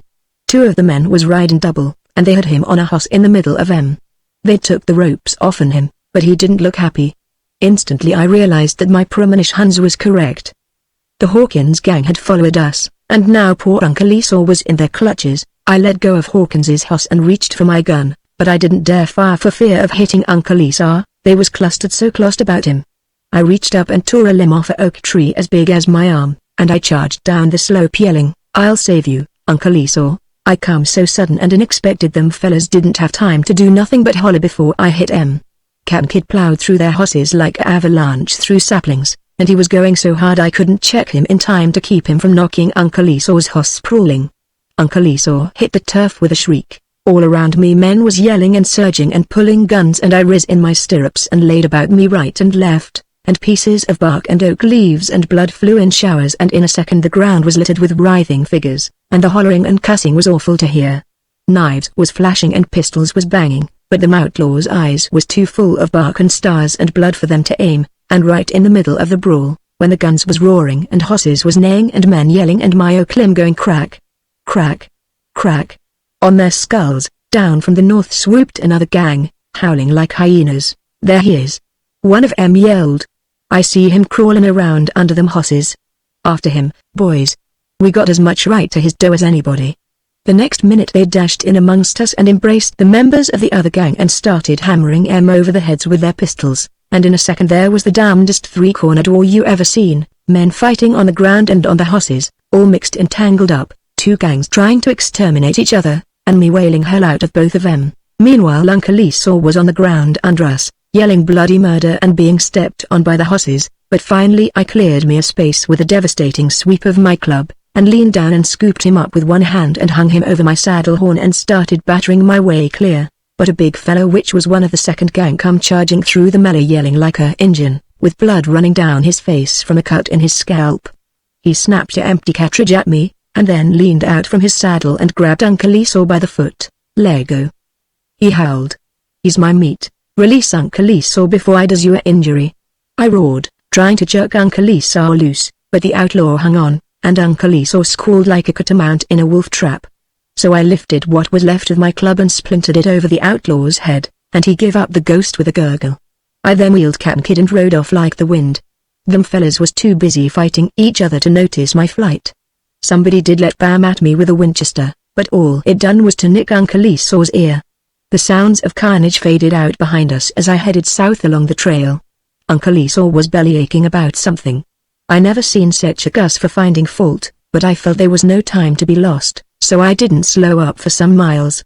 Then I pulled Cap'n Kid down and said, "What did you say, Uncle Esau?" "I'm a broken man," he gasped. "Take my secret, and let me go back to the posse. All I want now is a good, safe prison term." "What posse?" I asked, thinking he must be drunk, though I couldn't figure where he could have got any booze. "The posse you took me away from," he said. "Anything's better'n been dragged through these hellish mountains by a homicidal maniac." "Posse?" I gasped wildly. "But who was the second gang?" "Grizzly Hawkins's outlaws," he said, and added bitterly, "even they be preferable to what I've been going through. I give up. I know when I'm licked." The does hid in a hollow oak 3 miles west of Gunstock. I didn't pay no attention to his remarks, because my head was in a whirl. A posse. Of course. The sheriff and his men had followed us from Warpaint, along the Bear Creek Trail, and finding Uncle Esau tied up, had thought he'd been kidnapped by an outlaw instead of merely being invited to visit his relatives. Probably he was too cussed ornery to tell them any different. I hadn't rescued him from no bandits, I took him away from a posse which thought they was rescuing him. Meanwhile Uncle Esau was clamoring, "Well, won't you let me go? I've told you where the dough is. What else you want? You got to go on to Bear Creek with me," I begun, and Uncle Esau gave a shriek and went into a kind of convulsion, and the first thing I knowed he'd twisted around and jerked my gun out of its scabbard and let bam. Right in my face, so close it singed my hair. I grabbed his wrist and Cap'n Kid bolted like he always does whenever he gets the chance. "There's a limit to everything," I roared. "A hell of a relative you be, you old maniac." We was tearing over slopes and ridges at breakneck speed and fighting all over Cap'n Kid's back, me to get the gun away from him, and him to commit murder. "If you weren't kin to me, Uncle Esau," I said wrathfully, "I'd plumb lose my temper. What you keep calling me that fool name for?" he yelled, frothing at the mouth. "What you want to add insult to injury?" Cap'n Kid swerved sudden and Uncle Esau tumbled over his neck. I had him by the shirt and tried to hold him on, but the shirt tore. He hit the ground on his head and Cap'n Kid ran right over him. I pulled up as quick as I could and heaved a sigh of relief to see how close to home I was. "We're nearly there, Uncle Esau," I said, but he made no comment. He was out cold. A short time later I rode up to the cabin with my eccentric relative slung over my saddle bow, and I'd taken him off and stalked into where Pap was laying on his buckskin, and slung my burden down on the floor in disgust. "Well, here he is," I said. Pap stared and said, "Who's this?" "When you wipe the blood off," I said, "you'll find it's your Uncle Esau Grimes. And," I added bitterly, "the next time you wants to invite him to visit us, you can do it yourself." A more ungrateful cuss I never seen. Peculiar ain't no name for him. He's as crazy as a loco jackass, but that ain't Uncle Esau," said Pap. "What you mean?" I said irritably. "I know most of his clothes is tore off, and his face is kinda scratched and skint and stomped out to shape, but you can see his whiskers is red, in spite of the blood. Red whiskers turn grey, in time, said a voice, and I wheeled and pulled my gun as a man loomed in the door. It was the grey-whiskered old fella I'd traded shots with on the edge of war paint. He didn't go for his gun, but stood twisting his moustache and glaring at me like I was a curiosity or something. "Uncle Esau?" said Pap. "What?" I hollered. You Uncle Esau?" "Certainly I am," he snapped. "But you warned on a stagecoach," I begun. "Stagecoach?" he snorted, taking Pap's jug and beginning to pour liquor down the man on the floor. "Them things is for women and children. I travel horseback. I spent last night in war paint, and aim to ride on up to Bear Creek this morning. In fact, Bill," he addressed Pap, "I was on the way here when this young man creased me." He indicated a bandage on his head. "You mean Breckenridge shot you?" ejaculated Pap. "It seems to run in the family," grunted Uncle Esau. "But who's this?" I hollered wildly, pointing at the man I thought was Uncle Esau, and who was just coming to. "I'm Badger Chisholm," he said, grabbing the jug with both hands. "I demands to be protected from this lunatic," and turned over to the sheriff. "Him and Bill Reynolds and Jim Hopkins robbed a bank over at Gunstock 3 weeks ago," said Uncle Esau. "The real one, I mean. A posse captured them, but they'd hid the loot somewhere and wouldn't say where.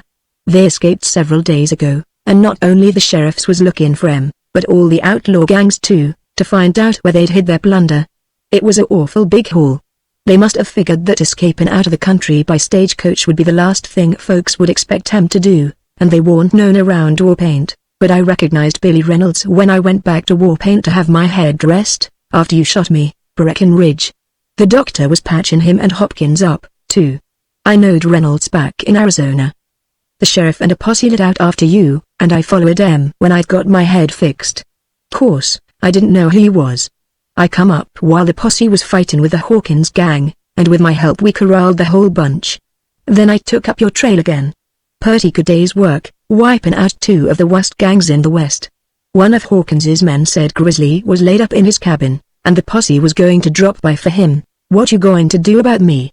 clamored Chisholm. "Well," said Pap, "we'll bandage you up good, and then I'll let Breckenridge here take you back to Warpaint." "Hey, what's the matter with him?" Badger Chisholm had fainted. Chapter 8 The Scalp Hunter. My return to Warpaint with Badger Chisholm was plumb uneventful. He was awful nervous all the way, and every time I spoke to him he jumped and ducked like he expected to be shot at, and he heaved a distinct sigh of relief when the sheriff taken charge of him. He said something like, "Safe at last, thank God," and seemed in a sweat to get into a good, strong cell. Criminals is peculiar people. Well, to my surprise I found that I had become a kind of personage in Warpaint account of shooting Chisholm's pards and bringing him in. It warn't a narrow-minded town at all, like the folks over to Chaudier had led me to believe. Things was free and easy, big gambling games running all the time, bars open all day and all night, and pistols popping every hour of the day. They had a sheriff, but he was a sensible man which didn't interfere with the business of honest citizens. He lowed it was his job to see that the town warn't overrun by thieving, murdering outlaws, not to go butting into folks' affairs. He told me that if I had occasion to shoot another gent he'd take it as a personal favor if I'd be careful not to hit no innocent bystander by mistake, and when I said I would, he said I was a credit to the community, and we had a drink. I was about half scared to go see Dolly Rixby, but I screwed up my courage by thinking of what Glory McGraw would say if I didn't get me a gal soon, and called on her. She warn't as peeved as I thought, though she did say, "Well, you're a mite late, ain't you?" "About 2 days, I believe. But better late than never, I reckon." She was broad-minded enough to understand my position, and we got along fine. Well, we did after I persuaded them young bucks which was mooning around her that I wasn't going to stand for no claim jumping. I had to be kind of subtle about this, because it always made Dolly mad for me to disable any of her admirers. She liked me, but she also seemed to like a lot of other fellas, especially young Blink Wiltshaw, which was a good-looking young miner. Sometimes I wondered whether Dolly's interest in me was really for myself, or on account of the glory which was reflected onto her by me calling on her regular. Because by this time I'd made quite a name for myself around over the country, just like I told Glory McGraw I would. But it didn't make much difference to me, as long as Dolly let me spark her, and I figured that in a little time more I'd have her roped and hog-tied and branded, and I dreamt of the day when I'd take her back to Bear Creek and introduce her to everybody as my wife. I plumb gloated over how Glory McGraw'd look then, and got to feeling kind of sorry for her, and decided I wouldn't rub it in on her too raw. I'd just be dignified and tolerant, as become a man of my importance. And then my money give out. Things had run remarkable smooth since I come back to Warpaint, and my luck had suited it.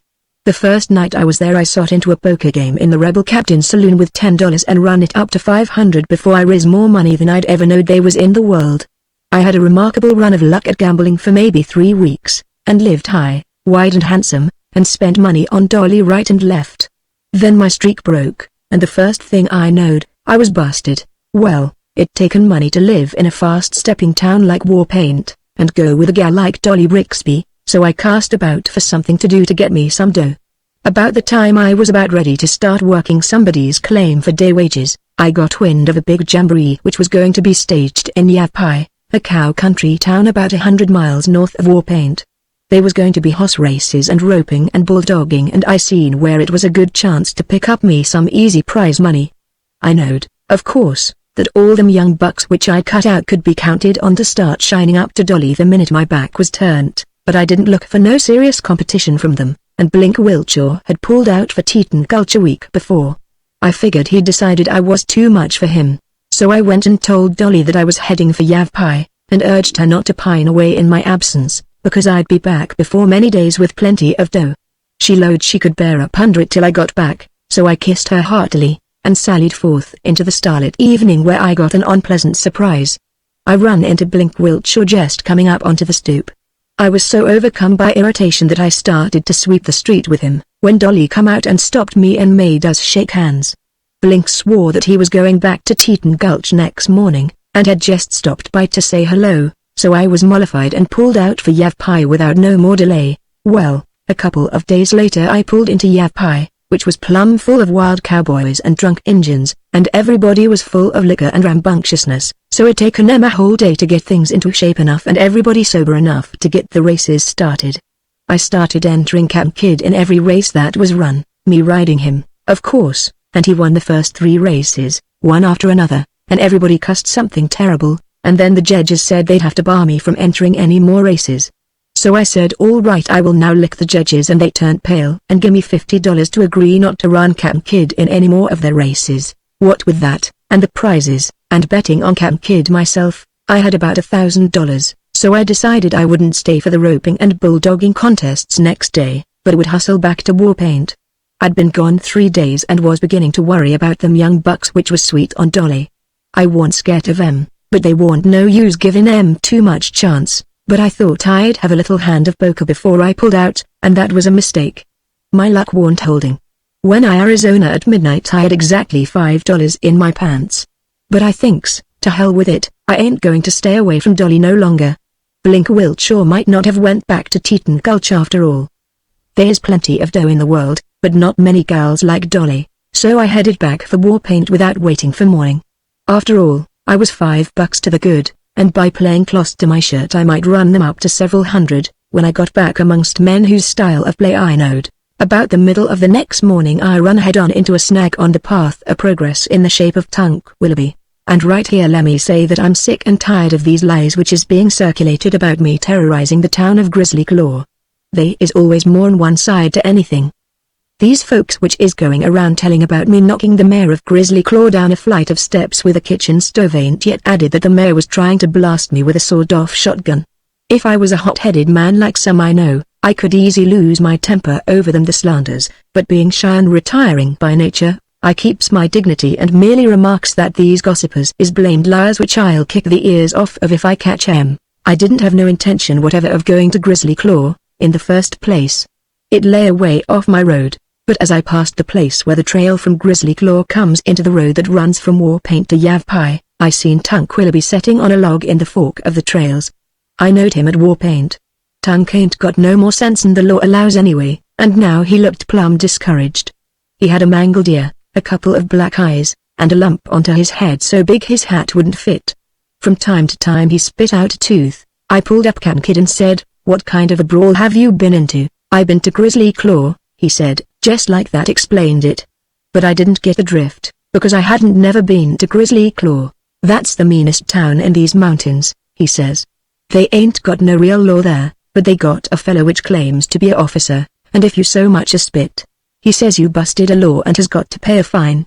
If you puts up a holler, the citizens comes to his assistance. You see what happened to me.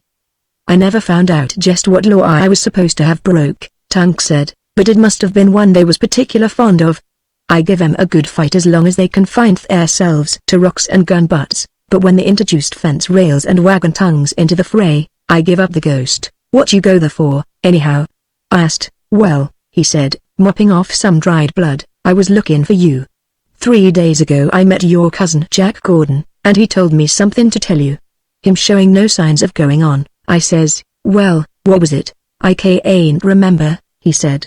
That lemon they give me and Grizzly Claw has plum-addled my brains. Jack told me to tell you to keep a sharp lookout for somebody, but I can't remember who, or why. But somebody had did something awful to somebody on Bear Creek. Seems like it was your Uncle Jeopard Grimes. But what did you go to Grizzly Claw for? I demanded.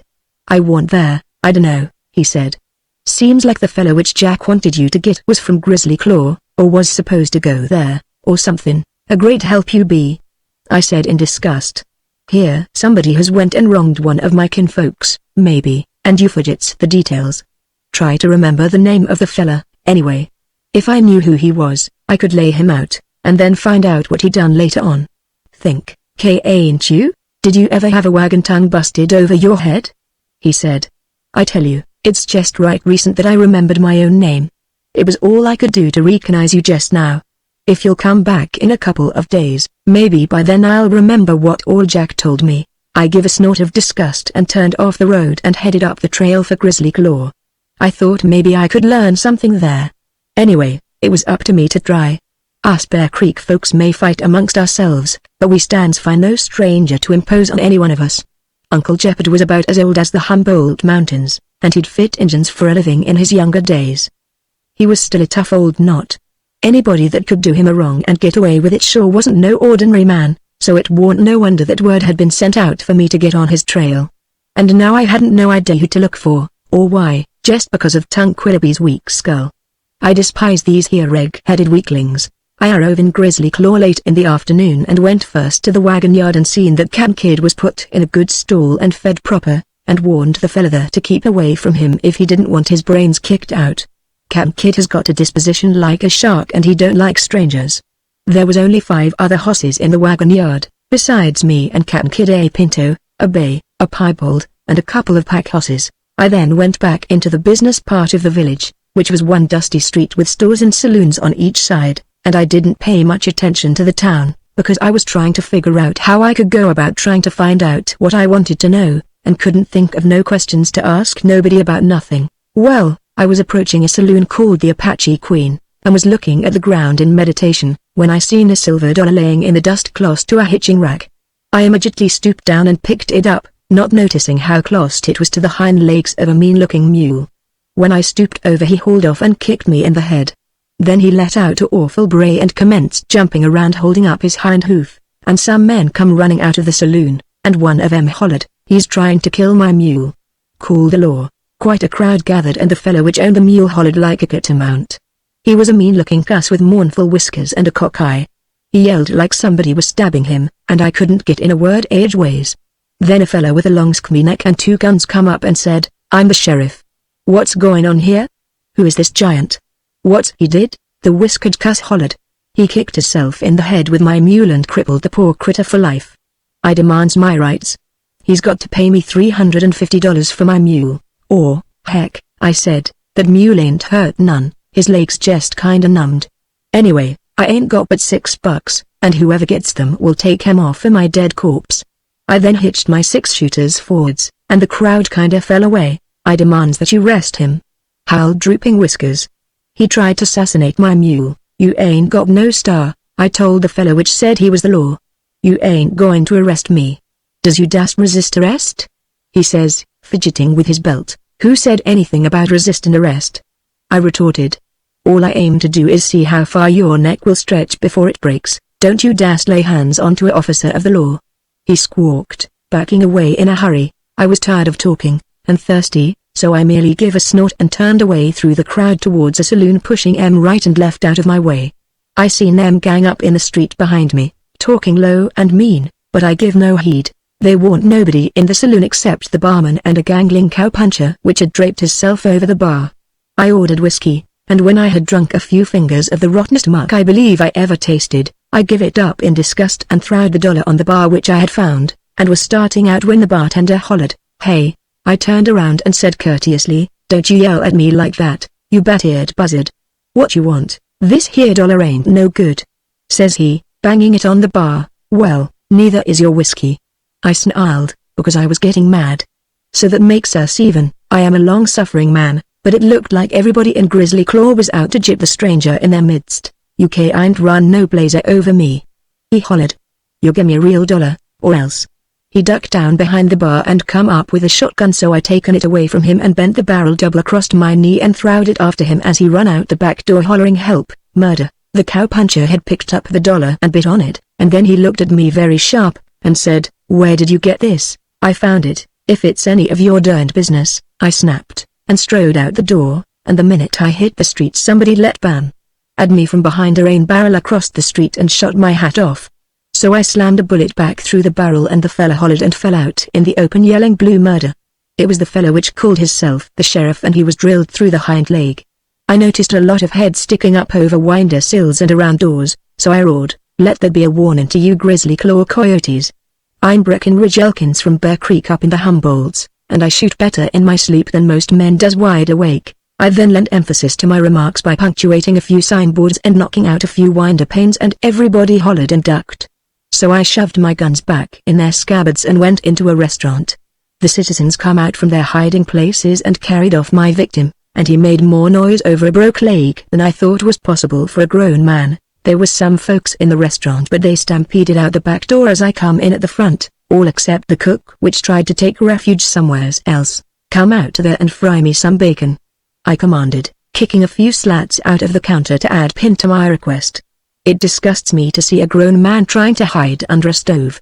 I am a very patient and mild-mannered human, but Grizzly Claw was getting under my hide. So the cook come out and fried me a mess of bacon and ham and eggs and potatoes and sourdough bread and beans and coffee, and I ate 3 cans of cling peaches. Nobody come into the restaurant whilst I was eating, but I thought I heard somebody sneaking around outside. When I got through I asked the fella how much, and he told me, and I planked down the cash, and he commenced to bite it. This lack of faith in his fellow humans so enraged me that I drawed my bowie knife and said, "There is a limit to any man's patience. I've been insulted once tonight and that's enough.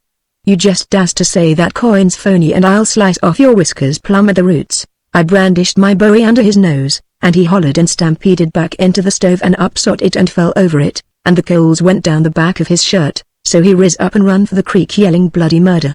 And that's how the story got started, that I tried to burn a cook alive, Injun style, because he fried my bacon too crisp. Matter of fact, I kept his shack from catching fire and burning down, because I stomped out the coals before they done no more than burn a big hole through the floor, and I throwed the stove out the back door. It ain't my fault if the mayor of Grizzly Claw was sneaking up the back steps with a shotgun just at that moment. Anyway, I hear he was able to walk with a couple of crutches after a few months. I emerged suddenly from the front door, hearing a suspicious noise, and I seen a fella crouching close to a sidewinder peeking through a hole in the wall. It was the cowboy I seen in the Apache Queen. He whirled when I come out, but I had him covered. You spying on me?" I demanded. "'Cause if you no, he says in a hurry. "I was just leaning up egging that wall restin'. You Grizzly Claw folks is all crazy," I said disgustedly, and looked around to see if anybody else tried to shoot me, but there wasn't nobody in sight, which was suspicious, but I give no heed. It was dark by that time, so I went to the wagon yard, and there wasn't nobody there. I reckon the man which run it was off somewheres drunk, because that seemed to be the main occupation of most of them Grizzly Claw devils. The only place for folks to sleep was a kind of double log cabin. That is, it had 2 rooms, but there wasn't no door between 'em, and in each room there wasn't nothing but a fireplace and a bunk, and just one outside door. I seen Cap'n Kidd was fixed for the night, and then I went into the cabin and brought in my saddle and bridle and saddle blanket because I didn't trust the people thereabouts. I'd taken off my boots and hat and hung 'em on the wall, and hung my guns and bowie on the end of the bunk, and then spread my saddle blanket on the bunk and laid down glumly. I dunno why they don't build them darn things for ordinary-sized humans. A man 6.5 foot tall like me can't never find one comfortable for him. You'd think nobody but pygmies ever expected to use one. I lay there and was disgusted at the bunk, and at myself too, because I hadn't learned who it was done something to Uncle Jeopard, or what he done. It looked like I'd have to go clean to Bear Creek to find out, and then maybe have to come clean back to Grizzly Claw again to get the critter. By that time Dolly Rixby would be plumb wore out of patience with me, and I wouldn't blame her none. Well, as I lay there contemplating, I heard a man come into the wagon yard, and pretty soon I heard him come towards the cabin, but I thought nothing of it. Then the door begun to open, and I riz up with a gun in each hand and said, "Who's there? Make yourself known before I blasts you down." Whoever it was mumbled some excuse about being on the wrong side, and the door closed. But the voice sounded kind of familiar, and the fella didn't go into the other room. I heard his footsteps sneaking off, and I riz and went to the door, and looked over towards the row of stalls. So pretty soon a man led the pinto out of his stall, and swung aboard him and rode off. It was pretty dark, but if us folks on Bear Creek didn't have eyes like a hawk, we'd never live to get grown. I seen it was the cowboy I'd seen in the Apache Queen and outside the restaurant. Once he got clear of the wagon yard, he slapped in the spurs and went racing through the village like there was a red war party on his trail. I could hear the beat of his horse's hooves fading south down the rocky trail after he was out of sight. I knowed he must have followed me to the wagon yard, but I couldn't make no sense out of it, so I went and laid down on the bunk again. I was just about to go to sleep when I was woke by the sounds of somebody coming into the other room of the cabin, and I heard somebody strike a match. The bunk was built against the partition wall, so they was only a few feet from me, though with the log wall betwixt us. There was two of them, from the sounds of their talking, I tell you. One of them was saying, "I don't like his looks. I don't believe he's what he pretends to be. We better take no chances, and clear out. After all, we can't stay here forever. These people are beginning to get suspicious, and if they find out for sure, they'll be demanding a cut in the profits, to protect us. The stuff's all packed and ready to jump at a second's notice. Let's run for it tonight. It's a wonder nobody ain't never stumbled onto that hideout before now, or," said the other, "these grizzly claw yaps don't do nothing but swill liquor and gamble and think up swindles to work on such strangers as is unlucky enough to wander in here. They don't never go into the hills southwest of the village where our cave is. Most of 'em don't even know there's a path past that big rock to the west." "Well, Bill," said t'other, "we've done pretty well, counting that job up in the Bear Creek country." At that I was wide awake and listening with both ears. Bill laughed. "That was kind of funny, warn't it, Jim?" says he. "You ain't never told me the particulars," says Jim. "Did you have any trouble?" "Well," said Bill. "'Twarn't to say easy. That old Jeopard Grimes was a hard old nut. If all Injun fighters was like him, I feel plumb sorry for the Injuns. If any of them Bear Creek devils ever catches you," begun Jim. Bill laughed again. "Them hillbillies never strays more'n 10 miles from Bear Creek," says he. "I had the scalp and was gone before they knowed what was up. I've collected bounties for wolves and bears, but that's the first time I ever got money for a human scalp." A icy chill run down my spine. Now I knowed what had happened to poor old Uncle Jeopard. Scalped. After all the Injun scalps he'd lifted. And them cold-blooded murderers could sit there and talk about it like it was the ears of a coyote or a rabbit. I told him he'd had the use of the scalp long enough, Bill was saying. A old cuss like him. I waited for no more. Everything was red around me. I didn't stop for my boots, guns nor nothing. I was too crazy mad even to know such things existed. I riz up from that bunk and put my head down and rammed that partition wall like a bull going through a rail fence. The dried mud poured out of the chinks and some of the logs give way, and a howl went up from the other side. "What's that?" hollered one, and t'other yelled, "Look out. It's a bar." I drawed back and rammed the wall again. It caved inwards and I crashed headlong through it in a shower of dry mud and splinters, and somebody shot at me and missed. There was a lighted lantern setting on a hand-hewn table, and 2 men about 6 feet tall each that hollered and let bam at me with their 6-shooters. But they was too dumbfounded to shoot straight. I gathered them to my bosom and we went backwards over the table, taking it and the lantern with us, and you ought to have heard them critters howl when the burning eels splashed down their necks. It was a dirt floor so nothing caught on fire, and we was fighting in the dark, and they was hollering, "Help! Murder! We are been assassinated! Ow! Release go my ear!"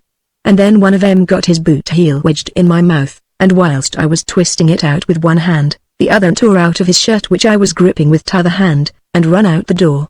I had hold of the other fella's foot and commenced trying to twist it off, when he wrenched his leg out to the boot, and took it on the run. When I started to follow him I fell over the table in the dark and got all tangled up in it. I broke off a leg for a club and rushed to the door, and just as I got to it a whole mob of folks come surging into the wagon yard with torches and guns and dogs and a rope, and they hollered, "There he is, the murderer, the outlaw, the counterfeiter, the house burner, the mule killer." I seen the man that owned the mule, and the restaurant fella, and the barkeep, and a lot of others. They come roaring and bellowing up to the door, hollering, "Hang him! Hang him! String up the murderer!" And they begun shooting at me, so I fell amongst 'em with my table leg and laid right and left till it busted. They was packed so close together I laid out 3 or 4 at a lick, and they hollered something awful. The torches was all knocked down and trampled out except them which was held by fellas which danced around on the edge of the mill, hollering, "Lay hold on him. Don't be scared of the big hillbilly. Shoot him. Knife him. Knock him in the head." The dogs having more sense than the men, they all run off except one big mongrel that looked like a wolf, and he bit the mob off and unheeded me. There was a lot of wild shooting and men hollering, "Oh, I'm shot. I'm killed. I'm dying." And some of them bullets burned my hide, they come so close, and the flashes singed my eyelashes, and somebody broke a knife egg in my belt buckle. Then I seen the torches was all gone except one, and my club was broke, so I bust right through the mob, swinging right and left with my fists and stomping on them that tried to drag me down. I got clear of everybody except the man with the torch who was so excited he was jumping up and down trying to shoot me without cocking his gun. That blamed dog was snapping at my heels, so I swung him by the tail and hit the man over the head with him. They went down in a heap and the torch went out, and the dog clamped onto the fella's ear, and he let out a squall like a steam whistle. There was milling in the dark behind me, and I ran straight to Cap'n Kid's stall and jumped on him bareback with nothing but a hammer on him. Just as the mob located where I went, we come storming out of the stall like a hurricane and knocked some of 'em galley west and run over some more, and headed for the gate. Somebody shut the gate but Cap'n Kid took it in his stride, and we was gone into the darkness before they knowed what hit 'em. Cap'n Kid decided then was a good time to run away, like he usually does, so he taken to the hills and run through bushes and clumps of trees trying to scrape me off. When I finally pulled him up we was maybe a mile south of the village, with Cap'n Kid no bridle nor saddle nor blanket, and me with no guns, knife, boots nor hat. And what was worse, them devils which skulked Uncle Jeff had got away from me, and I didn't know where to look for 'em. I sat meditating whether to go back and fight the whole town of Grizzly Claw for my boots and guns, or what to do, when all to onst I remembered what Bill and Jim had said about a cave and a path running to it. I thought I bet them fellas will go back and get their hosses and pull out, just like they was planning, and they had stuff in the cave, so that's the place to look for 'em. I hoped they hadn't already got the stuff, whatever it was, and gone. I knowed where that rock was, because I'd saw it when I come into town that afternoon, a big rock that jutted up above the trees about a mile to the west of Grizzly Claw. So I started out through the brush, and before long I seen it looming up in the stars, and I made straight for it. Sure enough, there was a narrow trail winding around the base and leading off to the southwest. I followed it, and when I'd went nearly a mile, I come to a steep mountainside, all clustered with brush. When I seen that I slipped off and led Cap'n Kid off the trail and tied him back amongst the trees. Then I crept up to the cave which was pretty well masked with bushes. I listened, but everything was dark and still, but all to onst. Away down the trail, I heard a burst of shots, and what sounded like horses running. Then everything was still again, and I quick ducked into the cave, and struck a match. There was a narrow entrance that broadened out after a few feet, and the cave ran straight like a tunnel for maybe 30 steps. About 15 foot wide, and then it made a bend. After that it widened out and got pretty big, about 50 feet wide, and I couldn't tell how far back into the mountain it run. To the left the wall was very broken and notched with ledges, mighty nigh like stair steps, and when the match went out, away up above me I seen some stars, which meant that there was a cleft in the wall or roof away up on the mountain somewheres. Before the match went out, I seen a lot of junk over in a corner covered up with a tarpaulin. And when I was fixing to strike another match I heard men coming up the trail outside. So I quick climb up the broken wall and laid on a ledge about 10 feet up and listened. From the sounds as they roughed at the cave mouth, I knowed it was 2 men on foot, running hard and panting loud. They rushed into the cave and made the turn, and I heard them fumbling around. Then a light flared up and I seen a lantern being lit and hung up on a spur of rock. In the light I seen them 2 murderers, Bill and Jim, and they looked plumb dilapidated. Bill didn't have no shirt on and the other was wearing just one boot and limped. Bill didn't have no gun in his belt neither, and both was mauled and bruised, and scratched, too, like they'd been running through briars. "Look here," said Jim, holding his head which had a welt on it which was likely made by my fist. "I ain't certain in my mind as to just what all has happened. Somebody must have hit me with a club sometime tonight, and things is happened too fast for my addled wits. Seems like we been fighting and running all night. Listen, was we settin' in the wagon yard shack talkin' peaceable, and did a grizzly bar bust through the wall and nigh slaughter us?" "That's plumb correct," said Bill. "Only it warn't no bar. It was some kind of a human critter, maybe a escaped maniac. We ought to have stopped for hosses." "I warn't thinking 'bout no hosses," broke in Jim. "When I found myself outside that shack my only thought was to kiver ground, and I done my best, considerin' that I'd lost a boot, and that critter had nigh unhinged my hind leg. I'd lost you in the dark, so I made for the cave knowin' you'd come there eventual, if you was still alive, and it seemed like I was forever gettin' through the woods, crippled like I was. I hadn't no more'n hit the path when you come up it on the run." "Well," says Bill, "as I went over the wagon yard wall a lot of people come whoopin' through the gate, and I thought they was after us. But it must have been the fellow we fit, because as I run I seen him layin' into right and left. After I'd got over my panic, I went back after our hosses, but I run right into a gang of men on horseback, and one of 'em was that derned fellow which passed hisself off as a cowboy. I didn't need no more. I taken out through the woods as hard as I could belt, and they hollered, 'There he goes!' and hotfoot after me.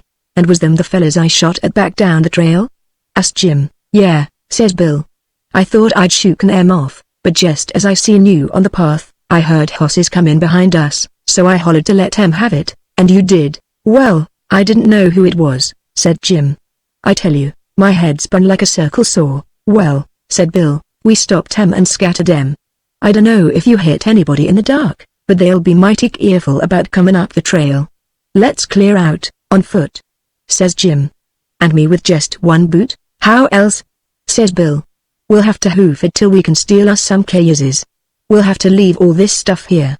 We don't dare go back to Grizzly Claw after our hosses. I told that derned cowboy would do to watch. He ain't no cowpoke at all. He's a blamed detective." "What's that?"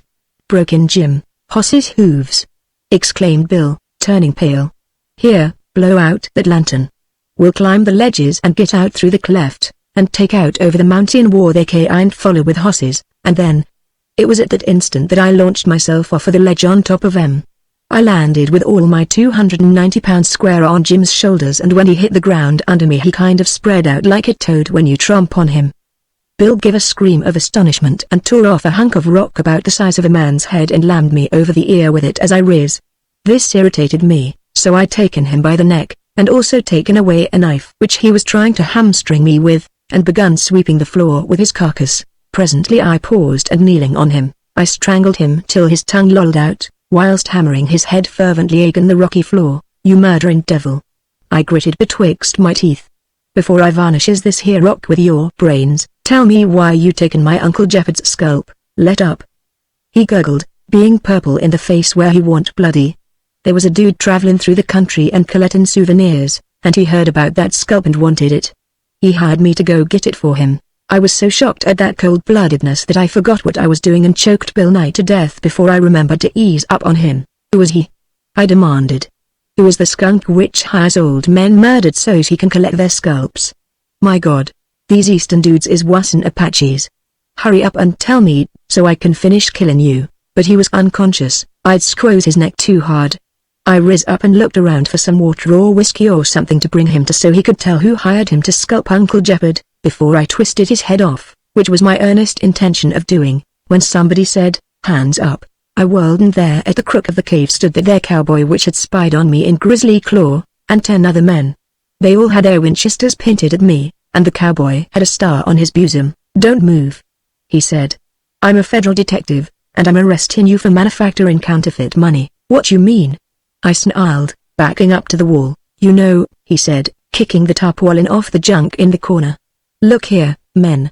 All the stamps and dies he used to make phony coins and bills. All packed up, ready to light out. I've been hanging around Grizzly Claw for days, knowing that whoever was passing this stuff made his, or their headquarters here somewheres. Today I spotted that dollar you give the barkeep, and I went pronto for my men which was camped back in the hills a few miles. I thought you were settled in the wagon yard for the night, but it seems you give us the slip.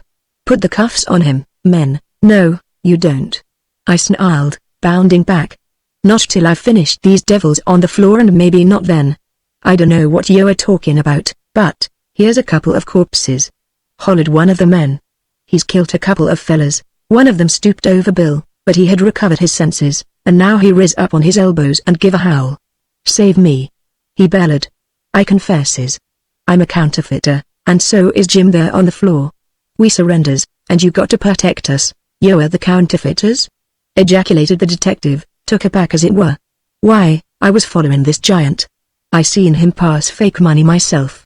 We got to the wagon yard a while after he'd run off, but we seen him duck in the woods not far from there, and we been chasing him.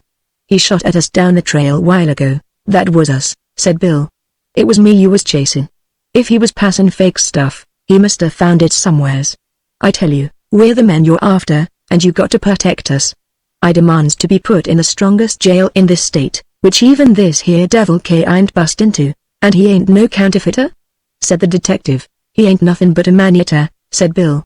"Arrest us and take us out of his reach." "No," I roared, clean beside myself. "They belongs to me. They scalped my uncle. Give 'em knives or guns or something, and let us fight it out." "I ain't do that," said the detective. "They're federal prisoners. If you got any charge against 'em, they'll have to be indicted in the proper form." His men hauled 'em up and handcuffed 'em and started to lead 'em out. "Blast your cussed souls," I raved. "You low-down, mangy, egg-sucking coyotes. Does you mean to protect a couple of dirty scalpers?" I started for 'em and they all pointed their Winchesters at me. "Keep back," said the detective. "I'm grateful for you letting us into this den, and laying out these criminals for us, but I don't hanker after no battle in a cave with a human grizzly like you." "Well, what could I do? If I'd had my guns, or even my knife, I'd have took a chance with the whole 11 men, officers or not. But even I can't fight 11.4590s with my bare hands."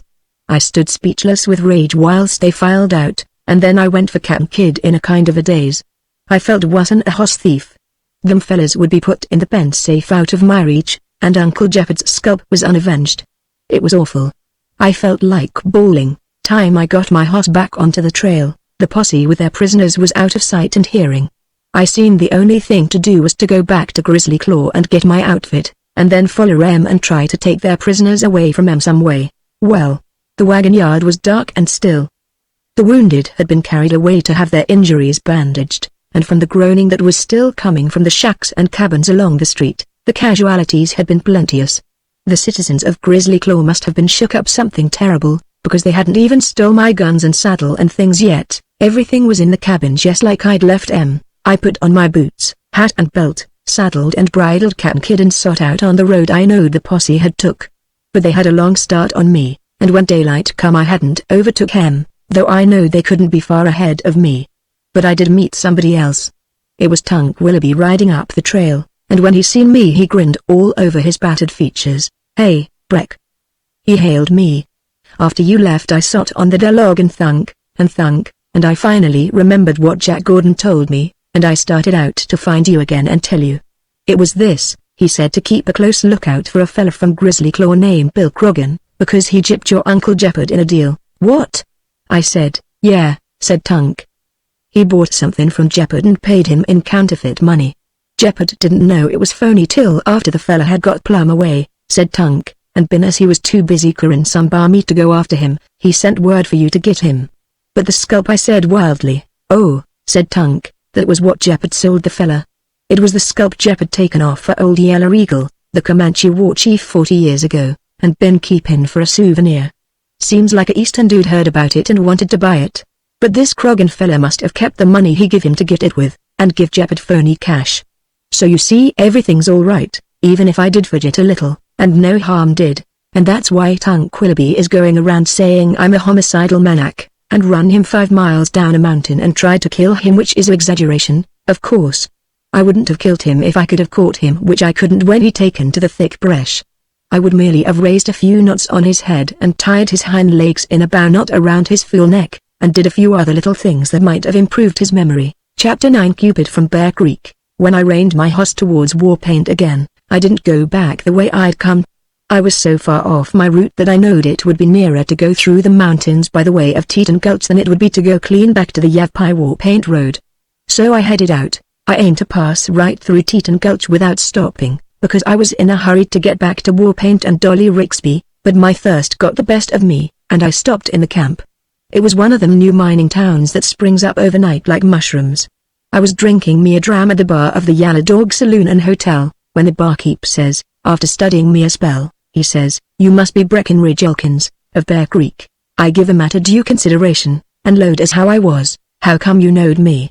I inquired suspiciously, because I hadn't never been in Teton Gulch before, and he says, "Well, I've heard tell of Breckenridge Elkins, and when I seen you, I figured you must be him, because I don't see how they can be two men in the world that big.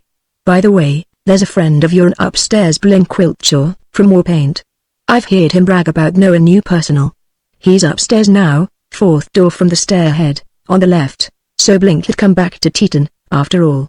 Well, that suited me fine, so I thought I'd go up and pass the time of day with him, and find out if he had any news from Warpaint, which I'd been gone from for about a week.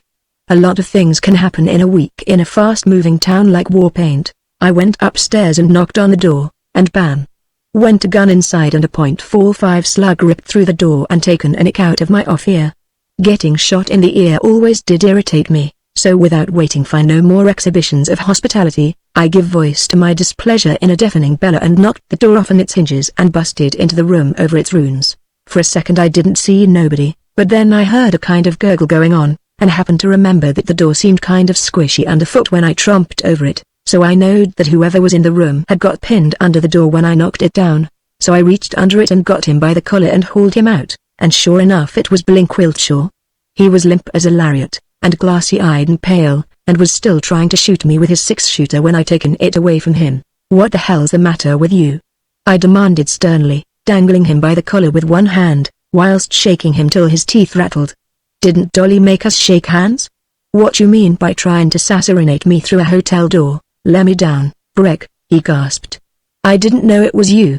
I thought it was Rattlesnake Harrison coming after my gold, so I shot him down."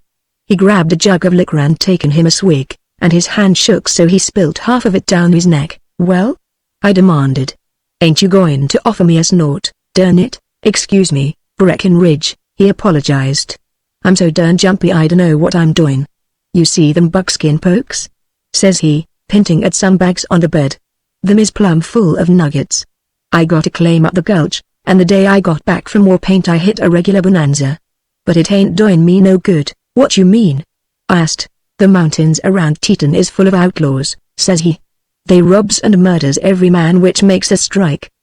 The stagecoach has been stuck up so often nobody sends their dust out on it no more. When a man makes a pile he sneaks out through the mountains at night, with his gold on pack mules. I aimed to do that last night. But them outlaws has got spies all over the camp, and I know they got me spotted. Rattlesnake Harrison's their chief, and he's a ring-tailed he-devil. I been squatting over this here gold with my pistol in fear and trembling, expecting 'em to come right into camp after me. I'm darn nigh loco," and he shivered and cussed kind of whimpery, and taken another dram, and cocked his pistol and sat there shaking like he'd saw a ghost or two. "You got to help me, Breckenridge," he said desperately. "You take this here gold out for me, will ya? The outlaws don't know you. You could hit the old Injun path south of the camp and follow it to Hellwind Pass. The Chaudiere-Wahpeton stage goes there about sundown. You could put the gold on the stage there, and they'd take it on to Wahpeton. Harrison wouldn't never think of holding it up after it left Hellwind. They always holds it up this side of the pass. What I want to risk my neck for you for?" I demanded bitterly, memories of Dolly Rixby rising up before me. "If you ain't got the guts to tote out your own gold, tied all together the gold, Breck," says he. "I'm trying to get married, and, married?" says I. "Here? In Teton Gulch? To a gal in Teton Gulch, married to a gal in Teton Gulch," he avowed. "I was aimin' to get hitched tomorrow, but they ain't a preacher or a justice of the peace in camp to tie the knot. But her uncle the Reverend Rembrandt Brockton is a circuit rider, and he's due to pass through Hellwind Pass on his way to Wahpeton today. I was aimin' to sneak out last night, hide in the hills till the stage come through, and then put the gold on it and bring Brother Rembrandt back with me. But yesterday I learnt Harrison's spies was watching me, and I'm scared to go. Now brother Rembrandt will go on to Wapperton, not knowing he's needed here, and no telling when I'll be able to get married. Hold on, I said hurriedly, doing some quick thinking. I didn't want this here wedding to fall through. The more Blink was married to some gal in Teton, the less he could marry Dolly Rixby. Blink, I said, grasping his hand warmly, never let it be said that Elkins ever turned down a friend in distress. I'll take your gold to Hellwind Pass and bring back brother Rembrandt. Blink fell onto my neck and wept with joy. I'll never forget this, Breckenridge, says he, and I bet you won't neither. My horse and pack mule are in the stables behind the saloon. I don't need no pack mule, I says. Cam Kid can pack the dust easy. Cam Kid was getting fed out in the corral next to the hotel. I went out there and got my saddle bags, which is a lot bigger than most saddle bags, because all my plunder has to be made to fit my size. They're made out of 3-ply elkskin, stitched with rawhide thongs, and a wildcat couldn't claw his way out of them. I noticed quite a bunch of men standing around the corral looking at Cam Kid, but thunk nothing of it, because he is a horse which naturally attracts attention. But whilst I was getting my saddle bags, a long lanky Gus with long yaller whiskers come up and says he, is that your horse in the corral? I says, if he ain't nobody's. Well, he looks a whole lot like a horse that was stole off my ranch 6 months ago, he said, and I seen 10 or 15 hard-looking hombres gathering around me. I laid down my saddlebags sudden-like and reached for my guns, when it occurred to me that if I had a fight either I might get arrested and it would interfere with me bringing brother Rembrandt in for the wedding. If that there is your horse, I said, you ought to be able to lead him out of the corral. Sure I can, he says with an oath. And what's more, I aim to. That's right, Jake, says another fella. Stand up for your rights. Us boys is right behind you. Go ahead, I says. If he's your horse, prove it. Go get him. He looked at me suspiciously, but he'd taken up a rope and climbed the fence and started towards Cam Kid, which was chawing on a block of hay in the middle of the corral. Cam Kid throwed up his head and laid back his ears and showed his teeth, and Jake stopped sudden and turned pale. I don't believe that there is my horse, after all, says he. Put that lasso on him. I roared, pulling my right-hand gun. You say he's yourn, I say he's mine. One of us is a liar and a horse thief, and I aim to prove which. Gwan, before I festoons your system with lead polka dots. He looked at me and he looked at Cam Kid, and he turned bright green all over. He looked again at my .45, which I now had cocked and pinted at his long neck, which his Adam's apple was going up and down like a monkey on a pole, and he began to edge towards Cam Kid again, holding the rope behind him and sticking out one hand. Whoa, boy, he says, kind of shudderingly. Whoa, good old fella, nice hossy, whoa, boy, ow. He let out an awful howl as Cam Kid made a snap and bit a chunk out of his hide. He turned to run, but Cam Kid wheeled and let fly both heels, which catch Jake in the seat of the breeches, and his shriek of despair was horrible to hear as he went headfirst through the corral fence into a horse trough on the other side. From this he Arizona dripping water, blood and profanity, and he shook a quivering fist at me and croaked, "You derned murderer. I'll have your life for this. I don't hold no conversation with horse thieves," I snorted, and picked up my saddlebags and stalked through the crowd, which give back in a hurry and take care to cuss under their breath when I tromped on their full toes. I'd taken the saddlebags up to Blink's room, and told him about Jake, thinking he'd be amused, but he got a case of the Agers again, and said, that was one of Harrison's men. He aimed to take your horse. It's a old trick, and honest folks don't dare interfere. Now they got you spotted. What'll you do? Time, tied under Elkins waits for no man. I snorted, dumping the gold into the saddlebags. If that yellow-whiskered coyote wants any trouble, he can get a bellyful. Don't worry, your gold will be safe in my saddlebags. It's as good as in the Wapperton stage right now. And by midnight I'll be back with brother Rembrandt Brockton to hitch you up with his niece. Don't yell so loud, begged Blink. The cussed camp's full of spies. Some of them may be downstairs right now, listening. I won't speaking above a whisper, I said indignantly. That bull's bell may pass for a whisper on Bear Creek, says he, wiping off the sweat, but I bet they can hear it from one end of the gulch to the other, at least. It's a pitiable sight to see a man with a case of the scarts. I shook hands with him and left him pouring red liquor down his gullet like it was water, and I swung the saddlebags over my shoulder and went downstairs, and the barkeep leaned over the bar and whispered to me, "Look out for Jake Roman. He was in here a minute ago, looking for trouble. He pulled out just before you come down, but he won't be forgetting what your hoss done to him. Not when he tries to set down, he won't." I agreed, and went out to the corral, and there was a crowd of men watching Cam Kid eat his hay, and one of 'em seen me and hollered, "Hey, boys, here comes the giant. He's going to saddle that man-eating monster. Hey, Bill. Tell the boys at the bar." And here come a whole parcel of fellas running out of all the saloons, and they lined the corral fence solid, and started laying bets whether I'd get the saddle onto Captain Kidd, or get my brains kicked out. I thought miners must all be crazy. They ought have knowed I was able to saddle my own horse. Well, I saddled him and throwed on the saddlebags and clumb aboard, and he pitched about 10 jumps like he always does when I first forked him to want nothing, but the miners hollered like wild Injuns. And when he accidentally bucked himself and me through the fence and knocked down a section of it along with 15 men which was setting on the top rail, the way they howled you'd have thought something terrible had happened. Me and Captain Kidd don't bother about gates. We usually makes our own through whatever happens to be in front of us. But the miners is a weakly breed. As I rode out of town I seen the crowd dipping 9 or 10 of 'em into a hoss trough to bring 'em to, on account of Captain Kidd having accidentally tromped on 'em. Well, I rode out of the gulch and up the ravine to the south and come out into the high timbered country, and hit the old Injun trail Blinker told me about. It warn't traveled much. I didn't meet nobody after I left the gulch. I figured to hit Hellwind Pass at least an hour before sundown, which would give me plenty of time. Blink said the stage passed through there about sundown. I'd have to bring back Brother Rembrandt on Captain Kidd, I reckoned, but that the hoss can carry double and still outrun and outlast any other hoss in the state of Nevada. I figured on getting back to Teton about midnight or maybe a little later. After I'd went several miles I come to Apache Canyon, which was a deep, narrow gorge, with a river at the bottom which went roaring and foaming along betwixt rock walls 150 feet high. The old trail hit the rim at a place where the canyon warn't only about 70 foot wide, and somebody had felled a whopping big pine tree on one side so it fell across and they made a footbridge, where a man could walk across. They'd once been a gold strike in Apache Canyon, and a big camp there, but now it was plumb abandoned and nobody lives anywheres near it. I turned east and followed the rim for about half a mile. Here I come into a old wagon road which was just about growed up with saplings now, but it run down into a ravine into the bed of the canyon, and there was a bridge across the river which had been built during the days of the gold rush. Most of it had been washed away by head rises, but a man could still ride a horse across what was left. So I done so, and rode up a ravine on the other side, and come out on high ground again. I'd rode a few hundred yards past the mouth of the ravine when somebody said, "Hey!" And I wheeled with both guns in my hands.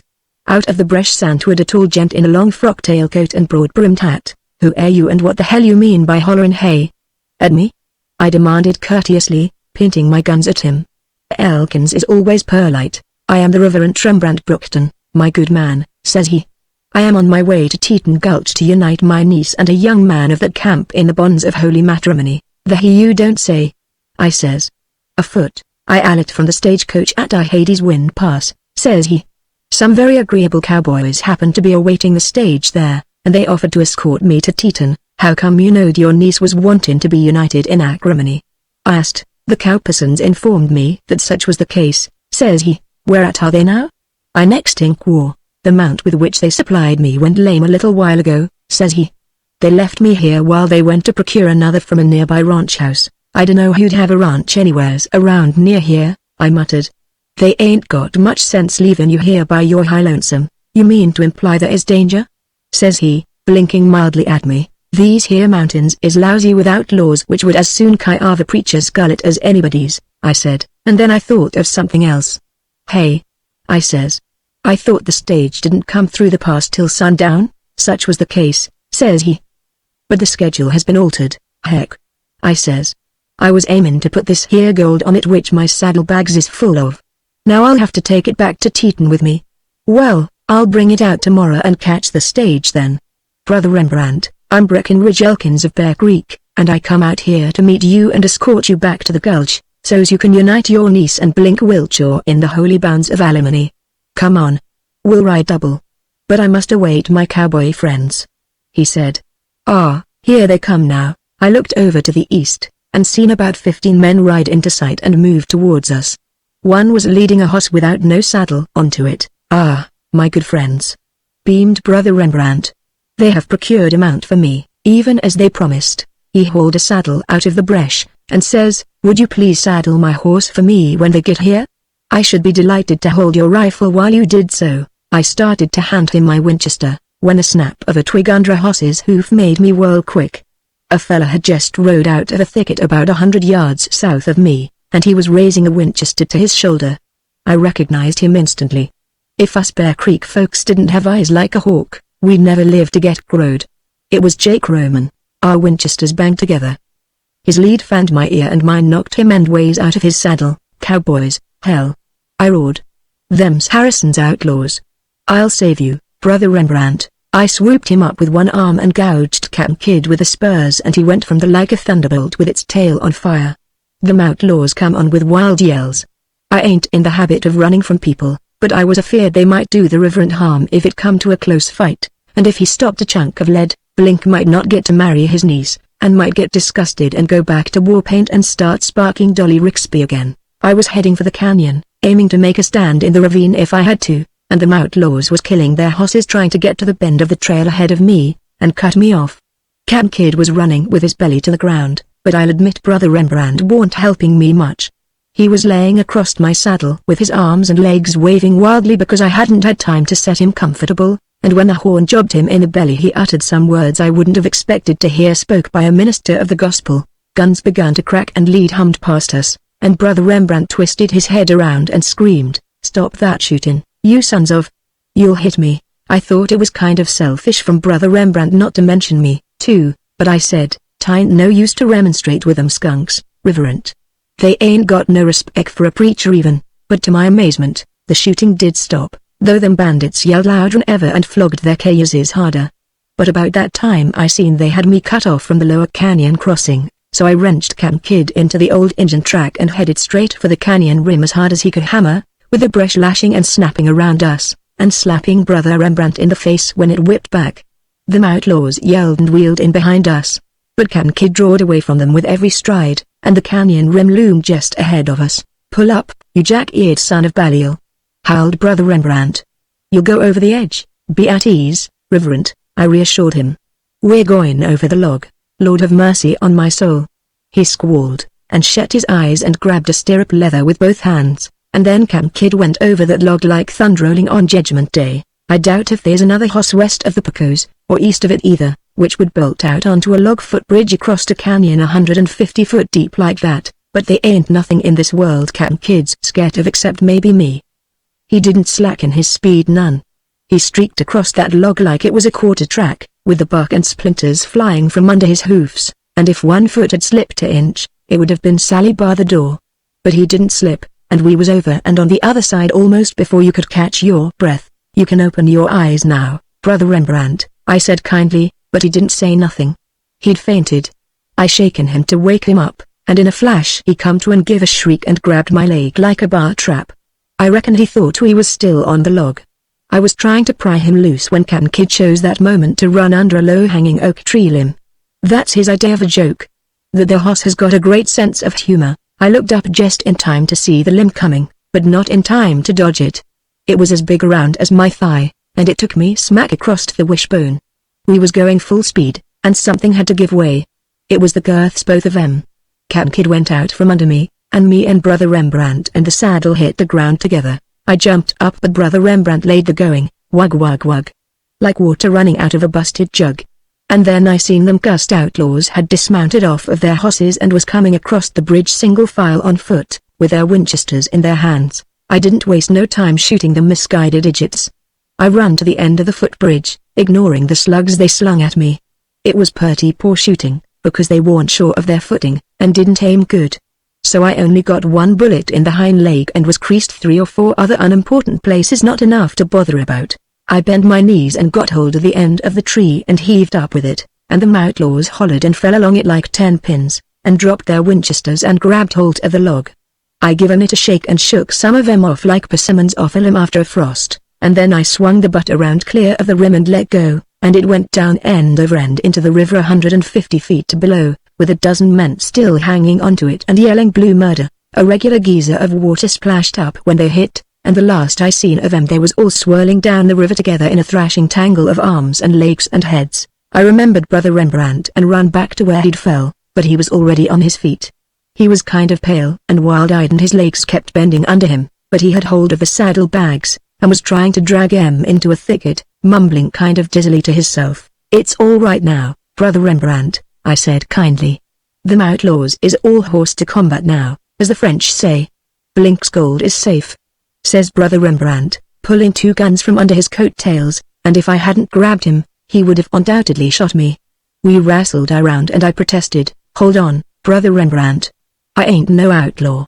I'm your friend, Breckenridge Elkins. Don't you remember?" His only reply was a promise to eat my heart without no seasoning, and he then sunk his teeth into my ear and started to chew it off, whilst gouging for my eyes with both thumbs, and spurring me severely in the hind legs. I seen he was out of his head from fright and the fall he got, so I said sorrowfully, "Brother Rembrandt, I hates to do this. It hurts me more'n it does you. But we can't waste time like this. Blink is waiting to get married." And with a sigh I busted him over the head with the butt of my 6-shooter, and he fell over and twitched a few times and then lay limp. "Poor Brother Rembrandt," I sighed sadly.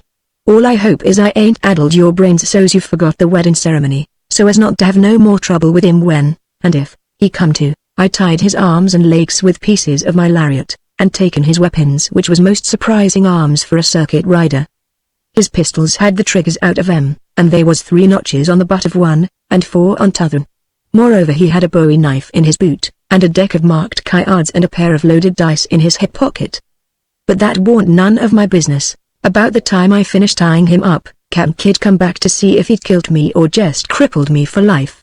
To show him I could take a joke too, I give him a kick in the belly, and when he could get his breath again, and undouble hisself, I throwed the saddle on him. I spliced the girths with the rest of my lariat, and put Brother Rembrandt in the saddle and clumb on behind, and we headed for Teton Gulch. After an hour or so Brother Rembrandt come to and says kind of dizzily, "Was anybody saved from the typhoon?" "You're all right, Brother Rembrandt," I assured him. "I'm taking you to Teton Gulch, I remember," he muttered. "It all comes back to me. Damn Jake Roman. I thought it was a good idea, but it seems I was mistaken. I thought we had an ordinary human being to deal with. I know when I'm licked. I'll give you $1,000 to let me go." "Take it easy, Brother Rembrandt," I soothed, seeing he was still delirious. "We'll be to Teton in no time." "I don't want to go to Teton." He hollered. "You got to," I told him. "You got to unite your niece and Blink Wiltshire in the holy bums of parsimony. To hell with Blink Wiltshire and my niece." He yelled, "You ought to be ashamed using such language, and you a minister of the gospel," I reproved him sternly. His reply would have curled a pit's hair. I was so scandalized I made no reply. I was just fixing to untie him, so's he could ride more comfortable, but I thought if he was that crazy, I better not. So I give no heed to his ravings, which growed more and more unbearable as we progressed. In all my born days I never seen such a preacher. It was sure a relief to me to sight Teton at last. It was night when we rode down the ravine into the gulch, and the dance halls and saloons was going full blast. I rode up behind the Yellow Dog Saloon and hauled Brother Rembrandt off with me and sot him onto his feet, and he said, kind of despairingly, "For the last time, listen to reason. I've got $50,000 cashed up in the hills. I'll give you every cent if you'll untie me." "I don't want no money," I said. "All I want is for you to marry your niece and Blink Wiltshire." "I'll untie you then." "All right," he said. "All right. But untie me now." I was just fixing to do it, when the barkeep come out with a lantern, and he shone it on our faces and said in a startled tone, "Who the hell is that with you, Elkins?" "You wouldn't never suspect it from his language," I says, "but it's the Reverend Rembrandt Brookton." "Are you crazy?" says the barkeep. "That's Rattlesnake Harrison." "I give up," said my prisoner. "I'm Harrison. I'm licked. Lock me up somewhere away from this lunatic." I was standing in a kind of daze, with my mouth open, but now I woke up and bellowed, "What? You're Harrison? I see it all now. Jake Roman overheard me talking to Blink Wiltshire, and rode off and fixed it with you to fool me like you done, so's to get Blink's gold. That's why you wanted to hold my Winchester whilst I saddled your cayuse. How'd you ever guess it?" He sneered. "We ought to have shot you from ambush like I wanted to. But Jake wanted to catch you alive and torture you to death account of your horse biting him. The fool must have lost his head at the last minute and decided to shoot you after all. If you hadn't recognized him, we'd had you surrounded and stuck up before you knew what was happening. But now the real preacher's gone on to Wapperton." I hollered. "I got to follow him and bring him back." "Why, he's here," said one of the men which was gathering around us. "He come in with his niece an hour ago on the stage from Warpaint." "Warpaint?" I howled, hit in the belly by a premonish Hun. I run into the saloon, where there was a lot of people, and there was Blink and a girl holding hands in front of the old man with a long white beard, and he had a book in his hand, and the other one lifted in the air. He was saying, "And I now pronounces you all man and wife. Them which God has giant Together let no snake hunter put asunder, Dolly." I yelled. Both of them jumped about 4 foot and whirled, and Dolly jumped in front of Blink and spread her arms like she was shooing chickens. "Don't you take him, Breckenridge," she hollered. "I just married him and I don't aim for no Humboldt grizzly to spile him, but I don't say all this," I said dizzily, nervously fumbling with my guns, which is a habit of mine when upset. Everybody in the wedding party started ducking out of line, and Blink said hurriedly, "It's this way, Breck." When I made my pile so unexpectedly quick, I sent for Dolly to come and marry me, like she'd promised that night, just after you pulled out for Yavapai. I was aiming to take my gold out today, like I told you, so me and Dolly could go to San Francisco on our honeymoon. But I learned Harrison's gang was watching me, just like I told you. I wanted to get my gold out, and I wanted to get you out of the way before Dolly and her uncle got here on the war paint stage, so I told you that lie about Brother Rembrandt been on the Wappiton stage. It was the only lie. You said you was marrying a gal in Teton, I accused fiercely. "Well," says he, "I did marry her in Teton. You know, Breck, all's fair in love and war." Now, boys," says Brother Rembrandt, the real one, "I mean, the gal's married, your rivalry is over, and there's no use holding grudges. Shake hands and be friends." "All right," I said heavily. "No man can't say I ain't a good loser." I was cut deep, but I concealed my busted heart. Leastways I concealed it all I was able to. Them folks which says I crippled Blink Wiltshire with malice aforethought is liars which I'll sweep the road with when I catches 'em. I didn't aim to break his cussed arm when we shaken hands. It was just the convulsive start I give when I suddenly thought of what Glory McGraw would say when she heard about this mess. And they ain't no use in folks saying that what I immediately followed was done in revenge for Dolly busting me in the head with that cuspidor. When I thought of the raw hiding I'd likely get from Glory McGraw, I kind of lost my head and stampeded like a loco bull. When something got in my way I removed it without stopping to see what it was. How was I to know it was Dolly's Uncle Rembrandt, which I absent-mindedly throwed through a winder? And as for them fellas which claims they was knocked down and trampled on, they ought to have got out of my way, darn 'em. As I headed down the trail on Cap'n Kidd I wondered if I ever really loved Dolly, after all, because I was less upset over her marrying another fella than I was about what Glory McGraw would say. Chapter 10 The Haunted Mountain. They say when a critter is mortally wounded he generally heads for his den, so maybe that's why I headed for Bear Creek when I rode out of Teton Gulch that night. I'd had about as much civilization as I could stand for a while, but the closer I got to Bear Creek the more I thought about Glory McGraw, and I bust into profuse sweat every time I thought about what she'd say to me, because I'd sent her word by one of the Braxton boys that I aimed to bring Dolly Rixby to Bear Creek as Miss Breckenridge Elkins. I thought about this so much that when I cut the Chaudier Road I turned aside and headed up it. I'd met a fella a few miles back which told me about a rodeo which was going to take place at Chaudier, so I thought it was a good way to pick up some easy money whilst avoiding Glory at the same time. But I forgot I had to pass by the cabin of one of my relatives. The reason I detest tarantulas, stinging lizards, and hydrophobia skunks is because they reminds me so much of Aunt Lavica Grimes, which my Uncle Jacob Grimes married in an absent-minded moment, when he was old enough to know better. That their woman's voice plumb puts my teeth on edge, and it has the same effect on Cap'n Kidd, which don't otherwise shy at nothing less than a cyclone. So when she stuck her head out of her cabin as I was riding by and yelled, "Breckenridge!" Cap'n Kidd jumped like he was shot, and then tried to buck me off. "Stop tormenting that poor animal and come here," commanded Aunt Lavica, whilst I was fighting for my life against Cap'n Kidd's spine-twisting sunfishing. Always showing off. I never see such a inconsiderate, worthless, no good. She kept on yapping away till I had wore him down and reined up alongside the cabin stoop, and said, "What you want, Aunt Lavica?" She gave me a scornful stare, and put her hands onto her hips and glared at me like I was something she didn't like the smell of. "I want you to go get your Uncle Jacob and bring him home," she said at last. "He's off on one of his idiotic prospecting sprees again. He snuck out before daylight with a bay mare and a pack mule. I wished I'd woke up and caught him. I'd have fixed him.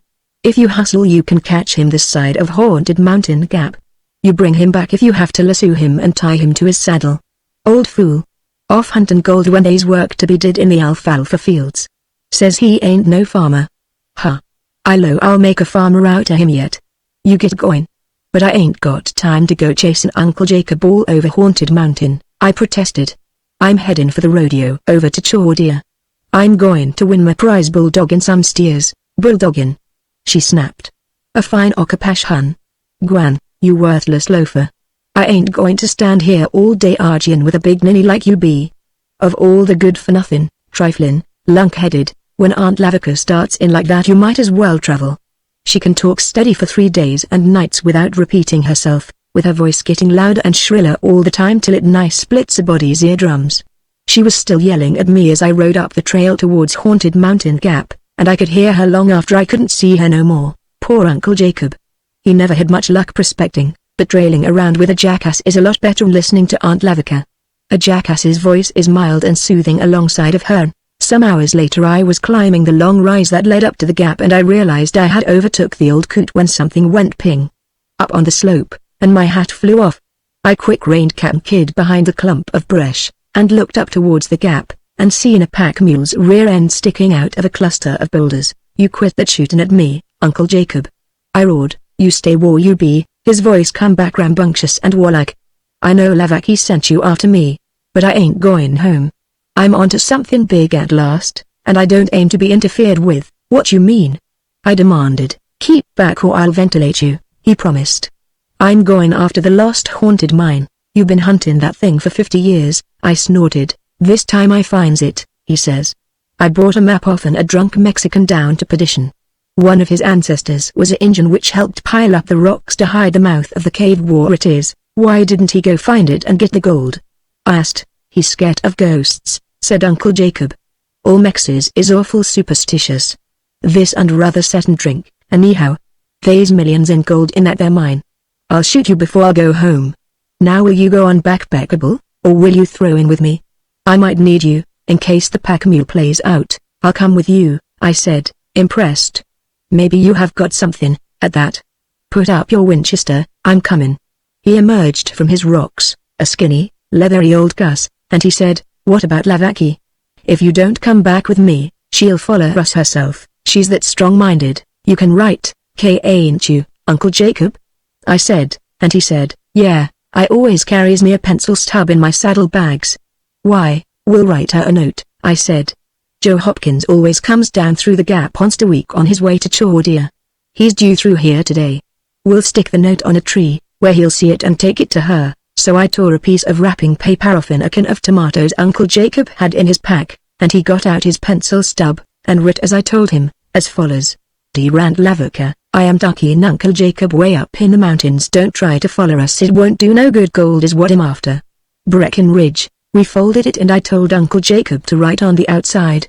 "Dear Joe, please take this here note to Miss Lavika Grams on the Chordia Road." It was lucky Joe knowed how to read. I made Uncle Jacob read me what he had writ to be sure he had got it right. Education is a good thing in its place, but it never taken the place of common hoss sense. But he had got it right for a wonder, so I stuck the note on a spruce limb, and me and Uncle Jacob sought out for the higher ranges. He started telling me all about the lost haunted mine again, like he'd already did about 40 times before. Seems like they was onst a old prospector which stumbled onto a cave about 60 years before then, which the walls was solid gold and nuggets all over the floor till a body couldn't walk, as big as mushmelons. But the Injuns jumped him and run him out and he got lost and nearly starved in the desert, and went crazy. When he come to a settlement and finally got his mind back, he tried to lead a party back to it, but never could find it. Uncle Jacob said the Injuns had took rocks and brush and hid the mouth of the cave so nobody could tell it was there. I asked him how he knowed the Injuns done that, and he said it was common knowledge.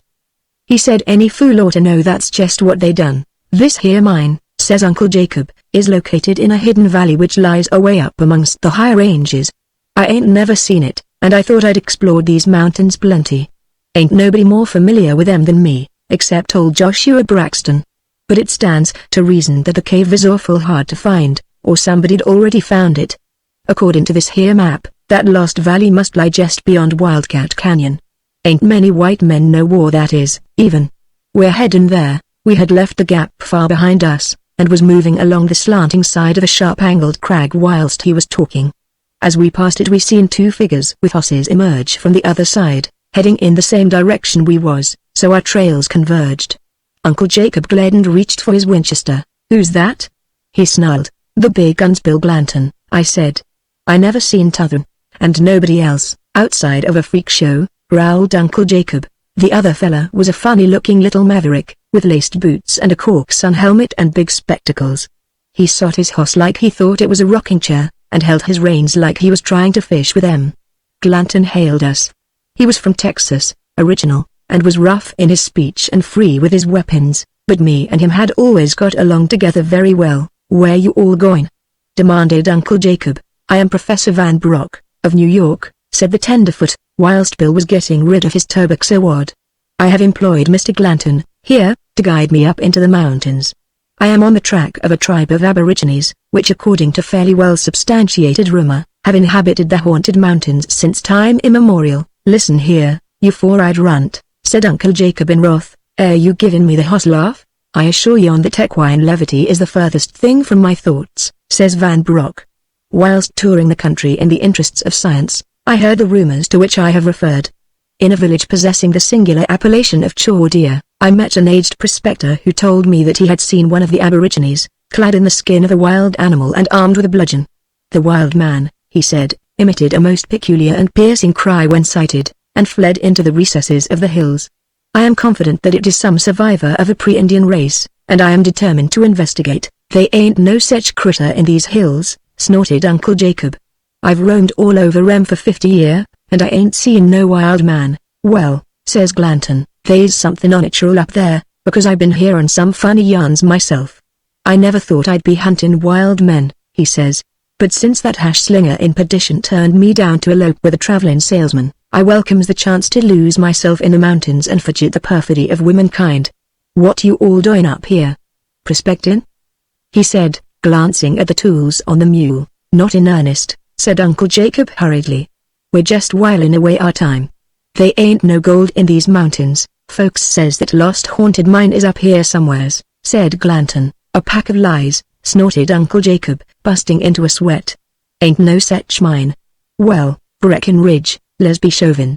Got to make Antelope Peak before sundown. I thought we was going to Wildcat Canyon," I says, and he give me a awful glare, and said, "Yes, Breckenridge, that's right, Antelope Peak, just like you said. So long, gents, so long," says Glanton. So we turned off the trail almost at right angles to our course, me following Uncle Jacob bewilderedly. When we was out of sight of the others, he reined around again. "When nature give you the body of a giant, Breckenridge," he said, "she plumb forgot to give you any brains to go along with your muscles. You want everybody to know what we're looking for, and what?" "Or," I said, "them fellas is just looking for wild men." "Wild men?" he snorted. "They don't have to go no further'n Chaudier on payday night to find more wild men than they could handle. I ain't swallering no such tribe. Gold is what they're after, I tell you. I seen Glanton talking to the Mex in perdition the day I bought that map from him. I believe they either got wind of that mine, or know I got that map, or both." "What you going to do?" I asked him. "Head for Wildcat Canyon by another trail," he said. So we done so and drove there after night, him not willing to stop till we got there.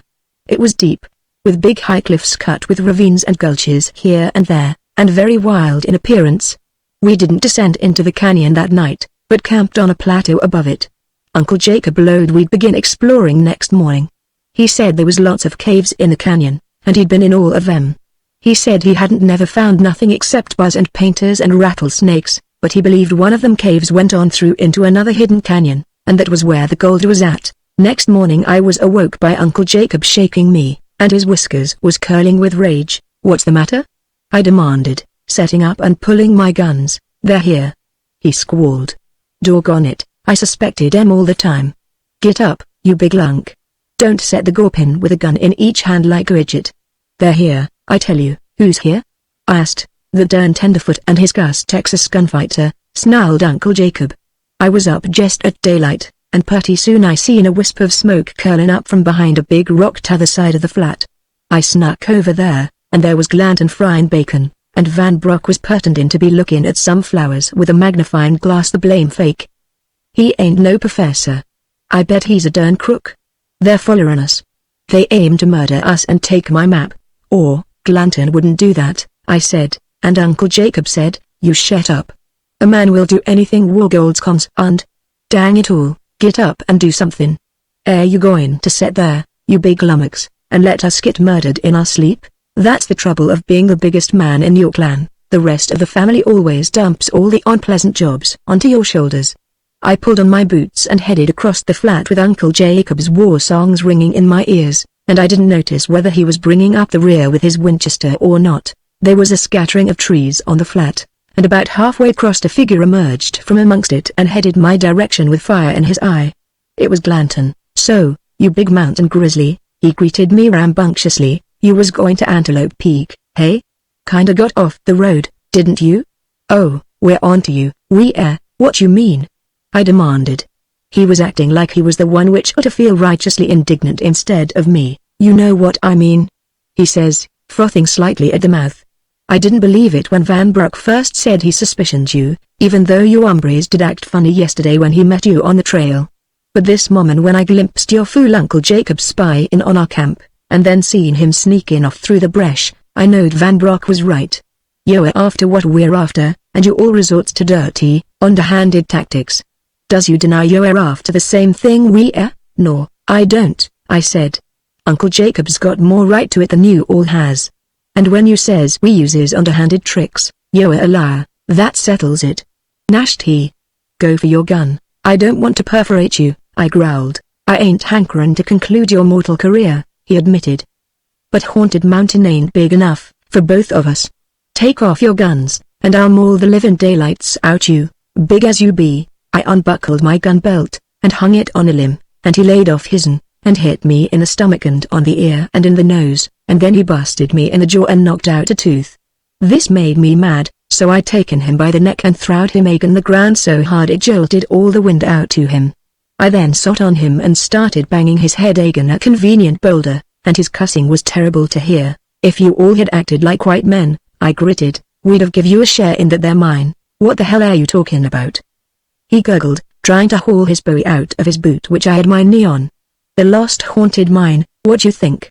I snarled, getting a fresh grip on his ears. "Hold on," he protested. "You mean you all are just looking for gold? Is that on the level?" I was so astonished I quit hammering his skull against the rock. "Why, what else?" I demanded. "Ain't you all following us to steal Uncle Jacob's map which shows where the mine is hid? Get off of me." He snorted disgustfully, taking advantage of my surprise to push me off. "Hell," says he, starting to knock the dust off of his breeches.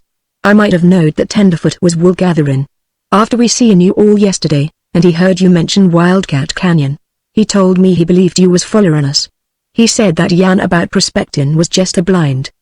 He said he believed you was working for a rival scientific society to get ahead of us and capture the wild man yourselves." "What?" I said. "You mean that wild man yarn is straight goods, far as we're concerned," said Bill.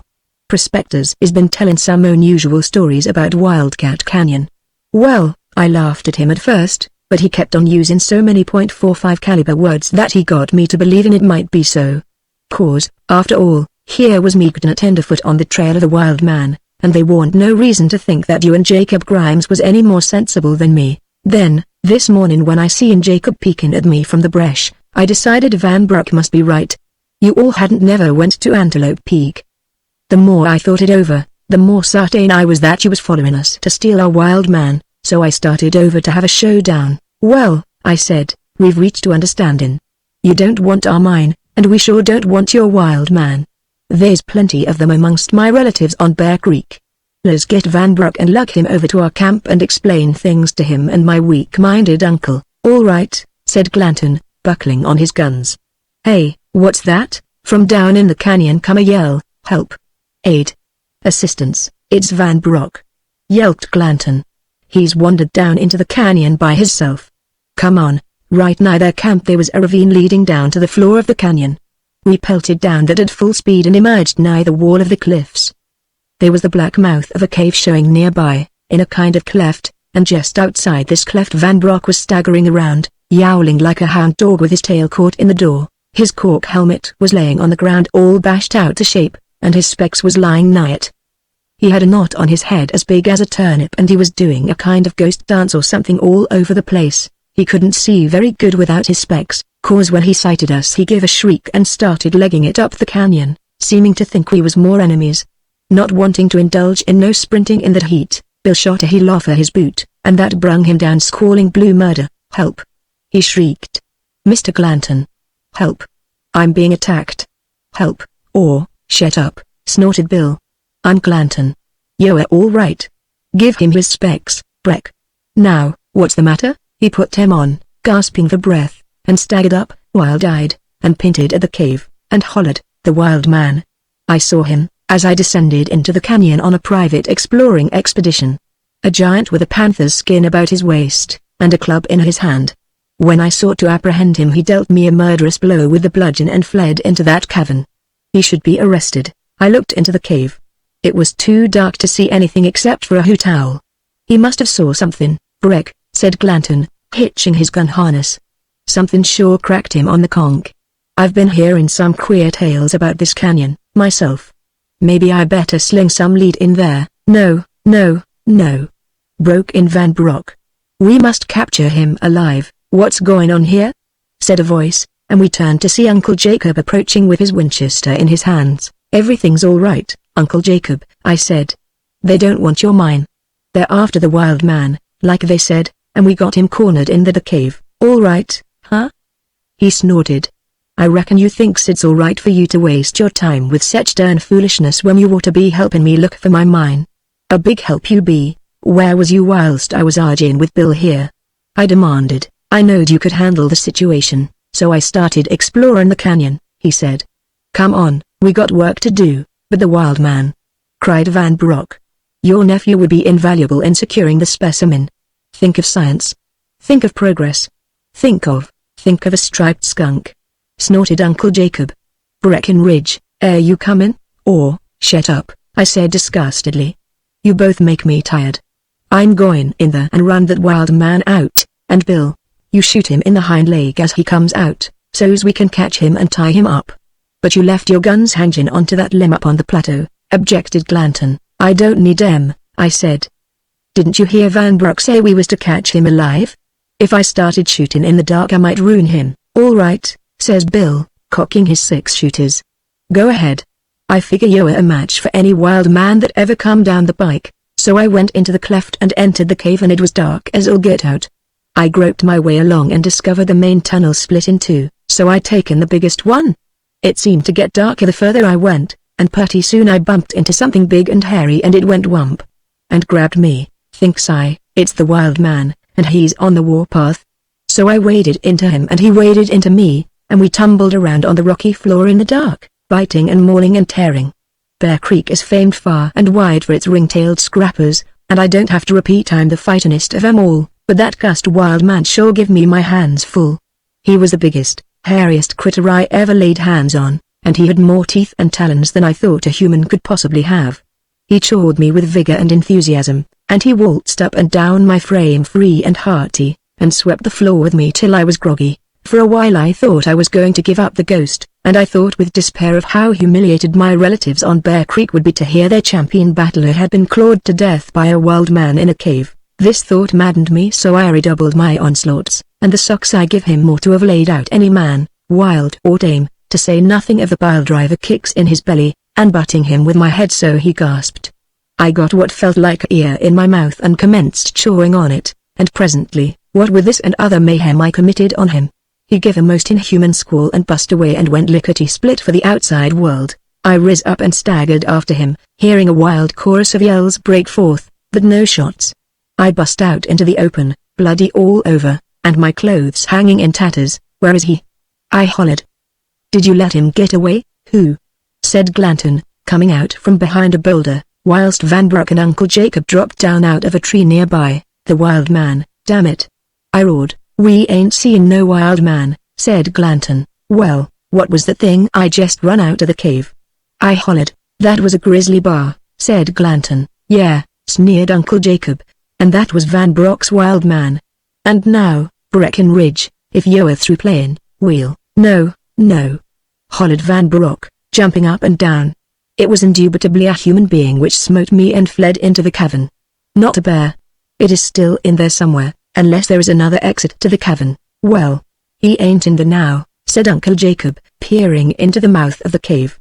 Not even a wild man would run into a grizzly's cave, or if he did, he wouldn't stay long. A rock come whizzing out of the cave and hit Uncle Jacob in the belly, and he doubled up on the ground. Aha! I roared, knocking up Glanton's ready 6-shooter. I know. There's 2 tunnels in there. He's in that smaller cave. I went into the wrong one. Stay here, you all, and gimme room.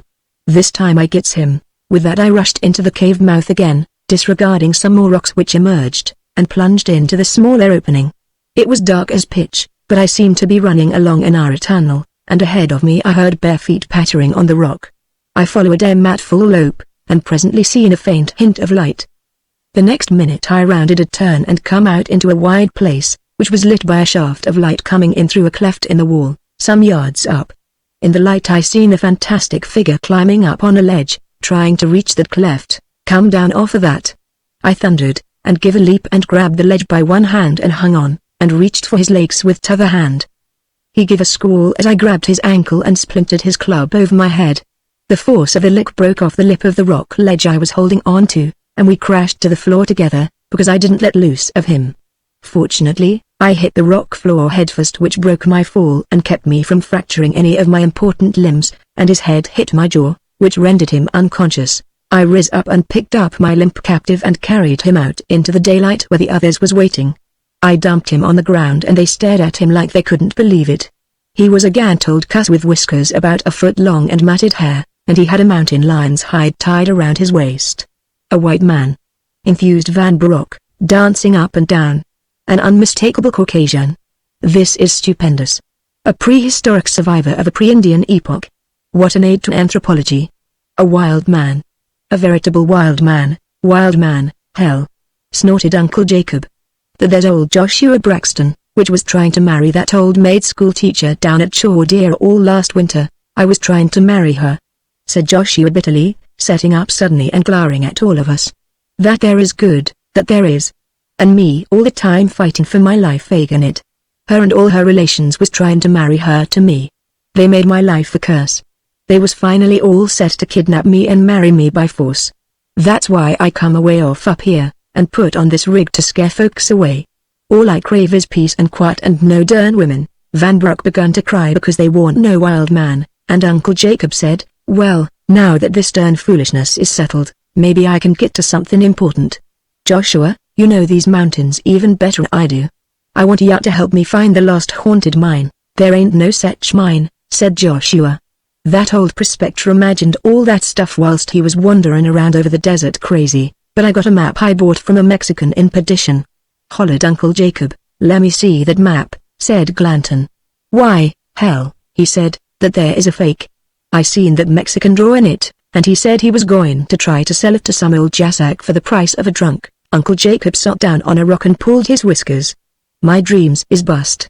I'm going to go home to my wife, he said weakly. You must be desperate if it's come to that, said old Joshua acidly. You better stay up here. If they ain't no gold, they ain't no women to torment a body. Neither, women is a snare and a delusion, agreed Glanton. Van Broek can go back with these fellas. I'm staying with Joshua. You all ought to be ashamed talking about women that way, I reproached em. I've suffered from the fickleness of certain women more, either of you snake hunters, but I ain't let it sour me on the sex. What, I says, waxing oratorical, in this lousy and troubled world of 6-shooters and centipedes, what, asks you all, can compare to women's gentle sweetness? There the scoundrel is. Screeched a familiar voice like a rusty buzzsaw. Don't let him get away. Shoot him if he tries to run. We turned sudden. We'd been arguing so loud amongst ourselves we hadn't noticed a gang of folks coming down the ravine. There was Aunt Lavica and the sheriff of Chaudiere with 10 men, and they all pointed sawed-off shotguns at me. Don't get rough, Elkins, warned the sheriff nervously. They're loaded with buckshot and 10-penny nails.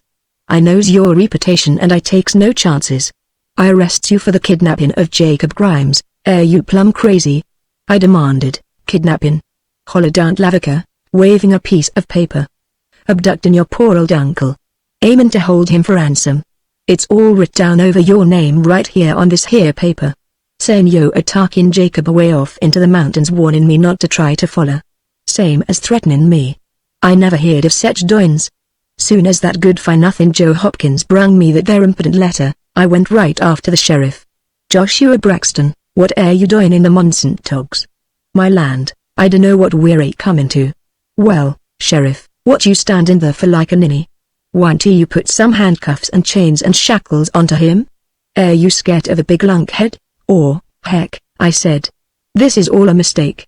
I won't threaten nobody in that the letter. Then where's Jacob? She demanded. Produce him immediately, or, he ducked into the cave, said Glanton. I stuck my head in and roared, Uncle Jacob. You come out of there and explain before I come in after you. He snuck out looking meek and downtrodden, and I says, you tell these idiots that I ain't no kidnapper. That's right, he said. I brung him along with me, hell, said the sheriff disgustedly. Have we come all this way on a wild goose chase? I should have knew better to listen to a woman. You shut your fool mouth, squalled Aunt Lavica. A fine sheriff you be. Anyway, what was Breckenridge doing up here with you, Jacob? He was helping me look for a mine, Lavaki, he said. Helping you? She screeched. Why, I sent him to fetch you back. Breckenridge Elkins, I'll tell your pap about this, you big, lazy, good-for-nothing, low-down, ornery, or, shut up. I roared, exasperated beyond endurance. I seldom lets my voice go its full blast. Echoes rolled through the canyon like thunder. The trees shook and pine cones fell like hail, and rocks tumbled down the mountain sides. Aunt Lavica staggered backwards with an outraged squall. Jacob! She hollered. Air you going to allow that ruffian to use that there tone of voice to me? I demands that you flail the living daylights out of the scoundrel right now, now, Lavaki. He started soothing her, and she gave him a clip under the ear that changed ends with him, and the sheriff and his posse and Van Brock took out up the ravine like the devil was after 'em. Glanton bit hisself off a chaw of Tobaxer and says to me, he says, well, what was you fixin' to say about women's gentle sweetness? Nothin', I snarled. Come on, let's get going. I yearns to find a more quiet and secluded spot than this here. I'm stayin' with Joshua and you and the grizzly. Chapter 11 Educate or Bust. Me and Bill Glanton and Joshua Braxton stood on the canyon rim and listened to the orations of Aunt Lavica Grimes fading in the distance as she herded Uncle Jacob for the home range. There, says Joshua sourly, goes the most henpecked poor critter in the Humboldts. For such I has only pity and contempt. He's that scared of a woman he don't dast call his soul his own, and what are we, I'd like to know? Says Glanton, slamming his hat down on the ground. What right has we to criticize Jacob, when it's on account of women that we're hiding in these cussed mountains? You're here, Joshua, because you're scared of that old maid school teacher. Breck's here because a gal in war paint give him the gate. And I'm here sourin' my life because a hashed slinger done me wrong. I'm tellin' you gents, says Bill, no woman is going to ruin my life. Lookin' at Jacob Grimes has teached me a lesson. I ain't going to eat my heart out up here in the mountains in the company of a soured old hermit and a lovelorn human grizzly. I'm going to war paint, and bust the bank at the Yallard Org's Tail Gambling Hall, and then I'm going to head for San Francisco and a high-heeled old time. The bright lights calls me, gents, and I heeds the summons. You all better take heart and return to your respective corrals, not me, I says. If I go back to Bear Creek without no gal, Glory McGraw will rawhide the life out of me. As for me returning to Chordia, snarls old Joshua, whilst that old she-mudhen is anywhere in the vicinity, I haunts the wilds and solitudes, if it takes all the rest of my life. You tend to your own business, Bill Glanton. Oh, I forgot to tell you, says Bill. So darn many things is been happenin' I ain't had time to tell you. But that old maid school teacher ain't a Chordia no more. She pulled out for Arizona 3 weeks ago. That's news, says Joshua, straightening up and throwing away his busted club. Now I can return and take my place among men. Hold on, says he, reaching for his club again. Likely they'll be gettin' some other old harridan to take her place. That newfangled schoolhouse they got at Chordia is a curse and a blight. We'll never be rid of female school shooters. I better stay up here, after all. Don't worry, says Bill. I seen a picture of the gal that's comin' to take Miss Stark's place, and I can assure you right now, that a gal as young and purty as her wouldn't never try to sot her brand on no old buzzard like you. I come alive suddenly. Young and purty, you says? I says, as a picture, he says. First time I ever knowed a school teacher could be less'n 40 and have a face that didn't look like the beginnings of a long drought. She's due into Chordia tomorrow, on the stage from the east, and the whole town's going to turn out to welcome her. The mayor aims to make a speech, if he's sober enough, and they've got together a band to play. Damn foolishness. snorted Joshua. I don't take no stock in education. I dunno, I said. There's times when I wish I could read and write. What would you read outside of the labels on whiskey bottles? Snorted old Joshua. Everybody ought to know how, I said defiantly. We ain't never had no school on Bear Creek. Funny how a putty face changes a man's views, says Bill. I remember once Miss Stark asked you how you folks up on Bear Creek would like for her to come up there and teach your children, and you taken one look at her face, and told her that it was agin the principles of Bear Creek to have their peaceful innocence invaded by the corrupting influences of education, and the folks was all banded together to resist such corruption. I ignored him and says, it's my duty to Bear Creek to provide culture for the rise-end generation. We ain't never had a school, but by golly, we're going to, if I have to lick every old moss back in the Humboldts. I'll build the cabin for the schoolhouse myself. And where'll you get a teacher? Asked old Joshua. This gal that's coming to teach at Chaudier is the only one in the county. Chaudier ain't going to let you have her. Chaudier is, too, I says. If they won't give her up peaceful, I resorts to violence. Bear Creek is going to have education and culture, if I have to wade ankle deep in gore to provide it. Come on, let's go. I'm raring to start the ball for arts and letters. Are you all with me, till hell freezes? Acclaimed Bill. My shattered nerves needs a little excitement, and I can always count on you to provide such. How about it, Joshua? You are both crazy. Growls old Joshua. But I've lived up here eating nuts and we're in a pain to hide till I ain't sure of my own sanity. Anyway, I know the only way to disagree successfully with Elkins is to kill him, and I got strong doubts of being able to do that, even if I wanted to. Lead on. I'll do anything in reason to keep education out of Chaudier. Tain't only my own feelings in regard to school teachers. It's the principle of the thing. Get your clothes then, I said, and let's hustle. This painter hide is all I got, he said. UK ain't go down into the settlements in that garb, I says. I can and will, says he. I look about as civilized as you do, with your clothes all tore to rags account of that bar. I got a hoss down in that canyon. I'll get him. So Joshua got his hoss, and Glanton he got his'n, and I got Cap'n Kidd, and then the trouble started. Cap'n Kidd evidently thought Joshua was some kind of a varmint, because every time Joshua come near him he taken in after him and run him up a tree. And every time Joshua tried to come down, Cap'n Kidd busted loose from me and run him back up again. I didn't get no help from Bill, all he done was laugh like a spotted hyena, till Cap'n Kidd got irritated at them guffaws and kicked him in the belly and knocked him clean through a clump of spruces. Time I got him untangled he looked about as disreputable as what I did, because his clothes was tore most off of him. We couldn't find his hat, neither, so I tore up what was left of my shirt and he tied the pieces around his head like a Apache. We was sure a wild-looking bunch, but I was so disgusted thinking about how much time we was wasting while all the time Bear Creek was wallowing in ignorance, so the next time Cap'n Kidd went for Joshua I took and busted him betwixt the ears with my 6-shooter, and that had some effect on him, so we sought out, with Joshua on a gant old nag he rode bareback with a hackamore, and a club he toted not having no gun. I had built a ride betwixt him and me, so's to keep that painter hide as far from Cap'n Kidd as possible. But every time the wind shifted and blowed the smell to him, Cap'n Kidd reached over and taken a bite at Joshua, and sometimes he bit Bill's hoss instead, and sometimes he bit Bill, and the language Bill directed at that poor dumb animal was shocking to hear. But between rounds, as you might say, we progressed down the trail, and early the next morning we come out onto the Chaudier Road, some miles west of Chaudier. And there we met our first human a fella on a pinto mare. And when he seen us he give a awful squall and took out down the road towards Chaudier like the devil had him by the seat of the breeches. Let's catch him and find out if the teacher's got the yet. I hollered, and we taken out after him, yelling for him to wait a minute, but he spurred his hoss that much harder, and before we'd gone any piece, hardly, Joshua's fool hoss jostled Agan Cap'n Kidd, which smelt that painter skin and got his bit betwixt his teeth and ran Joshua and his hoss 3 miles through the brush before I could stop him. Glanton followed us, and of course, time we got back to the road, the fella on the pinto mare was out of sight long ago, so we headed for Chaudier, but everybody that lived along the road had run into their cabins and bolted the doors, and they shot at us through their winders as we rode by.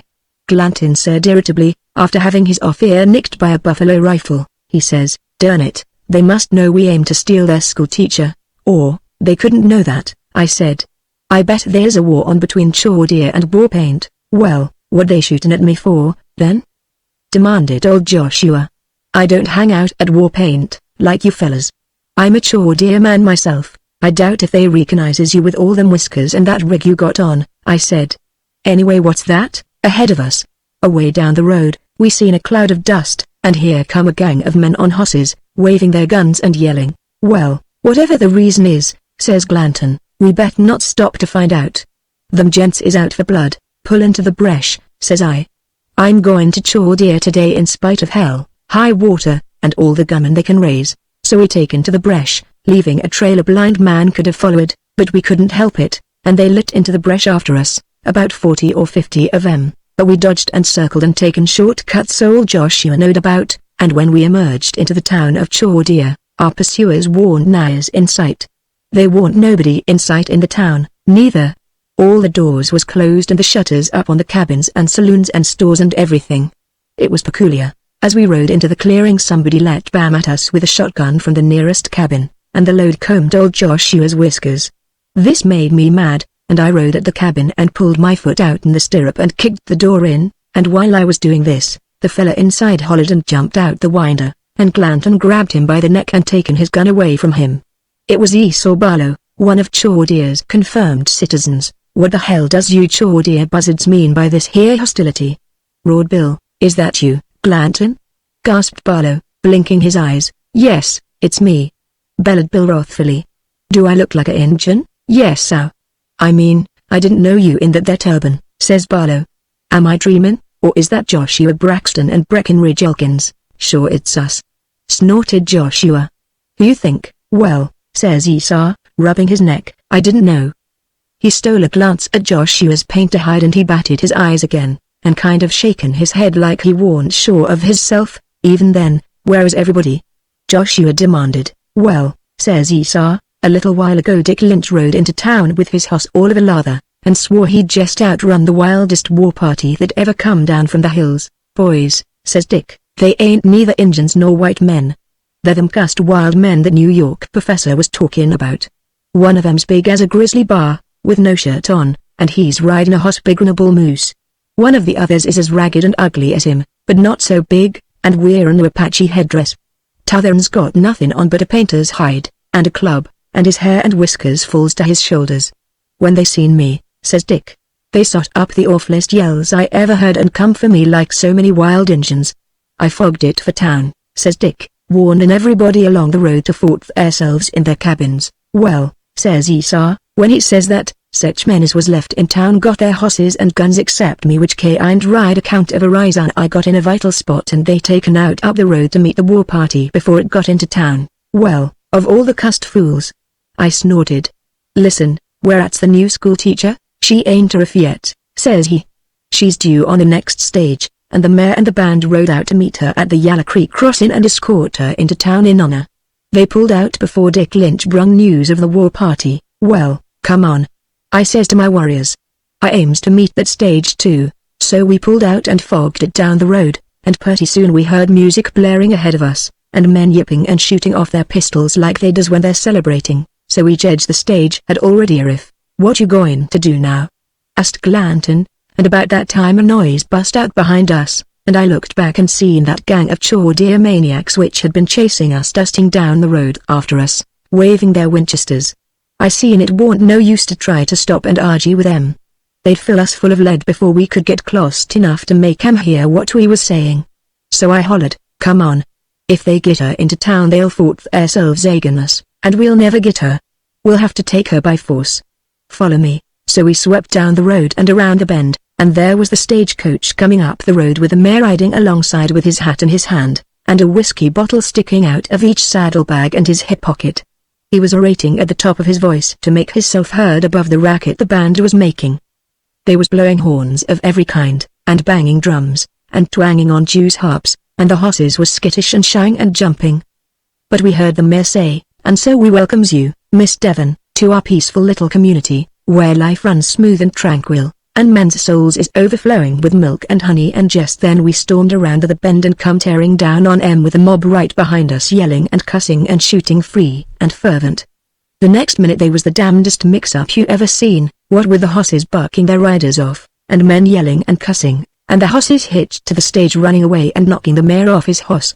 We hit 'em like a cyclone and they shot at us and hit us over the head with their darned music horns, and right in the middle of the fray the mob behind us rounded the bend and piled up amongst us before they could check themselves, and everybody was so confused they started fighting everybody else. Old Joshua was laying right and left with his club, and Glanton was beating the band over their heads with his 6-shooter, and I was trampling everybody in my rush for the stage, because the fool horses had whirled round and started in the general direction of the Atlantic Ocean, and neither the driver nor the shotgun guard could stop him. But Camp Kid overtook it in maybe a dozen strides, and I left the saddle in a flying leap and landed on it. The guard tried to shoot me with his shotgun, so I throwed it into a alder clump and he didn't let go of it quick enough, so he went along with it. I then grabbed the reins out of the driver's hands and swung them fool horses around, and the stage kind of revolved on one wheel for a dizzy instant and then settled down again, and we headed back up the road lickety-split, and in an instant was right amongst the melee that was going on around Bill and Joshua. About that time I realized that the driver was trying to stab me with a butcher knife, so I kind of tossed him off the stage, and there ain't no sense in him going around saying he's going to have me arrested account of him landing headfirst in the base horn, so it takes 7 men to pull his head out of it. He ought to watch where he falls when he gets throwed off a stage going at a high run. I feels, moreover, that the mayor is prone to carry petty grudges, or he wouldn't be bellyaching about me accidentally running over him with all 4 wheels. And it ain't my fault he was stepped on by Camp Kid, neither. Camp Kid was just following the stage, because he knowed I was on it. And it naturally irritates any well-trained hoss to stumble over somebody, and that's why Camp Kid shawed the mayor's ear. As for them fellas which happened to get knocked down and run over by the stage, I didn't have nothing personal against 'em. I was just rescuing Joshua and Bill, which I seen was outnumbered about 20 to 1. I was doing the midgets a favor, if they only knowed it, because in about another minute Bill would have started using the front ends of his 6-shooters instead of the butts, and the fight would have turned into a massacre. Glanton has got an awful temper. Him and Joshua had laid out a remarkable number of the enemy, but the battle was going against 'em when I arrived on the field of carnage. As the stage crashed through the mob, I reached down and got Joshua by the neck and pulled him out from under about 15 men which was beating him to death with their gun butts and pulling out his whiskers, and I slung him up on top of the other luggage. About that time we was rushing past the melee which Bill was the center of, and I reached down and snared him as we went by. But 3 of the men which had hold of him wouldn't let go, so I hauled all 4 of them up into the stage. I then handled the team with one hand whilst with the other I pulled the midgets loose from Bill like pulling ticks off a cow's hide, and throwed them at the mob which was chasing us. Men and horses piled up in a stack on the road, which was further complicated by Camp Kid's actions as he come busting along after the stage, and by the time we sighted Chaudier again, our enemies was far behind us down the road. We busted right through Chaudier in a fog of dust, and the women and children which had ventured out of their cabins, squalled and run back in again, though they weren't in no danger at all. But Chaudier folks is peculiar that way. When we was out of sight of Chaudier on the road to Warpaint, I give the lines to Bill and swung down on the side of the stage and stuck my head in. There was one of the prettiest gals I ever seen in there, all huddled up in a corner as pale as she could be, and looking so scared I thought she was going to faint, which I'd heard Eastern gals had a habit of doing. "Oh, spare me," she begged, clasping her hands in front of her. "Please don't scalp me. I cannot speak your language, but if you can understand English, please have mercy on me. Be at ease, Miss Devon," I reassured her. "I ain't no Indian, nor wild man neither. I'm a white man, and so is my friends here. We wouldn't none of us hurt a flea. We're that refined and tender-hearted you wouldn't believe it." About that time a wheel hit a stump and the stage jumped into the air, and I bit my tongue, and roared in some irritation, "Bill, you son of a polecat. Stop them hosses before I comes up there and breaks your neck. Try it and see what you get, you beef-headed lummox." He retorted, but he pulled the hosses to a stop, and I'd taken off my hat and opened the stage door. Bill and Joshua clumb down and peered over my shoulder. "Miss Devon," I says, "I begs your pardon for this here informal welcome. But you sees before you a man whose heart bleeds for the benighted state of his native community. I'm Breckenridge Elkins from Bear Creek, where hearts is pure and motives is noble, but education is weak. You sees before you," I says, "a man which has growed up in ignorance. I ain't neither read nor write my own name. Joshua here, in the painter's skin, he ain't neither, and neither can Bill." "That's a lie," says Bill. "I can read and imp." Because I'd kind of stuck my elbow in his stomach. I didn't want Bill Glanton to spoil the effect of my speech. "There's some excuse for men like us," I says. When we was cubs, schools was unknown in these mountains, and keeping a sculpin knife from betwixt your skull and your hair was more important than making marks onto a slate. But times has changed. I sees the young uns of my home range growing up in the same ignorance as me, I said, and my heart bleeds for 'em. There is no such excuse for them as there was for me. The engines has went, mostly, and a age of culture is due to be ushered in. Miss Devon, I says, will you please come up to Bear Creek and be our school teacher? Why, says she, bewilderedly, I came west expecting to teach school at a place called Chordia, but I haven't signed any contract. How much was them snake hunters going to pay you? I asked. $90 a month, says she. We pays you $100 on Bear Creek, I says. Board and login free. But what will the people of Chordia say? She said, nothing. I says heartily. I done arrange that. They got the interests of Bear Creek so much at heart, that they wouldn't think of interfering with any arrangements I make. You couldn't drag 'em up to Bear Creek with a team of oxen. It seems all very strange and irregular, says she. But I suppose, so I says, good. Fine. Great. Then it's all settled. Let's go. Where? She asked, grabbing hold of the stage as I clumb into the seat. To War Paint, first, I says, where I gets me some new clothes and a good gentle hoss for you to ride because nothing on wheels can get over the Bear Creek road, and then we heads for home. Get up, hosses. Culture is on her way to the Humboldts. Well, a few days later me and the school teacher was riding sedately up the trail to Bear Creek, with a pack mule carrying her plunder, and you never seen nothing so elegant, store-bought clothes and a hat with a feather into it, and slippers and everything. She rode in a side saddle I bought for her, the first that ever come into the Humboldts. She was sure purty. My heart beat in wild enthusiasm for education every time I looked at her. I swung off the main trail so's to pass by the spring in the creek where Glory McGraw filled her pail every morning and evening. It was just about time for her to be there, and sure enough she was. She straightened when she heard the horses, and started to say something, and then her eyes got wide as she seen my elegant companion, and her purty red mouth stayed open. I pulled up my horse and taken off my hat with a polite sweep I learned from a gambler in War Paint, and I says, Miss Devon, let me introduce you to Miss Glory McGraw, the daughter of one of Bear Creek's leading citizens. Miss McGraw, this here is Miss Margaret Devon, from Boston, Massachusetts, which is going to teach school here. How do you do? Says Miss Margaret, but Glory didn't say nothing. She just stood there, staring, and the pail fell out to her hand and splashed into the creek. Allow me to pick up your pail, I said, and started to lean down from my saddle to get it, but she started like she was stung, and said, in a voice which sounded kind of strained and unnatural, don't take it. Don't take nothing I own. Get away from me, what a beautiful girl. Says Miss Margaret as we rode on. But how peculiarly she acted. But I said nothing, because I was telling myself, well, I reckon I showed Glory McGraw something this time. I reckon she sees now that I wasn't lying when I said I'd bring a peach back to Bear Creek with me. But somehow I wasn't enjoying my triumph nigh as much as I'd thought I would. Chapter 12 War on Bear Creek. Pap dug the 19th buckshot out of my shoulder and said, pigs is more disturbing to the peace of a community than scandal, divorce, and corn liquor put together. And, says Pap, pausing to strop his bowie on my scalp where the hair was all burnt off, when the pig is a razorback hog, and is mixed up with a lady school teacher, a English tenderfoot, and a parcel of bloodthirsty relatives, the result is appalling for a peaceable man to behold. Hold still till Buckner gets your ear sewed back on. Pap was right. I want to blame for nothing that happened. Breaking Joe Gordon's leg was a mistake, and Errett Elkins is a liar when he says I caved in them 5 ribs of his'n on purpose.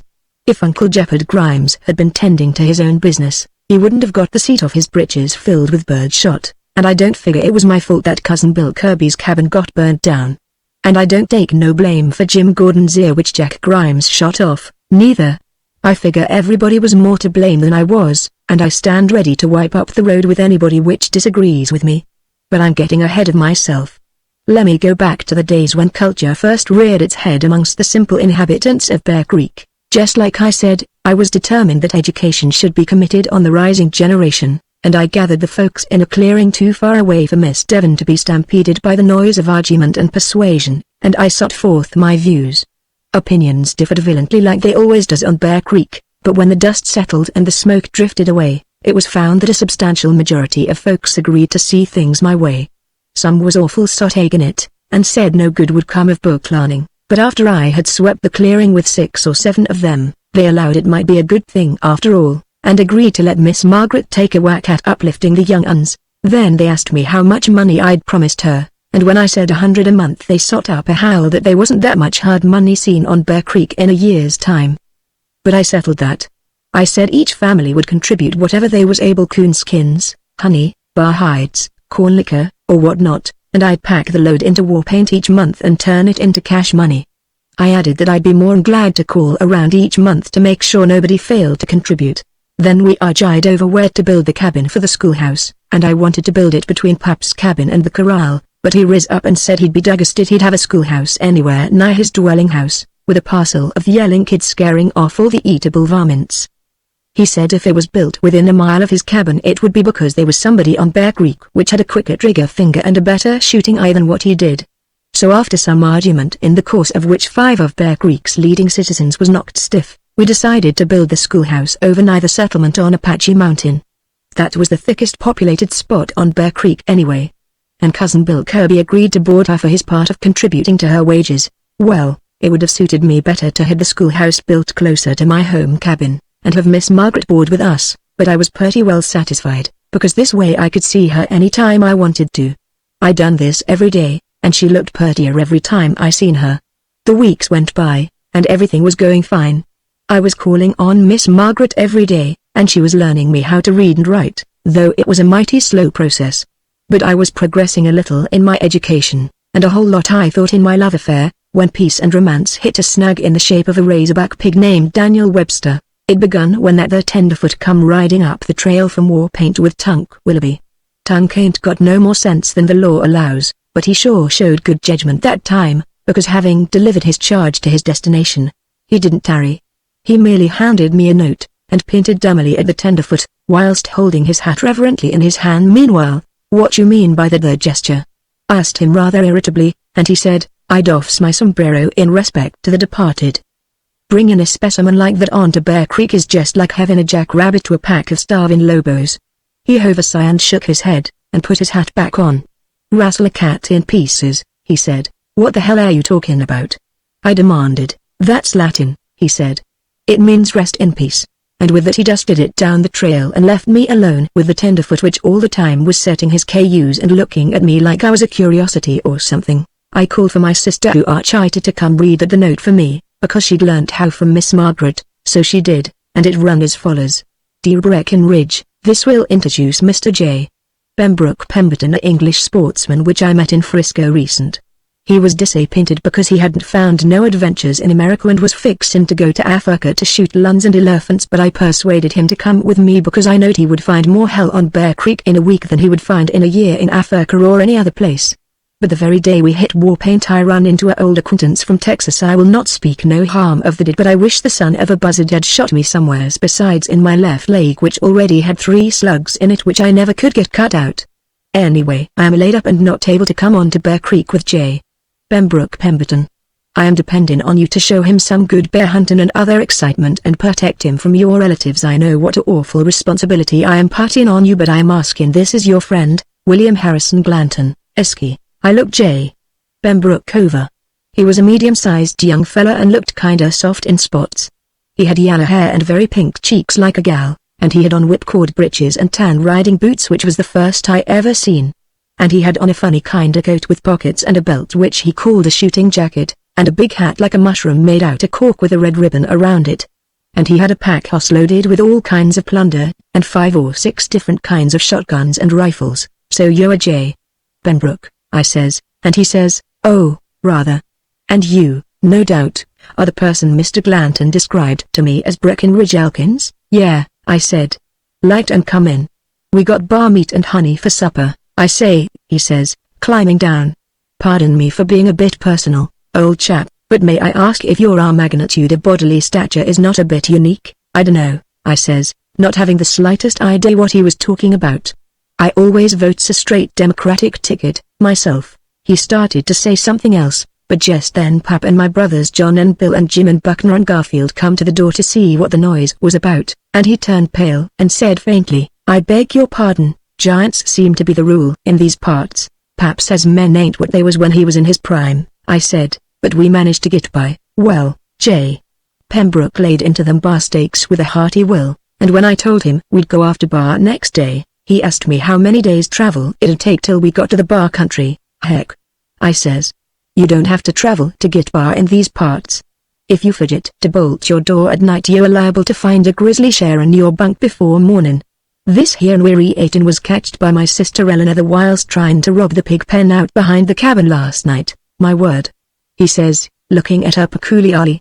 And may I ask, Miss Elkins, what caliber of firearm you used? I knocked him in the head with a wagon spoke, she said, and he shook his head to himself and muttered, extraordinary. J. Pembroke slept in my bunk and I taken the floor that night, and we was up at daylight and ready to start after the bar. Whilst J. Pembroke was fussing over his guns, Pap come out and pulled his whiskers and shook his head and said, that there is a polite young man, but I'm afeard he ain't as hale as he ought to be. I just give him a pull at my jug, and he didn't gulp but one good snort and like to choke to death. Well, I said, buckling the cinches on Cap'n Kidd, I've done learned not to judge outsiders by the way they takes their liquor on Bear Creek. It takes a Bear Creek man to swig Bear Creek corn juice. I hopes for the best, sighed Pap. But it's a dismal sight to see a young man which ain't stand up to his liquor. War you ducking him, over towards Apache Mountain, I said. Seen next her big grizzly over the day before yesterday, says Pap.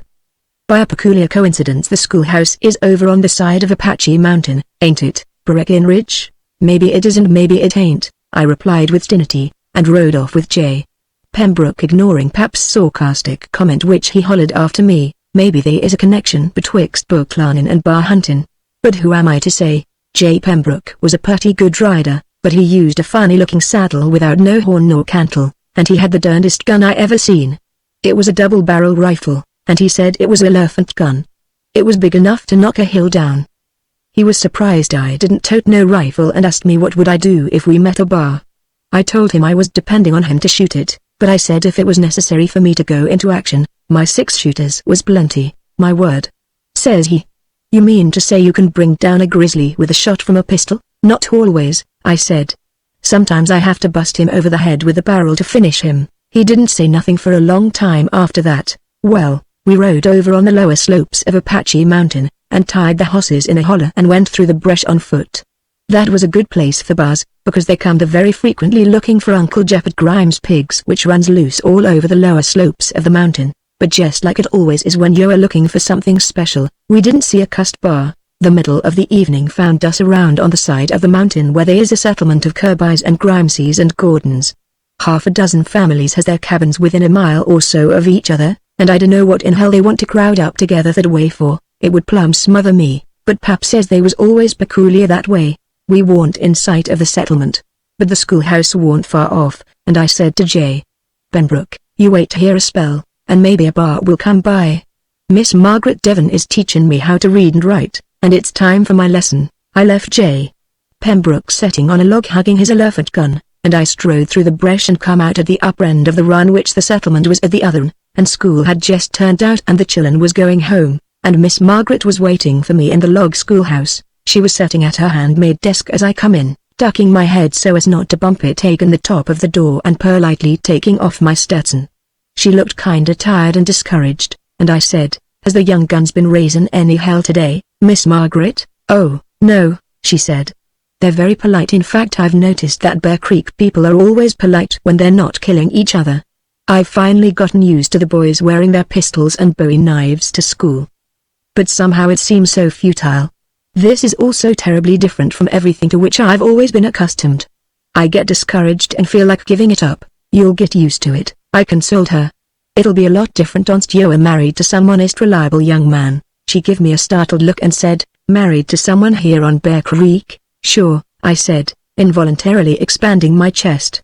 Everybody is just wondering when you'll set the day. But let's get at my reading lesson.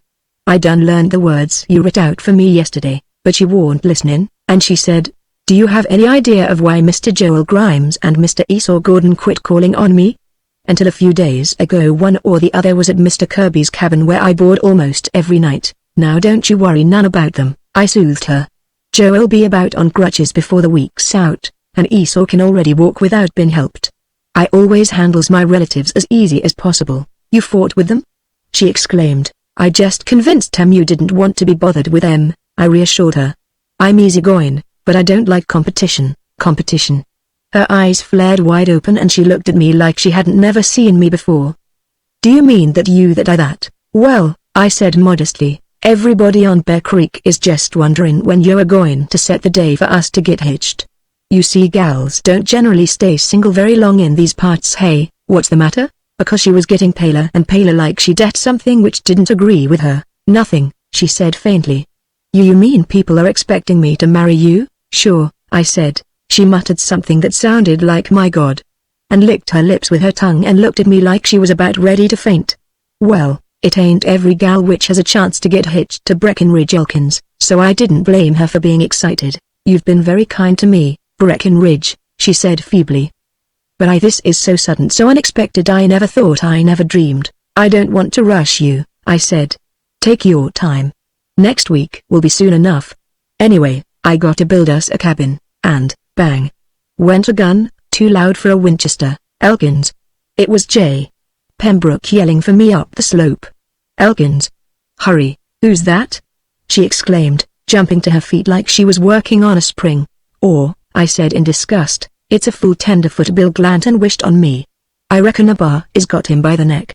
I'll go see, I'll go with you, she said, but from the way J. Pembroke was yelling I figured I better not waste no time getting to him, so I couldn't wait for her, and she was some piece behind me when I mounted the lap of the slope and met him running out from amongst the trees. He was gibbering with excitement. I winged it. He squawked. I'm sure I winged the blighter. But it ran in among the underbrush and I dared not follow it, for the beast is most vicious when wounded. A friend of mine once wounded one in South Africa, and, a bar?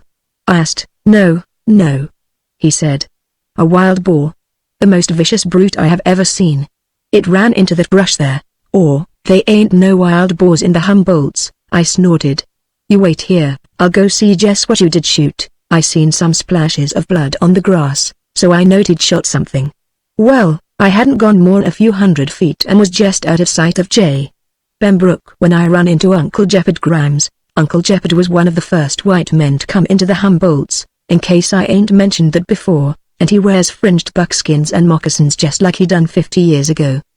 He had a bowie knife in one hand and he waved something in the other like a flag of revolt, and he was frothing at the mouth. The derned murderer! He shrieked. You see this? That's the proper tail of Daniel Webster, the finest derned razorback boar which ever trod the Humboldts. That dang tenderfoot of yourn tried to assassinate him. Shot his tail off, right spang up to the hilt. I'll show him he ain't mutilate my animals like this. I'll have his heart's blood, and he done a war dance waving that pigtail and his bowie and cussing in American and Spanish and Apache engine all at onst. You calm down, Uncle Jeppard, I said sternly. He ain't got no sense, and he thought Daniel Webster was a wild boar like they have in Africa and England and them foreign places. He didn't mean no harm, said Uncle Jeppard fiercely.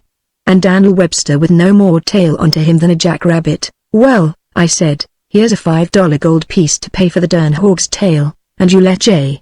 Pembroke alone. Gold ain't satisfyin', he said bitterly, but nevertheless grabbing the coin like a starving Kiowa grabbing a beefsteak.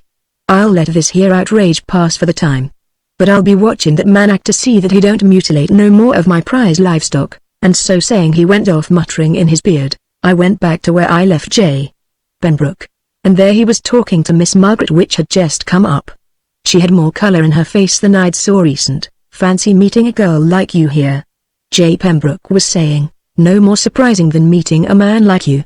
Says she with a kind of fluttery laugh. Oh, a sportsman wanders into all sorts of out-of-the-way places, says he, and seeing they hadn't noticed me coming up, I says, well, J. Pembroke, I didn't find your wild boar, but I met the owner. He looked at me kinda blank, and said vaguely, wild boar? What wild boar? That one you shot the tail off of with that fool elephant gun, I said. Listen, next time you see a hog critter you remember there ain't no wild boars in the Humboldts. They is critters called javelinas in South Texas, but they ain't even none of them in Nevada.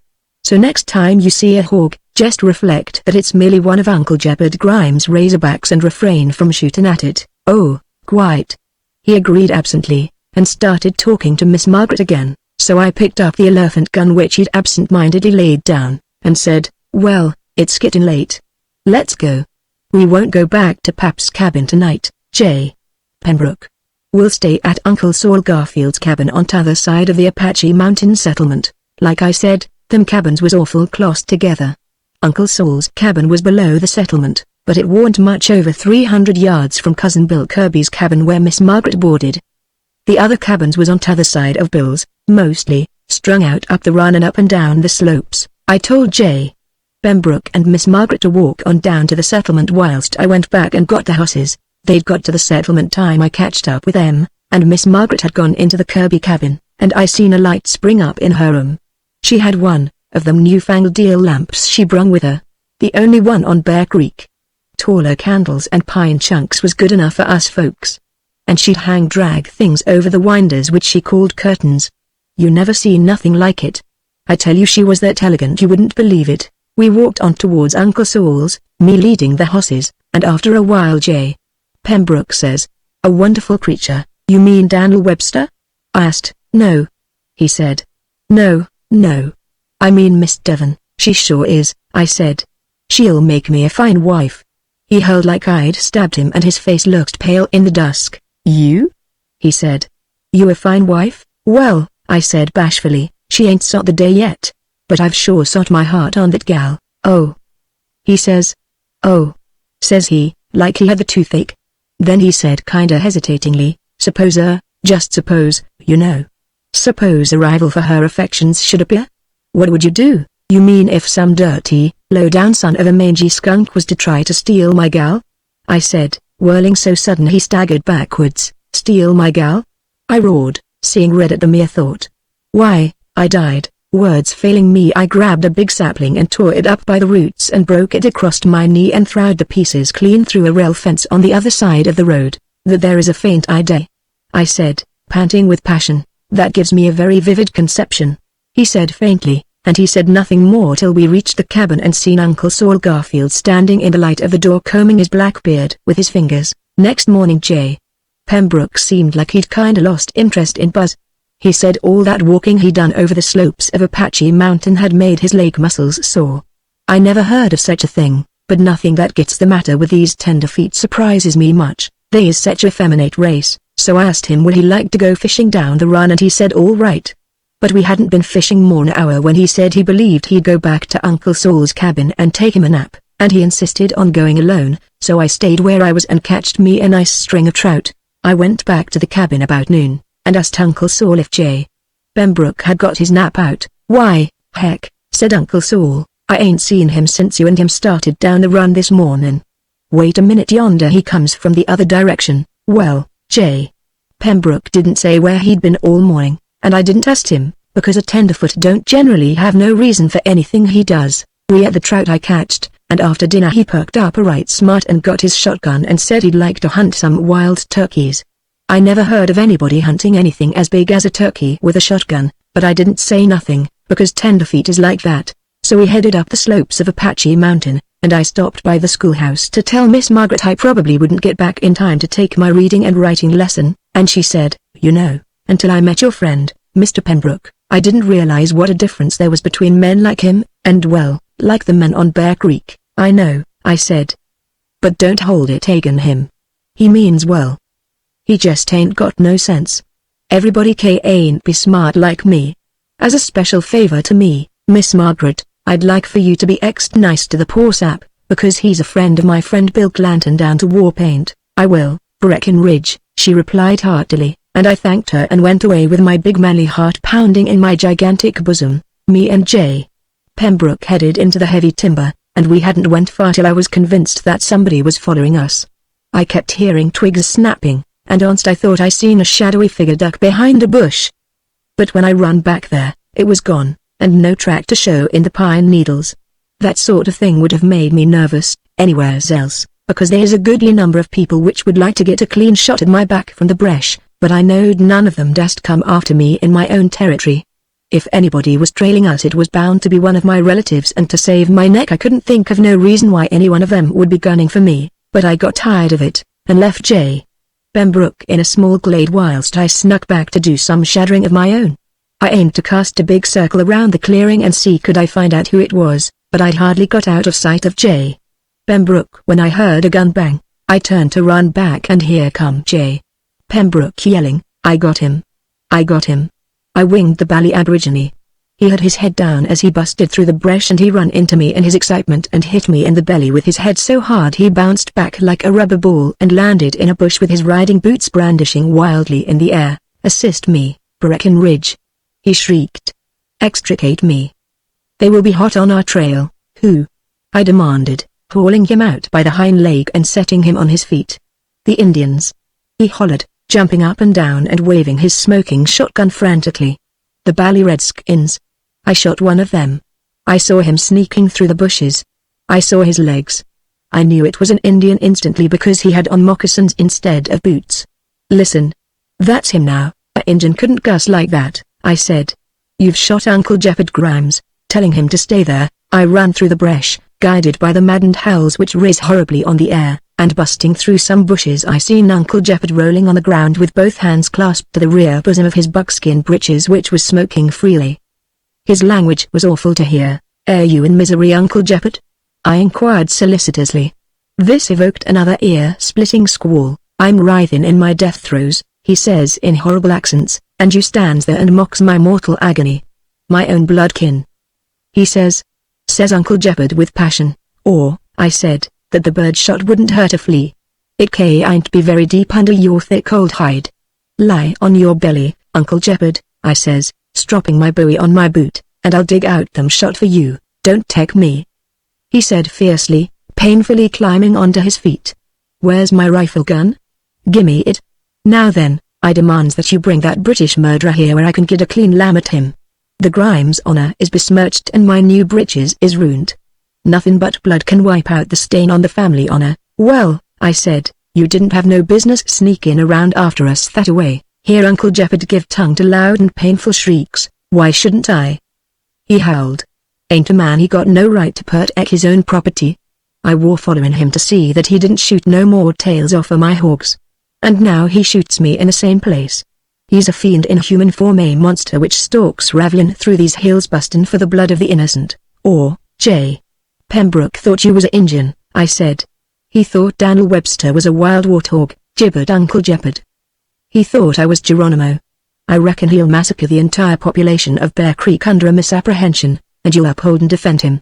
When the cabins of your kinfolks smolder in ashes, smothered in the blood of your own relations, I hope you'll be satisfied bringing a foreign assassin into a peaceful community." Here Uncle Jeppard's emotions choked him, and he chawed his whiskers and then yanked out the $5 gold piece I give him for Daniel Webster's tail, and throwed it at me. "Take back your filthy lucre," he said bitterly. "The day of retribution is nigh unto hand, Breckenridge Elkins, and the Lord of Battles shall judge betwixt them which turn Zagan their kinsfolks in their extremities." "In their which?" I asked, but he merely snarled and went limping off through the trees, calling back over his shoulder, "They is still men on Bear Creek which will see justice did for the aged and helpless. I'll get that English murderer if it's the last thing I do, and you'll be sorry you stood up for him, you big lunkhead." I went back to where J. Pembroke was waiting bewilderedly, and evidently still expecting a tribe of Indians to bust out of the brush and scalp him, and I said in disgust, "Let's go home. Tomorrow I'll take you so far away from Bear Creek you can shoot in any direction without hitting a prize razorback or a antiquated gunman with a ingrown disposition. When Uncle Jeppard Grimes gets mad enough to throw away money, it's time to eel the Winchesters and strap your scabbardens to your legs." "Legs?" he said mistily. "But what about the Indians? They warn't no Indian, gol darn it," I howled. "They ain't been none on Bear Creek for 4 or 5 year. Hell. What the hell? Come on. It's getting late. Next time you see something you don't understand, ask me before you shoot it. And remember, the more ferocious and woolly it looks, the more likely it is to be a leaden citizen of Bear Creek." It was dark when we approached Uncle Saul's cabin, and J. Pembroke glanced back up the road, towards the settlement, and said, "My word, is it a political rally? Look. A torchlight parade." I looked, and said, "Quick. Get into the cabin and stay there." He turned pale, but said, "If there is danger, I insist all you darn please," I said, "but get in that house and stay there. I'll handle this. Uncle Saul, see he gets in there." Uncle Saul is a man of few words. He taken a firm grip onto his pipe stem and he grabbed J. Pembroke by the neck and the seat of the breeches and throwed him bodily into the cabin, and shut the door and sat down on the stoop. "They ain't no use in you getting mixed up in this, Uncle Saul," I said. "You got your faults, Breckenridge," he grunted. "You ain't got much sense, but you are my favorite sister's son and I ain't forgot that lame mule Jeppard traded me for a sound animal back in '69. Let 'em come." They come all right, and surged up in front of the cabin. Jeppard's boys Jack and Buck and Esau and Josh and Polk County, and Errett Elkins, and a mob of Gordons and Buckners and Polks, all more or less kin to me, except Joel Braxton, who wasn't kin to none of us, but didn't like me because he was sweet on Miss Margaret. But Uncle Jeppard wa'n't with them. Some had torches and Polk County Grimes had a rope with a noose in it. "Where are you all going with the lariat?" I asked them sternly, planting my enormous bulk in their path. "Produce the scoundrel," commanded Polk County, waving his rope around his head. "Bring out the foreign invader which shoots hogs and defenseless old men from the bresh. What do you aim to do?" I inquired. "We aim to hang him," they replied with hearty enthusiasm. Uncle Saul knocked the ashes out of his pipe and stood up and stretched his arms, which looked like knotted oak limbs, and he grinned in his black beard like a old timber wolf, and he says, "War is dear cousin Jeppard to speak for himself. Uncle Jeppard was having the shot picked out of his hide when we left," says Jim Gordon. "He'll be along directly. Breckenridge, we don't want no trouble with you. But we aims to have that Englishman." "Well," I snorted, "you all gay ain't. Bill Clanton is trusting me to return him whole of body and limb, and what you want to waste time in argument for, Breckenridge?" Uncle Saul reproved mildly. "Don't you know it's a plumb waste of time to try to reason with the offspring of a lame mule trader? What would you suggest, old man?" sneeringly remarked Polk County. Uncle Saul beamed on him benevolently, and said gently, "I'd try moral suasion like this." And he hit Polk County under the jaw and knocked him clean across the yard into the rain barrel, amongst the ruins of which he reposed till he was rescued and revived some hours later. But there was no stopping Uncle Saul once he took the warpath. No sooner had he disposed of Polk County than he jumped 7 foot in the air, cracked his heels together 3 times, give the rebel yell and come down with his arms around the necks of Esau Grimes and Joel Braxton, and started mopping up the cabin yard with them. That started the fight, and there's no scrap in the world where mayhem is committed as free and fervent as in one of these here family vucuses. Polk County had hardly crashed into the rain barrel when Jack Grimes stuck a pistol in my face. I slapped it aside just as he fired and the bullet missed me and taken ear off of Jim Gordon. I was scared Jack would hurt somebody if he kept on shooting reckless that way, so I kinda rapped him with my left fist, and how was I to know it would dislocate his jaw? But Jim Gordon seemed to think I was to blame about his ear, because he gave a maddened howl and jerked up his shotgun and let bam with both barrels. I ducked just in time to keep from getting my head blowed off, and catched most of the double charge in my shoulder, whilst the rest hived in the seat of Steve Kirby's breeches. Being shot that way by a relative was irritating, but I controlled my temper and merely taken the gun away from Jim and splintered the stock over his head. In the meantime Joel Gordon and Buck Grimes had grabbed one of my legs apiece and was trying to wrestle me to the earth, and Josh Grimes was trying to hold down my right arm, and Cousin Pecos Buckner was beating me over the head from behind with an axe handle, and Errett Elkins was coming at me from the front with a bowie knife. I reached down and got Buck Grimes by the neck with my left hand, and I swung my right and hit Errett with it, but I had to lift Josh clean off his feet and swing him around with a lick, because he wouldn't let go, so I only knocked Errett through the rail fence which was around Uncle Saul's garden. About this time I found my left leg was free and discovered that Buck Grimes was unconscious, so I let go of his neck and begun to kick around with my left leg, and it ain't my fault if the spur got tangled up in Uncle Jonathan Polk's whiskers and jerked most of 'em out by the roots. I shaken Josh off and taken the axe handle away from Pecos because I seen he was going to hurt somebody if he kept on swinging it around so reckless, and I dunno why he blames me because his skull got fractured when he hit that tree. He ought to look where he falls when he gets throwed across the cabin yard. And if Joel Gordon hadn't been so stubborn trying to gouge me, he wouldn't have got his leg broken either. I was handicapped by not wanting to kill any of my kinfolks, but they were so mad they all wanted to kill me. So in spite of my carefulness the casualties was increasing at a rate which would have discouraged anybody but Bear Creek folks. But they are the stubbornest people in the world. 3 or 4 had got me around the legs again, refusing to be convinced that I couldn't be throwed that way, and Errett Elkins, having pulled himself out of the ruins of the fence, come charging back with his bowie. By this time I seen I'd have to use violence in spite of myself, so I grabbed Durrett Elkins and squoze him with a grisly hug, and that was when he got them 5 ribs caved in, and he ain't spoke to me since. I never seen such a cuss for taking offense over trifles. For a matter of fact, if he hadn't been wrought up, he'd have realized how kindly and kindredly I felt towards him, even in the heat of battle. If I had dropped him underfoot he might have got fatally tromped on, for I was kicking folks right and left. So I carefully throwed Durrett out of range of the melee, and he's a liar when he says I aimed him at Ozark Grimes' pitchfork. I didn't even see the cussed implement. It was at this moment that somebody swung at me with an axe and ripped a ear off of my head, and I begun to lose my temper. 4 or 5 other relatives was kicking and hitting and biting me all at once, and there's a limit even to my timid manners and a mild nature. I voiced my displeasure with a bellow of wrath that shook the leaves off of the trees, and lashed out with both fists, and my misguided relatives fell all over the yard like persimmons after a frost. I grabbed Josh Grimes by the ankles and began to knock the ill-advised idiots in the head with him, and the way he hollered you'd have thought somebody was manhandling him. The yard was beginning to look like a battlefield when the cabin door opened and a deluge of boiling water descended on us. I got about a gallon down my neck, but paid very little attention to it. However, the others ceased hostilities and started rolling on the ground and hollering and cussing, and Uncle Saul riz up from amongst the ruins of Esau Grimes and Joel Braxton, and bellowed, "Woman, where are you at?" Aunt Zivila Garfield was standing in the doorway with a kettle in her hand, and she said, "Will you idiots stop fightin'? The Englishman's gone. He run out the back door when the fightin' started, and saddled his nag and pulled out. Now will you born fools stop, or will I give you another surge? Land save us. What's that light?" Somebody was yelling off towards the settlement, and I was aware of a peculiar glow which didn't come from such torches as were still burning. And here come Medina Kirby, one of Bill's gals, yelping like a Comanche. "Our cabin's burnin'," she squalled. A stray bullet went through the winder and busted Miss Margaret's eel lamp. With a yell of dismay I abandoned the fray and headed for Bill's cabin, followed by everybody which was able to toller me. There had been several wild shots fired during the melee, and one of them must have hived in Miss Margaret's winder.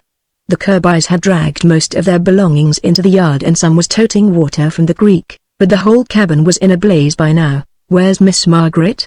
I roared. "She must be still in there," shrilled Miss Kirby.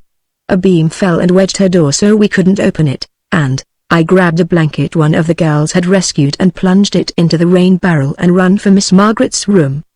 There wasn't but one door in it, which led into the main part of the cabin, and was jammed like they said, and I knowed I couldn't never get my shoulders through either winder, so I just put down my head and rammed the wall full force and knocked 4 or 5 logs out of place and made a hole big enough to go through. The room was so full of smoke I was nigh blinded, but I made out a figure fumbling at the winder on the other side. A flaming beam fell out of the roof and broke across my head with a loud report, and about a bucketful of coals rolled down the back of my neck, but I paid no heed. I charged through the smoke, nearly fracturing my shin on a bedstead or something, and enveloped the figure in the wet blanket and swept it up in my arms. It kicked wildly and fought, and though its voice was muffled in the blanket I catched some words I never would have thought Miss Margaret would use, but I figured she was hysterical. She seemed to be wearing spurs, too, because I felt them every time she kicked. By this time the room was a perfect blaze and the roof was falling in, and we'd both been roasted if I tried to get back to the hole I'd knocked in the opposite wall.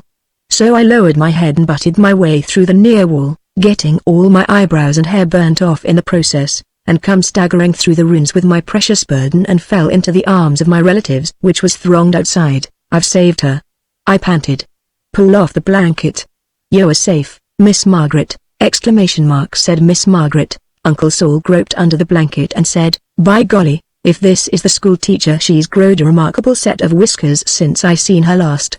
He yanked off the blanket to reveal the bewhiskered countenance of Uncle Jeopard Grimes. "Hell's fire!" I bellowed.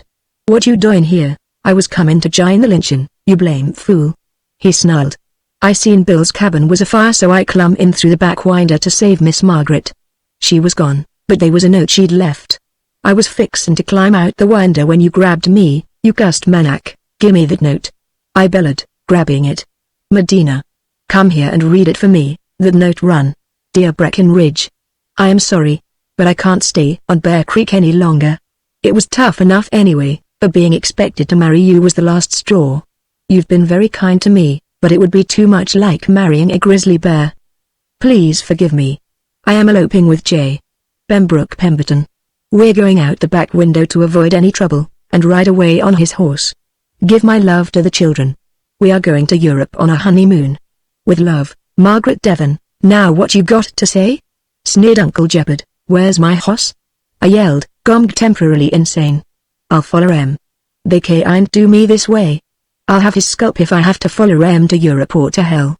Get out of my way. Uncle Saul grabbed me as I plunged through the crowd. Now, Breckenridge, he expostulated, trying to brace his legs as he hung on and was dragged down the road. You can't do nothing to him.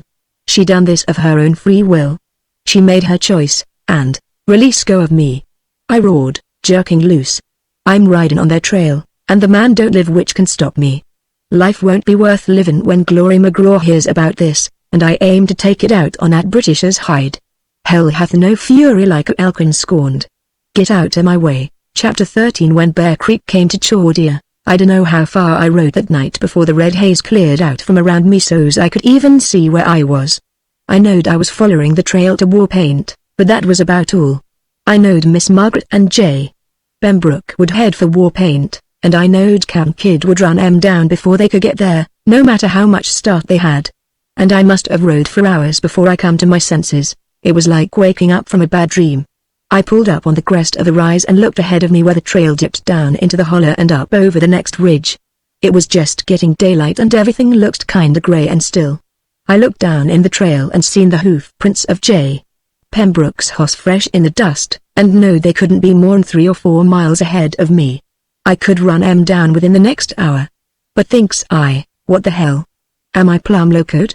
The gal's got a right to marry whoever she wants to. And if she's idiot enough to choose him instead of me, why, time for me to stand in her way. I wouldn't hurt a hair onto her head, yet here I been aiming to hurt her the worst way I could, by shooting down her man right before her eyes. I felt so ashamed of myself I wanted to cuss and so sorry for myself I wanted to bawl. Go with my blessin', I said bitterly, shaking my fist in the direction where they'd went, and then reined Cap'n Kidd around and headed for Bear Creek. I warn't aiming to stay there and endure Glory McGraw's raw hiding. But I had to get me some clothes. Mine was burnt to rags, and I didn't have no hat, and the buckshot in my shoulder was stinging me now and then. A mile or so on the back trail I crossed the road that runs from Cougar Paw to Grizzly Run, and I was hungry and thirsty so I turned up it to the tavern which had been built recent on the crossing at Mustang Creek. The sun warn't up when I pulled at the hitch rack and clumb off and went in. The bartender gave a holler and fell backwards into a tub of water and empty beer bottles, and started yelling for help, and I seen a man come to one of the doors which opened into the bar, and look at me. There was something familiar about him, but I couldn't place him for the instant. Shut up and get out of the tub, I told the barkeep petulantly. It's me, and I want a drink. Excuse me, Breckenridge, says he, hauling himself onto his feet. I recognize you now, but I'm a nervous man, and you got no idea what a start you gimme when you come through that door just now, with your hair and eyelashes all burnt off, and most of your clothes, and your hide all black with soot. What the hell? Cease them personal remarks and gimme some whiskey, I snarled, being in no mood for airy repartee. Likewise wake up the cook and tell him to fry me some ham and eggs. So he sot the bottle onto the bar and stuck his head into the kitchen and hollered, break out a fresh ham and start bustin' eggs. Breckenridge Elkins craves fodder. When he come back I said, who was that looking through that door the while ago? Oh, that? Says he. Why, that was a man nigh as famous as what you be, Wild Bill Donovan. You all ever met? I'll say we has, I grunted, pouring me a drink. He tried to take Camp Kidd away from me when I was an ignorant kid. I was forced to whap him with my bare fists before he listened to reason. He's the only man I ever seen which was as big as you, said the barkeep. And at that he ain't quite as thick in the chest and arms as you be. I'll call him in and you all can chin about old times. Save your breath, I growled. The thing I craves to do about chins with that coyote is to bust his'n with a pistol butt. This seemed to kinda intimidate the bartender. He got behind the bar and started shining beer mugs whilst I ate my breakfast in gloomy grandeur, halting only long enough to yell for somebody to feed Camp Kidd. 3 or 4 menials went out to do it, and being afeard to try to lead Camp Kidd to the trough, they filled it and carried it to him, so only one of them got kicked in the belly. It's awful hard for the average man to dodge Camp Kidd. Well, I finished my breakfast whilst they was dipping the stable hand in a hot trough to bring him to, and I said to the barkeep, I ain't got no money to pay for what me and Camp Kidd ate, but I'll be heading for Warpaint late this evening or tonight, and when I get the money I'll send it to you. I'm broke right now, but I ain't going to be broke long. All right, he said, eyeing my scorched skull in morbid fascination. You got no idea how peculiar you look, Breckenridge, with that bald dome. Shut up. I roared wrathfully. Elkins is sensitive about his personal appearance. This here is merely a temporary inconvenience which I can't help. Lemme hear no more about it. I'll shoot the next son of a polecat which calls attention to my singed condition. I then tied a bandana around my head and got on Cap'n Kidd and pulled for home. I arrived at Pap's cabin about the middle of the afternoon and my family rallied around to remove the buckshot from my hide and repair other damages which had been did. Moore made each one of my brothers lend me a garment, and she let him out to fit me, though how much good it'll do you, said she, I don't know. I never seen any man so hard on his clothes as you be, in my life. If it ain't fire it's bowie knives, and if it ain't bowie knives, it's buckshot. Boys will be boys, Moore, soothed Pap. Breckenridge is just full of life and high spirits, ain't you, Breckenridge? From the whiff I got of his breath, snorted Elena, I'd say there's no doubt about the spirits. Right now I'm full of gloom and vain regrets, I says bitterly. Culture is a flop on Bear Creek, and my confidence has been betrayed. I have taken a serpent with a British accent to my bosom and been bit. I stands knee-deep in the ruins of education and romance. Bear Creek lapses back into ignorance and barbarism and corn liquor, and I licks the wounds of unrequited love like a old wolf after a tussle with a pack of hound dogs. What you going to do? Asked Pap, impressed. I'm heading for war paint, I said gloomily. I ain't going to stay here and have the life raw-headed out to me by Glory McGraw. It's a wonder to me she ain't been over already to gloat over my misery. You ain't got no money, says Pap. I'll get me some, I said. And I ain't particular how.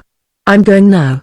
I ain't going to wait for Glory McGraw to descend onto me with her darn sarcasm, so I headed for war paint as soon as I could wash the soot off of me.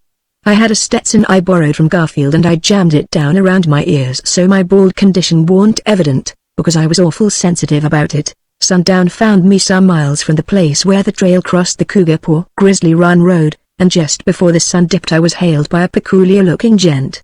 He was tall and gangling tall as me, but didn't weigh within 100 pounds as much. His hands hung about 3 foot out of his sleeves, and his neck with a big Adam's apple riz out of his collar like a crane's, and he had on a plug hat instead of a Stetson, and a long-tailed coat. He moreover sat his horse like it was a seesaw, and his stirrups were so short his bony knees come up almost level with his shoulders. He wore his pants legs down over his boots, and altogether he was the funniest-looking human I ever seen. Cap'n Kidd gave a disgusted snort when he seen him and wanted to kick his bony old sorrel nag in the belly, but I wouldn't let him. You, said this apparition, pointing an accusing finger at me. You Breckenridge Elkins, the bearcat of the Humboldts? I'm Breckenridge Elkins, I replied suspiciously. I deduced as much. He says ominously. I have come a long ways to meet you, Elkins. There can be only one sun in the sky, my roaring grizzly from the high ranges. There can be only one champion in the state of Nevada. I'm him. Oh, be you? I says, scenting battle afar. Well, I feels the same way about one sun and one champion. You look a mite skinny and gantling to be making such big talk, but far be it from me to deny you a tussle after you've come so far to get it. Light down from your hoss whilst I mangles your frame with a free and joyful spirit. There's nothing I'll enjoy more'n uprooting a few acres of junipers with your carcass and festooning the crags with your innards. You mistakes my meanin', my bloodthirsty friend, says he. I want referring to mortal combat. Far as I'm concerned, you're supreme in that line. Nay, B. Elkins, Esquire. Reserve your personal ferocity for the bars and knife fighters of your native mountains. I challenges you in another department entirely. Look well, my bowie-wielding orang-outang of the high peaks. Fame is shaking her mane. I am Jugbelly Judkins, and my talent is guzzling. From the live-oak-grown coasts of the Gulf to the sun-baked butts of Montana, says he oratorical, I ain't yet met the gent I couldn't drink under the table betwixt sundown and sunup. I have met the most celebrated topers of plain and mountain, and they have all went down in inglorious and rum-soaked defeat. Afar off I heard men speak of you, praising not only your genius in altering the features of your fellow man, but also lauding your capacity for corn liquor. So I have come to cast the gauntlet at your feet, as it were. Oh, I says, you want's a drinking match. Once is a weak word, my murderous friend, says he. I demanded. Well, come on, I said. Let's head for war paint then. There'll be plenty of gents that willing to lay heavy bets. To hell with filthy lucre, snorted Jugbelly. My mountainous friend, I am an artist. I cares nothing for money. My reputation is what I upholds. Well, then, I said, there's a tavern on Mustang Creek, let it rot, says he. I scorns these vulgar displays in low-ends and cheap taverns, my enormous friend. I supplies the sinews of war myself. Follow me. So he turned his horse off the trail, and I followed him through the brush for maybe a mile, till he come to a small cave in a bluff with dense thickets all around. He reached into the cave and hauled out a gallon jug of liquor. I hid a goodly supply of the cup that cheers in that cave, says he. This is a good secluded spot where nobody never comes. We won't be interrupted here, my brawny but feeble-minded gorilla of the high ridges, but what are we betting? I demanded. I ain't got no money. I was going down to Warpaint and get me a job working somebody's claim for day wages till I got me a stake and built it up playing poker, but, you wouldn't consider wagering that the gigantic horse you rides? Says he, eyeing me very sharp. Never in the world, I says with an oath. Very well, says he. Let the bets go. We battles for honor and glory alone. Let the carnage commence. So we started. First he'd take a gulp, and then me, and the jug was empty about the fourth gulp I'd taken, so he dragged out another, and we emptied it, and he hauled out another. There didn't seem to be no limit to his supply. He must have brought it there on a whole train of pack mules. I never seen a man drink like that skinny cuss. I watched the liquor careful, but he lowered it every time he'd taken a swig, so I knowed he warn't jest pretending. His belly expanded enormous as we went along and he looked very funny, with his skinny frame, and that there enormous belly bulging out his shirt till the buttons flew off of his coat. I ain't going to tell you how much we drunk, because you wouldn't believe me. But by midnight the glade was covered with empty jugs and Jugbelly's arms was so tired lifting em he couldn't hardly move. But the moon and the glade and everything was dancing around and around to me, and he warn't even staggering. He looked kind of pale and wan, and honest he says, in a awed voice, I wouldn't have believed it if I hadn't saw it myself. But he kept on drinking and so did I, because I couldn't believe a skinny maverick like that could lick me, and his belly kept getting bigger and bigger till I was scared it was going to bust, and things kept spinning around me faster than ever. After a while I heard him muttering to himself, away off, this is the last jug, and if it don't fix him, nothing will. By God, he ain't human. That didn't make no sense to me. But he passed me the jug and said, "Are you capable, my gulf-bellied friend? Gimme the jug." I muttered, bracing my legs and getting a firm hold of myself. I'd taken a big gulp and then I didn't know nothing. When I woke up the sun was high above the trees. Cat Kid was cropping grass nearby. But Jugbelly was gone. So was his horse and all the empty jugs. There warn't no sign to show he'd ever been there. Only the taste in my mouth which I can't describe because I'm a gent and there is words no gent will stoop to use. I felt like kicking myself in the pants. I was ashamed something terrible at being beat by that skinny mutt. It was the first time I'd ever drunk enough to lay me out. I don't believe in a man making a hog out of himself, even in a good cause. I saddled Cap'n Kid and pulled out the war paint, and stopped a few rods away and drunk 5 or 6 gallons of water at a spring, and felt a lot better. I started on again. But before I come to the trail, I heard somebody bawling and pulled up, and the sort of fella on a stump, crying like his heart would bust. "What's the trouble?" I asked, and he blinked the tears out of his eyes and looked up mournful and melancholy. He was a scrawny cuss with oversized whiskers. "You beholds in me," says he sobfully, "a critter tossed on the cruel tides of fate. Destiny has dealt my hand from the bottom of the deck. Woe is me," says he, and wept bitterly. "Buck up," I said. "Things might well be worse." "Damn it," I said, waxing irritable, "stop that blubbering and tell me what's the matter." "I'm Breckenridge Elkins. Maybe I can help you." He swallowed some sobs, and said, "You are a man of kind impulses and a noble heart. My name is Japhet Jalatin. In my youth I made an enemy of a wealthy, powerful and unscrupulous man. He framed me and sent me to the pen for something I never done. I busted free and under assumed name, I come west. By hard working I accumulated a tidy sum which I aimed to send to my sorrowing wife and baby daughters. But just last night I learned that I had been recognized and the bloodhounds of the law was on my trail. I have got to skip to Mexico. My loved ones won't never get the dough." "Oh," says he, "if there was only someone I could trust to leave it with till I could write 'em a letter and tell 'em where it was so they could send a trusted man after it. But I trust nobody. The man I left it with might tell where he got it, and then the bloodhounds of the law would be onto my trail again, hounding me day and night." He looked at me desperate, and says, "Young man, you got a kind and honest face. Won't you take this here money and hold it for my wife, till she can come after it? Yeah, I'll do that, I said. He jumped up and ran to his horse which was tied nearby, and hauled out a buckskin poke, and shoved it into my hands. Keep it till my wife comes for it, says he.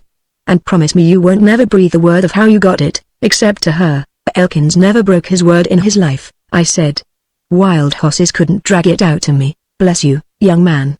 He cries, and grabbed my hand with both of his and pumped it up and down like a pump handle, and then jumped on his horse and fogged. I thought there's some curious people in the world. As I stuffed the poke in my saddlebags and headed for Warpaint again, I thought I'd turn off to the Mustang Creek Tavern and eat me some breakfast, but I hadn't much more'n hit the trail I'd been following when I met Jug Belly. Then I heard horses behind me, and somebody hollered, "Stop, in the name of the law." I turned around and seen a gang of men riding towards me, from the direction of Bear Creek, and there was the sheriff leading them, and right beside him was Pap and Uncle John Garfield and Uncle Bill Buckner and Uncle Bearfield Gordon. A tenderfoot onst called them 4 men the patriarchs of Bear Creek. I dunno what he meant, but they generally decides arguments which has got beyond the public control, as you might say. Behind them and the sheriff come about 30 more men, most of which I recognized as citizens of Chordia, and therefore definitely not my friends. Also, to my surprise, I recognized Wild Bill Donovan amongst them, with his thick black hair falling down to his shoulders. There was 4 other hard-looking strangers which rode close beside him.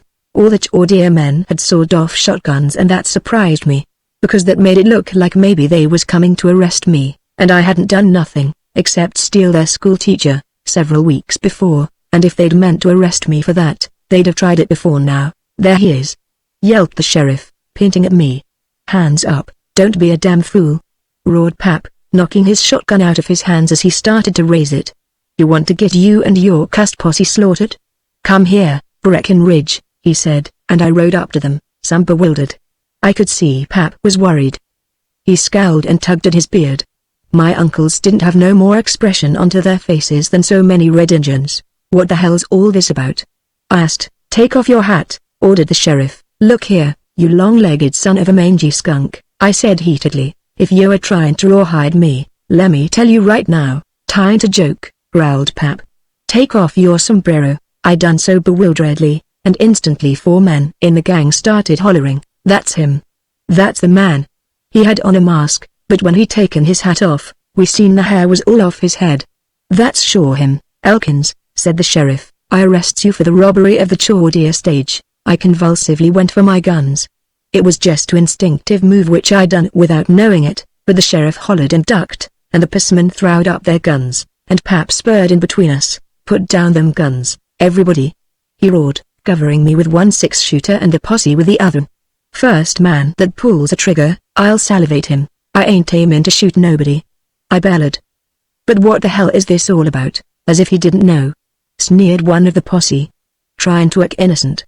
Hey Glup." Pap rose in his stirrups and smashed him over the head with his right-hand 6-shooter barrel, and he crumpled into the trail and laid there with the blood oozing out of his scalp. "Anybody else feel humorous?" roared Pap, sweeping the posse with a terrible eye. Evidently nobody did, so he turned around and says to me, and I seen drops of perspiration standing on his face which worn caused altogether by the heat. Says he, "Breckenridge, early last night the Chordia stage was stuck up and robbed a few miles t'other side of Chordia. The fellow which done it not only taken the passengers' money and watches and things, and the mail sack, but he also shot the driver, old Jim Harrigan, just out of pure cussedness.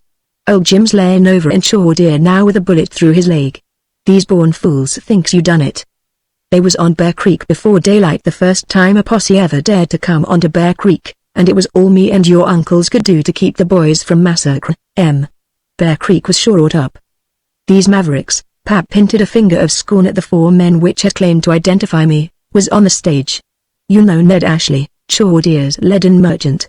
The others are strangers. They say their names is Hurley, Jackson and Slade. They claim to lost considerable money." "We done that," clamored Jackson. "I had a buckskin poke crammed full of gold pieces the scoundrel taken. I tell you, that's the man which done it." He pinted at me, and Pap turned to Ned Ashley, and said, "Ned, what do you say?" "Well, Bill," says Ashley reluctantly, "I hates to say it, but I don't see who else it could have been. The robber was Breckenridge's size, all right, and you knows they ain't many men that big. He warn't riding Captain Kidd, Of course, he was riding a big bay mare. He had on a mask, but as he rode off he'd taken off his hat, and we all seen his head in the moonlight. The hair was all off of it, just like at his Breckenridge's.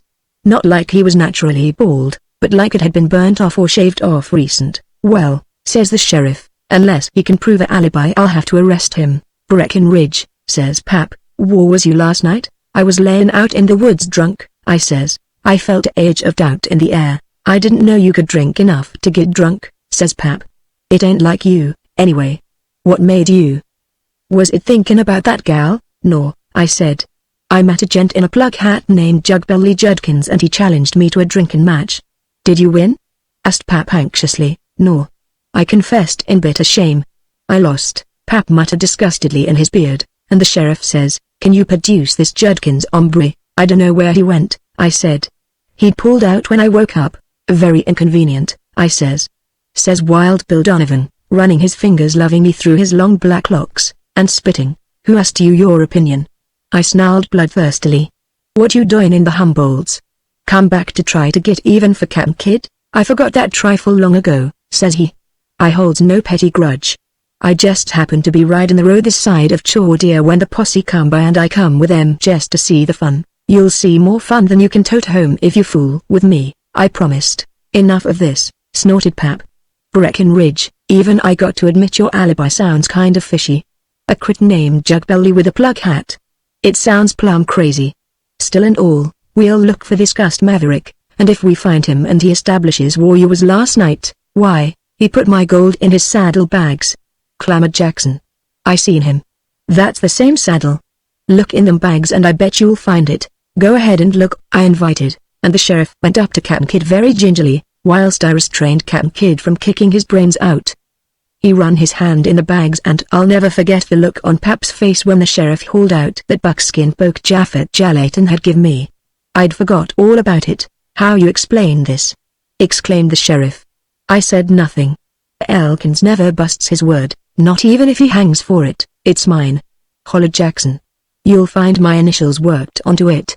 JJ, for Judah Jackson, that they announced the sheriff. JJ, that's for Judah Jackson. All right. They don't stand for that. I roared. They stand for. Then I stopped. I couldn't tell him they stood for Japhet Jalaton without breaking my word and giving away Japhet's secret. Tain't his'n, I growled. I didn't steal it from nobody. Then where'd you get it? Demanded the sheriff. None of your business, I said sullenly. Pap spurred forwards, and I seen beads of sweat on his face. Well, say something, damn it. He roared. Don't just sit there. No Elkins was ever accused of thieving before. But if you done it, say so. I demands that you tells me where you got that gold. If you didn't take it off on the stage, why don't you say so? I can't tell you, I muttered. Hell's fire. Bellowed Pap. Then you must have robbed that stage. What a black shame onto Bear Creek this here is. But these town folks ain't going to haul you off to their cussed jail, even if you did turn thief. Just come out plain and tell me you done it, and we'll lick the whole cussed posse if necessary. I seen my uncles behind him drawing in and cocking their Winchesters, but I was too dizzy with the way things was happening to think straight about anything. I never robbed the cussed stage. I roared. I can't tell you where I got that gold, but I didn't rob the gold-earned stage, so you're a liar as well as a thief. Says Pap, drawing back from me like I was a reptile. To think it should come to this. From this day onwards, he says, shaking his fist in my face, you ain't no son of mine. I disowns you. When they lets you out of the pen, don't you come sneaking back to Bear Creek. Us folks that if is rough and ready, we halves and shoots each other free and frequent. But no Bear Creek man ever yet stole nor lied. I could forgive the thieving, maybe even the shooting of poor old Jim Harrigan. But I can't forgive a lie. Come on, boys, and him and my uncles turned around and rode back up the trail towards Bear Creek with their eyes straight ahead of them and their backs straight as ramrods.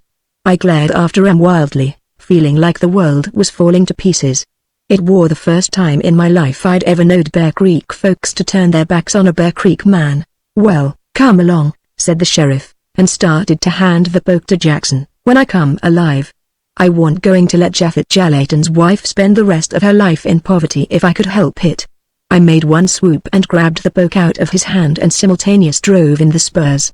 Captain Kidd made one mighty lunge and knocked Jackson and his horse sprawling and went over them and into the brush whilst them fool posse men was fumbling with their guns.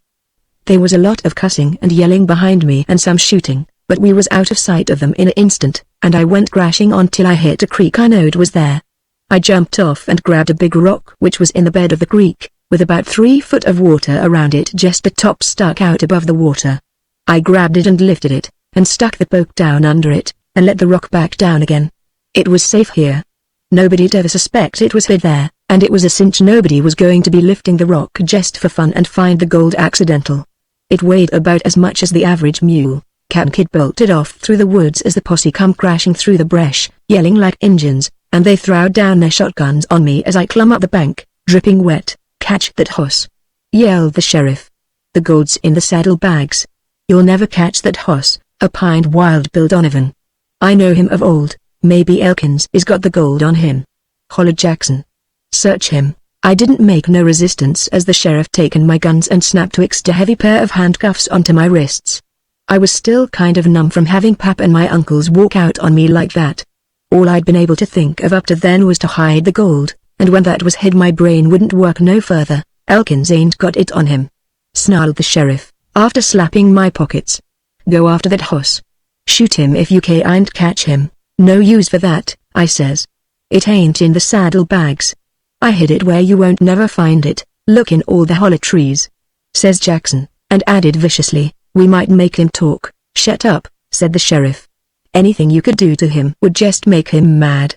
He's acting tame and gentle now, but he's got a brooding gleam in his eye. Let's get him in jail before he gets a change of heart and starts remodeling the landscape with the posse's carcasses." "I'm a broken man," I says mournfully. "My own clan has went back on me, and I got no friends. Take me to jail if you want to.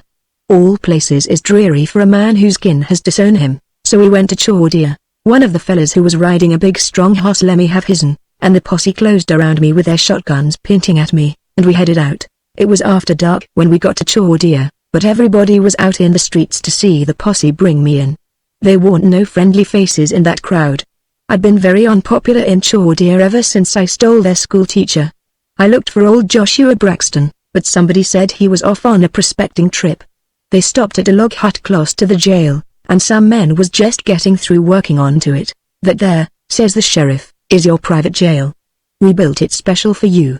As soon as word come last night that you'd robbed the stage, I said 15 men building that jail, and they're just now getting through." Well, I didn't think anybody could build anything in a night and a day which could hold me, but I didn't have no thought of trying to break out.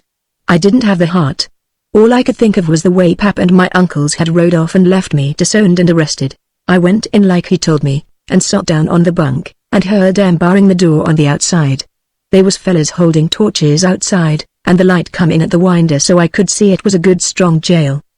There was just one room, with a door towards the town and a window in the other side. It had a floor made out of logs, and the roof and walls was made out of heavy logs, and there was a big log at each corner set in concrete, which was something new in the mountains, and the concrete wasn't dry yet. The bars in the window was thick as a man's wrist, and drove clean through the sill and lintel logs, and the ends clinched, and chinks betwixt the logs was tamped in with concrete. The door was made out of sawed planks 4 inches thick and braced with iron, and the hinges was big iron pins working in heavy iron sockets, and there was a big lock onto the door and 3 big bars made out of logs set in heavy iron brackets. Everybody outside was jammed around the window trying to look in at me, but I put my head in my hands and paid no attention to them. I was trying to think, but everything kept going round and round.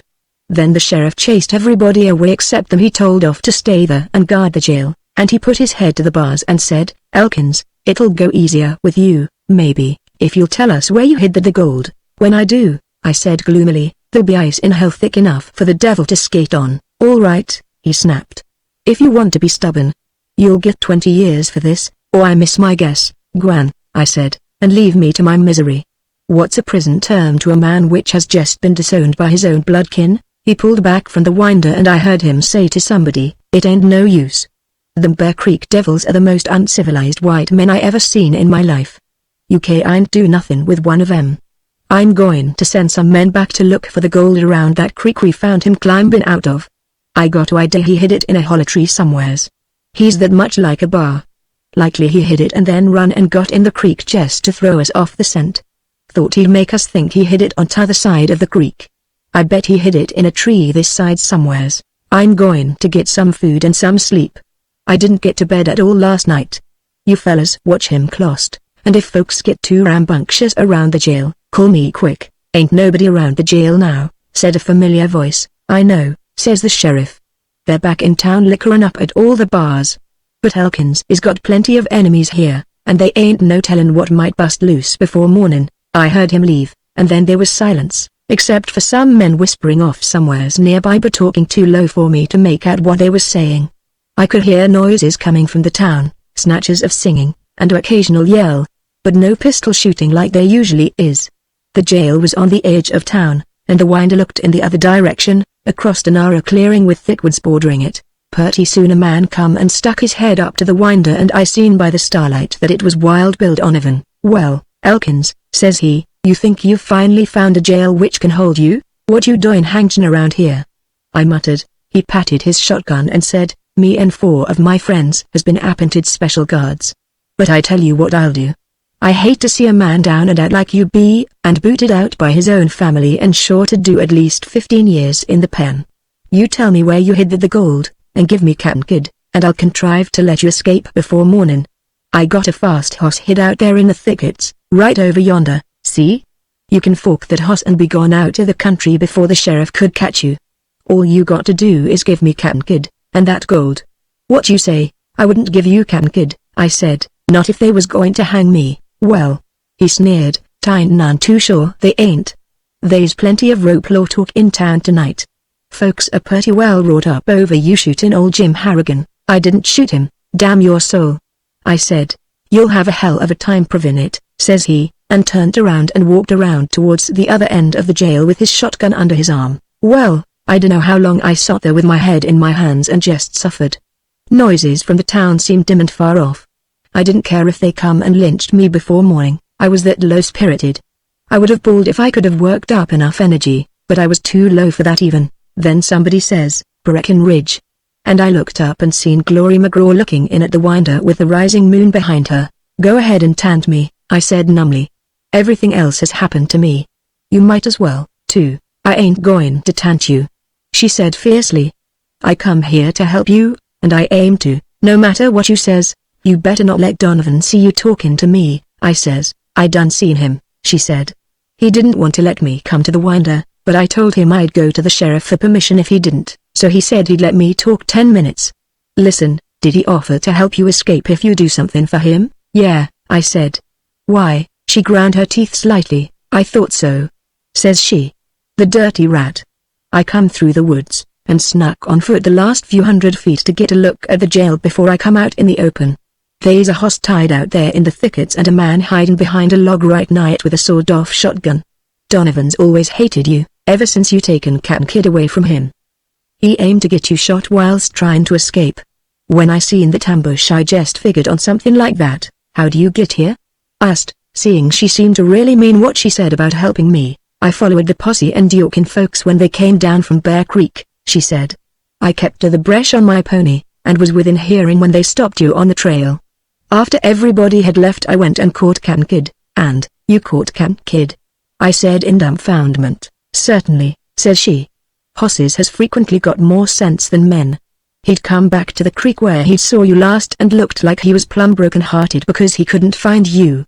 I turned the pony loose and started him home, and I come on to chaw deer on Cap'n Kidd." "Well, I'm a sore jackrabbit," I said helplessly. "Hosses knows who their friends is," says she. "Which is more I can say for some men. Breckenridge, pull out of this. Tear this blame jail apart and let's take to the hills. Cap'n Kidd's waiting out there behind that big clump of oaks. They'll never catch you." "I ain't got the strength, Glory," I said helplessly. "My strength has oozed out of me like liquor out of a busted jug. What's the use to bust jail, even if I could? I'm a marked man, and a broken man. My own kin has throwed me down. I got no friends. You have, too," she said fiercely. "I ain't throwed you down.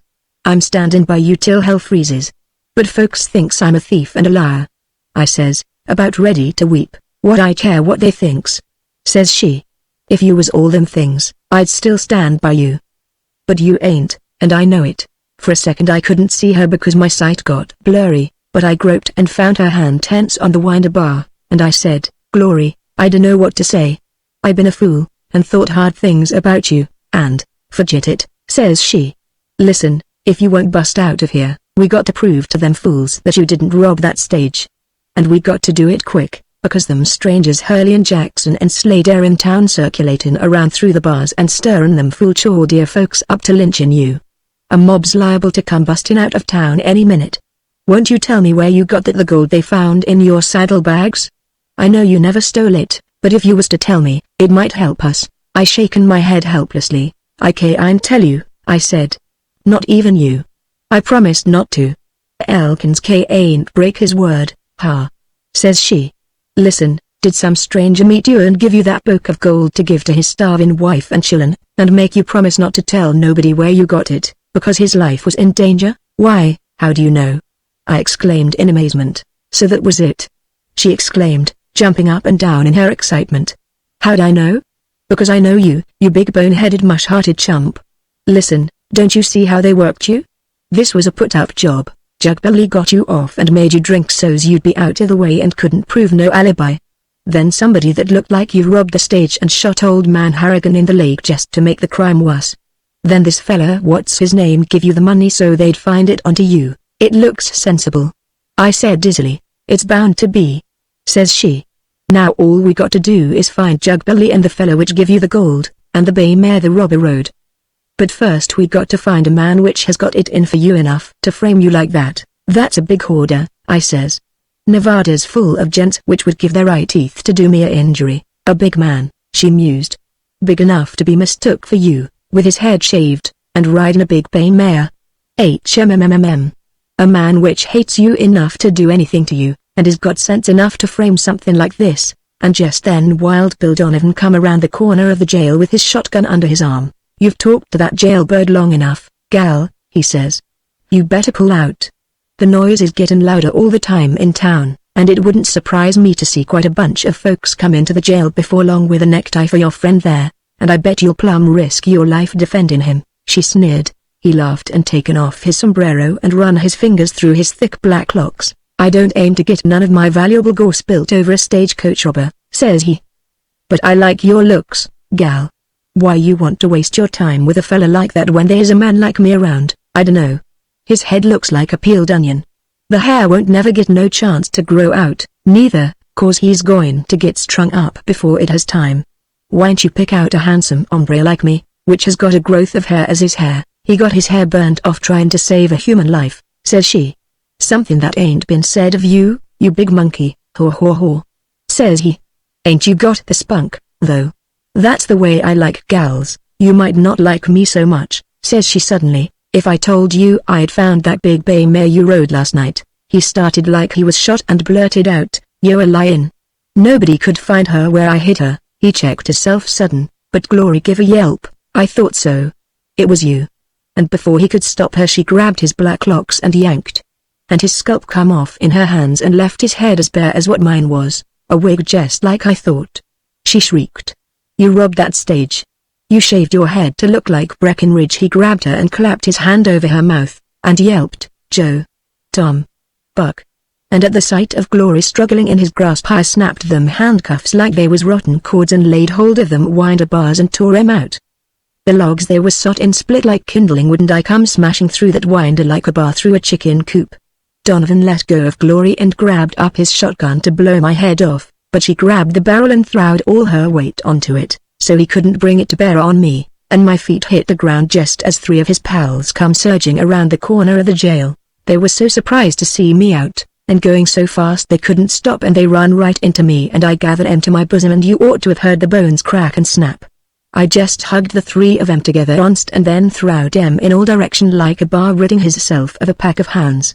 Two of them fractured their skulls in the jailhouse and t'other broke his leg on a stump. Meanwhile Donovan had let loose of his shotgun and run for the woods and Glory scrambled up onto her feet with the shotgun and let bam at him, but he was so far away by that time all she done was sting his hide with a shot. But he hollered tremendous just the same. I started to run after him, but Glory grabbed me. He's headed for that house I told you about. She panted. Git can, kid. We'll have to be a hossback if we catch him. Bang! Went a shotgun in the thickets, and Donovan's maddened voice yelled, "Stop that, you cussed fool. This ain't Elkins. It's me. The game's up. We got to shift, lemme ride with you," hollered another voice, which I reckoned was the fella Donovan had planted to shoot me if I agreed to try to escape. "My hoss is on the other side of the jail, get off, blast you," snarled Donovan. "This boss won't carry double." Wham! I judged he'd hit his pal over the head with his 6-shooter. "I owe you that for filling my hide with buckshot, you blame fool," Donovan roared as he went crashing off into the brush. By this time we'd reached the oaks. Kid was tied behind, and I swung up into the saddle and Glory jumped up behind me. "I'm going with you," says she. "Don't IG. Get going." I headed for the thickets Donovan had disappeared into, and just inside of them we seen a fella sprawled on the ground with a shotgun in his hand and his scalp split open. Even in the midst of my righteous wrath I had an instant of calm and serene joy as I reflected that Donovan had got sprinkled with buckshot by the fella who evidently mistook him for me. The deeds of the wicked sure do return onto them. Donovan had took straight out through the brush, and left gaps in the bushes a blind man could follow. We could hear his hoss crashing through the timber ahead of us, and then pretty soon the smashing stopped but we could hear the hoofs lickety-split on hard ground, so I knowed he'd come out into a path, and pretty soon so did we. Moonlight hit down into it, but it was winding so we couldn't see very far ahead, but the hoof drumming warn't pulling away from us, and we knowed we was closing in onto him. He was riding a fast critter but I knowed Kid would run it off its fool legs within the next mile. Then we seen a small clearing ahead and a cabin in it with candlelight coming through the winders, and Donovan busted out of the trees and jumped off his hoss which bolted into the brush. Donovan run to the door and yelled, "Lemme in, you damn fools. The game's up and Elkins is right behind me." The door opened and he fell in onto his all fours and yelled, "Shut the door and bolt it. I don't believe even he can bust it down." And somebody else hollered, "Blow out the candles." There he is at the edge of the trees. Guns began to crack and bullets whizzed past me, so I backed Kid back into cover and jumped off and picked up a big log which warn't rotten yet, and run out of the clearing and made towards the door. This surprised the men in the cabin, and only one man shot at me and he hit the log. The next instant I hit the door, or rather I hit the door with the log going full clip, and the door splintered and ripped off of the hinges and crashed inwards, and 3 or 4 men got pinned under it and yelled bloody murder. I lunged into the cabin over the ruins of the door and the candles was all out, but a little moonlight streamed in and showed me 3 or 4 vague figures before me. They was all shooting at me but it was so dark in the cabin they couldn't see to aim good and only nicked me in a few unimportant places. So I went for them and got both arms full of human beings and started sweeping the floor with them. I felt several fellas underfoot because they hollered when I tromped on them, and every now and then I felt somebody's head with my foot and give it a good rousing kick. I didn't know who I had hold of because the cabin was so full of gunpowder smoke by this time that the moon didn't do much good. But none of the fellas was big enough to be Donovan, and them I stomped on didn't holler like him, so I started clearing house by heaving them one by one through the door, and each time I throwed one they was a resounding whack. Outside that I couldn't figure out till I realized that Glory was standing outside with a club and knocking each one in the head as he come out. Then the next thing I knowed the cabin was empty, except for me and a figure which was dodging back and forth in front of me trying to get past me to the door. So I laid hands onto it and heaved it up over my head and started to throw it through the door when it hollered, "Quarter, my Titanic friend, quarter." I surrenders and demands to be treated as a prisoner of war, Jugbelly Judkins. I says, "The same," says he, "or what's left of him. Come out here where I can talk to you." I roared, and groped my way out of the door with him. As I emerged I got an awful lick over the head, and then Glory gave a shriek like a stricken elk. "Oh, Breckenridge," she wailed. "I didn't know it wore you." "Never mind," I says, brandishing my victim before her. "I got my lurby right here by the neck." "Jugbelly Judkins," I says sternly, clapping him onto his feet and waving an enormous fist under his snoot, "if you values your immortal soul, speak up and tell where I was all last night, drinking liquor with me a mile off the Bear Creek Trail," gasps he, staring wildly about at the figures which littered the ground in front of the cabin. "I confesses all. Lead me to the Bastal. My sins has catched up with me. I'm a broken man. Yet I am but a tool in the hands of a mastermind, same as these misguided sons of crime which lays there. One of them's trying to crawl off," quoth Glory, fetching the aforesaid critter a clout on the back of the neck with her club. He fell on his belly and howled in a familiar voice. I started violently and bent over to look close at him, Japhet Jalatin. I hollered. You cussed thief, you lied to me about your wife starving. If he told you he had a wife it was a gross understatement, says Jugabully. He's got 3 that I know of, including a pit squaw, a Mexican woman, and a Chini gal in San Francisco.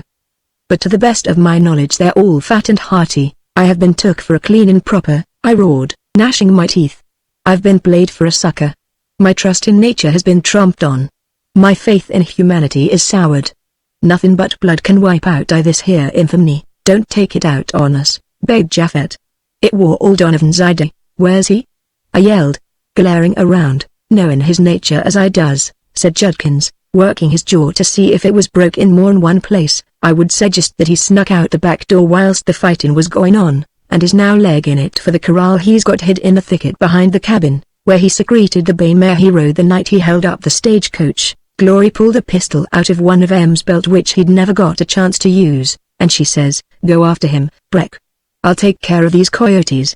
I'd taken one look at the groaning runes on the ground, and decided she could all right, so I whistled to Captain Kidd, and he come, for a wonder.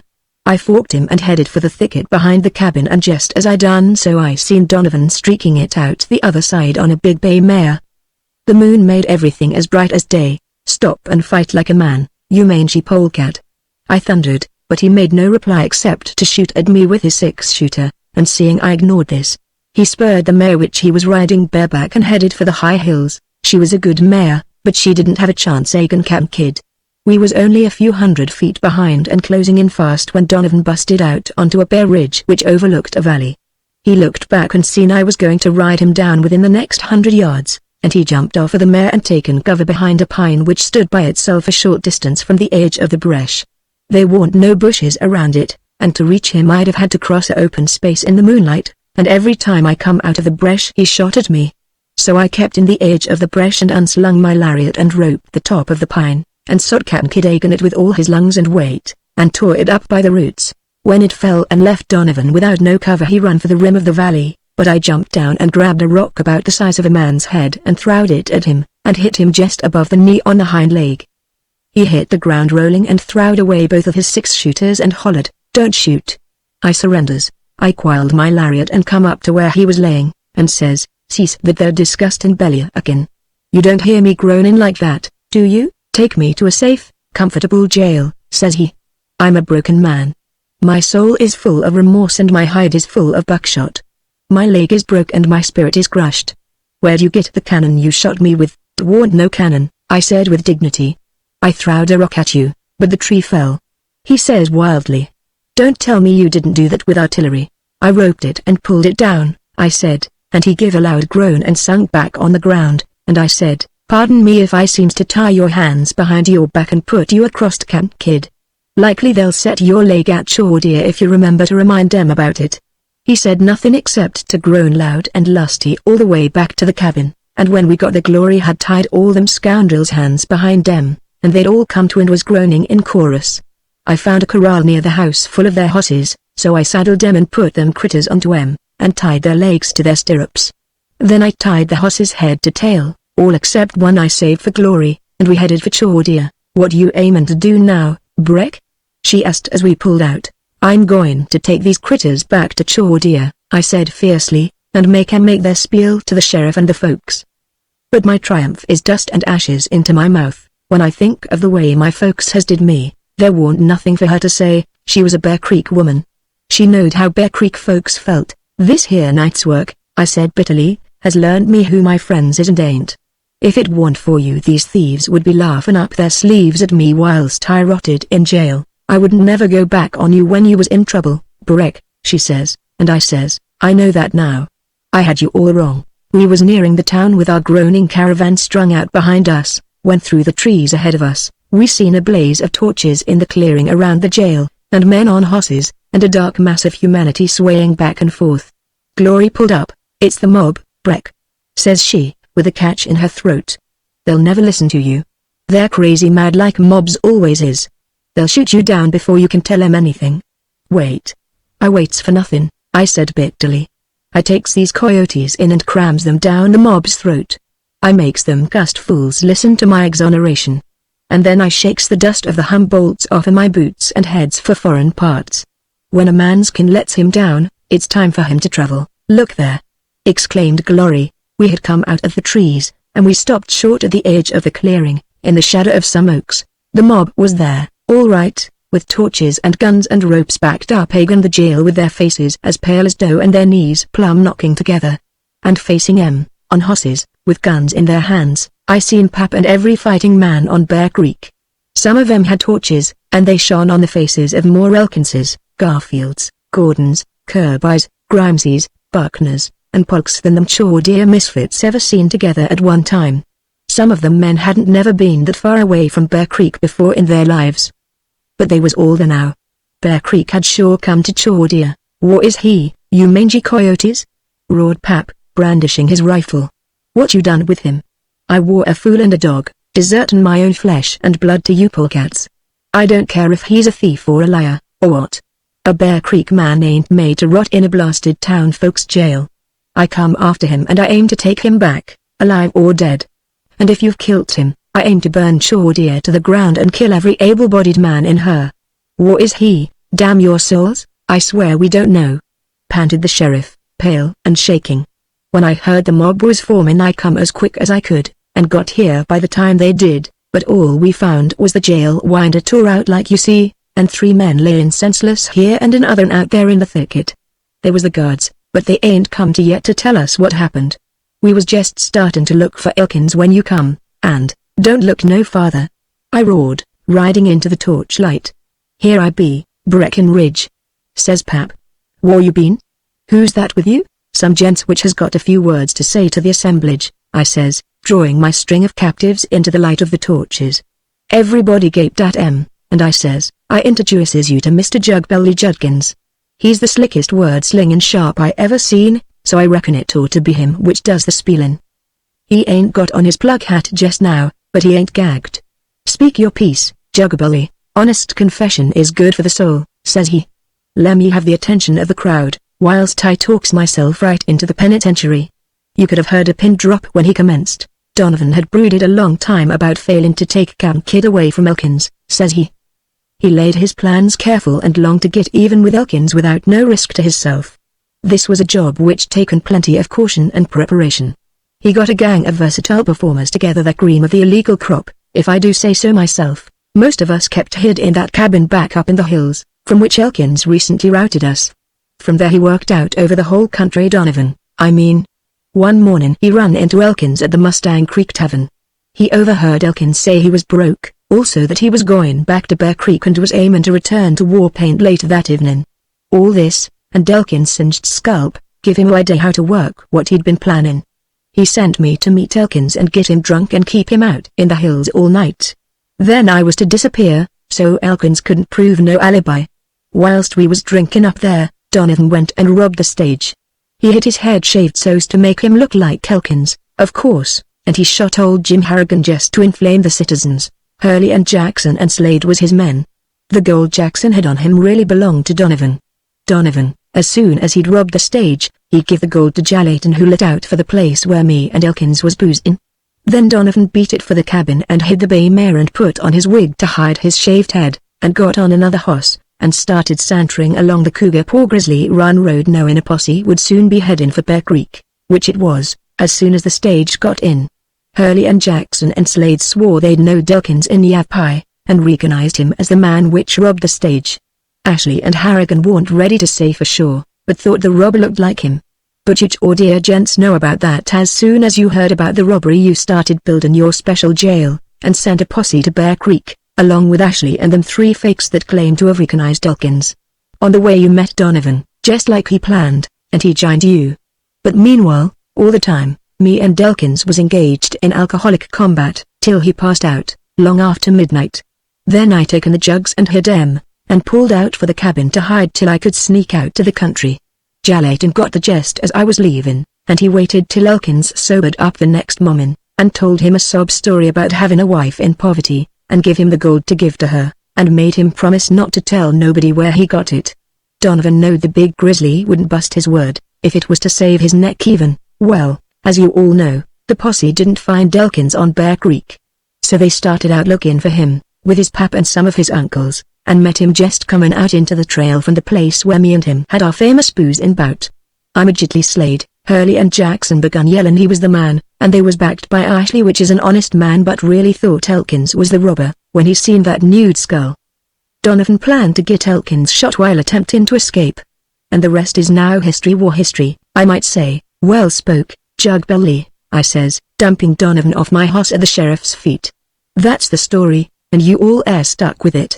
My part of the game's done did, and I washes my hands of it. We done you a big injustice, Elkins, says the sheriff. But how was we to know? Forget it, I says, and then Pap rode up. Us Bear Creek folks don't talk much, but we says plenty in a few words. I was wrong, Breckenridge, he says gruffly, and that said more'n most folks could mean in a long-winded speech. For the first time in my life, he says, I admits I made a mistake. But, says he, the only fly in the ointment is the fact that Elkins was drunk off in his feet by a specimen like that. And he pointed a accusing finger at Jugbelly Judkins. I alone have come through the adventure with credit, admitted Jugbelly modestly. A triumph of mind over muscle, my lawshooting friends, mind, hell, says Jalaton viciously. That coyote didn't drink none of that liquor. He was a sleight of hand performer in a vaudeville show when Donovan picked him up. He had a rubber stomach inside his shirt and he poured the liquor into that. He couldn't outdrink Breckenridge Elkins if he was a whole corporation, the derned thief. I admits the charge, sighed Jugbelly. I bows my head in shame. Well, I says, I've saw worse men than you, at that, and if they's anything I can do, you'll get off light, you derned windbag, you. Thank you, my generous friend, says he, and Pap reined his hoss around and said, you come in home, Breckenridge? Go ahead, I said. I'll come on with glory. So Pap and the men of Bear Creek turned and headed up the trail, riding single file, with their rifles gleaming in the flare of the torches, and nobody saying nothing, just saddles creaking and hoofs clinking softly, like Bear Creek men generally ride. And as they went the citizens of Chaudier hove a loud sigh of relief, and grabbed Donovan and his gang with enthusiasm and lugged them off to the jail, the one I hadn't busted, I mean. And that, said Glory, throwing her club away, is that. You ain't going off to foreign parts now, be you, Breckenridge? No, I said. My misguided relatives has redeemed theirselves. We stood there a minute looking at each other, and she said, you ain't got nothing to say to me, Breckenridge? Why, sure I has, I responded. I'm mighty much obliged for what you done, is that all? She asked, gritting her teeth slightly. What else you want me to say? Asked, puzzled. Ain't I just thanked you? There was a time when I would have said more, and likely made you mad, Glory, but knowing how you feel towards me, says Glory, and before I knowed what she was up to, she grabbed a parrot the size of a watermelon and busted it over my head. I was so taken by surprise I stumbled backwards and fell sprawling, and as I looked up at her, a great light burst onto me. She loves me, I exclaimed. I've been wondering how long it was going to take you to find out, says she. But what made you treat me like you done? I demanded presently.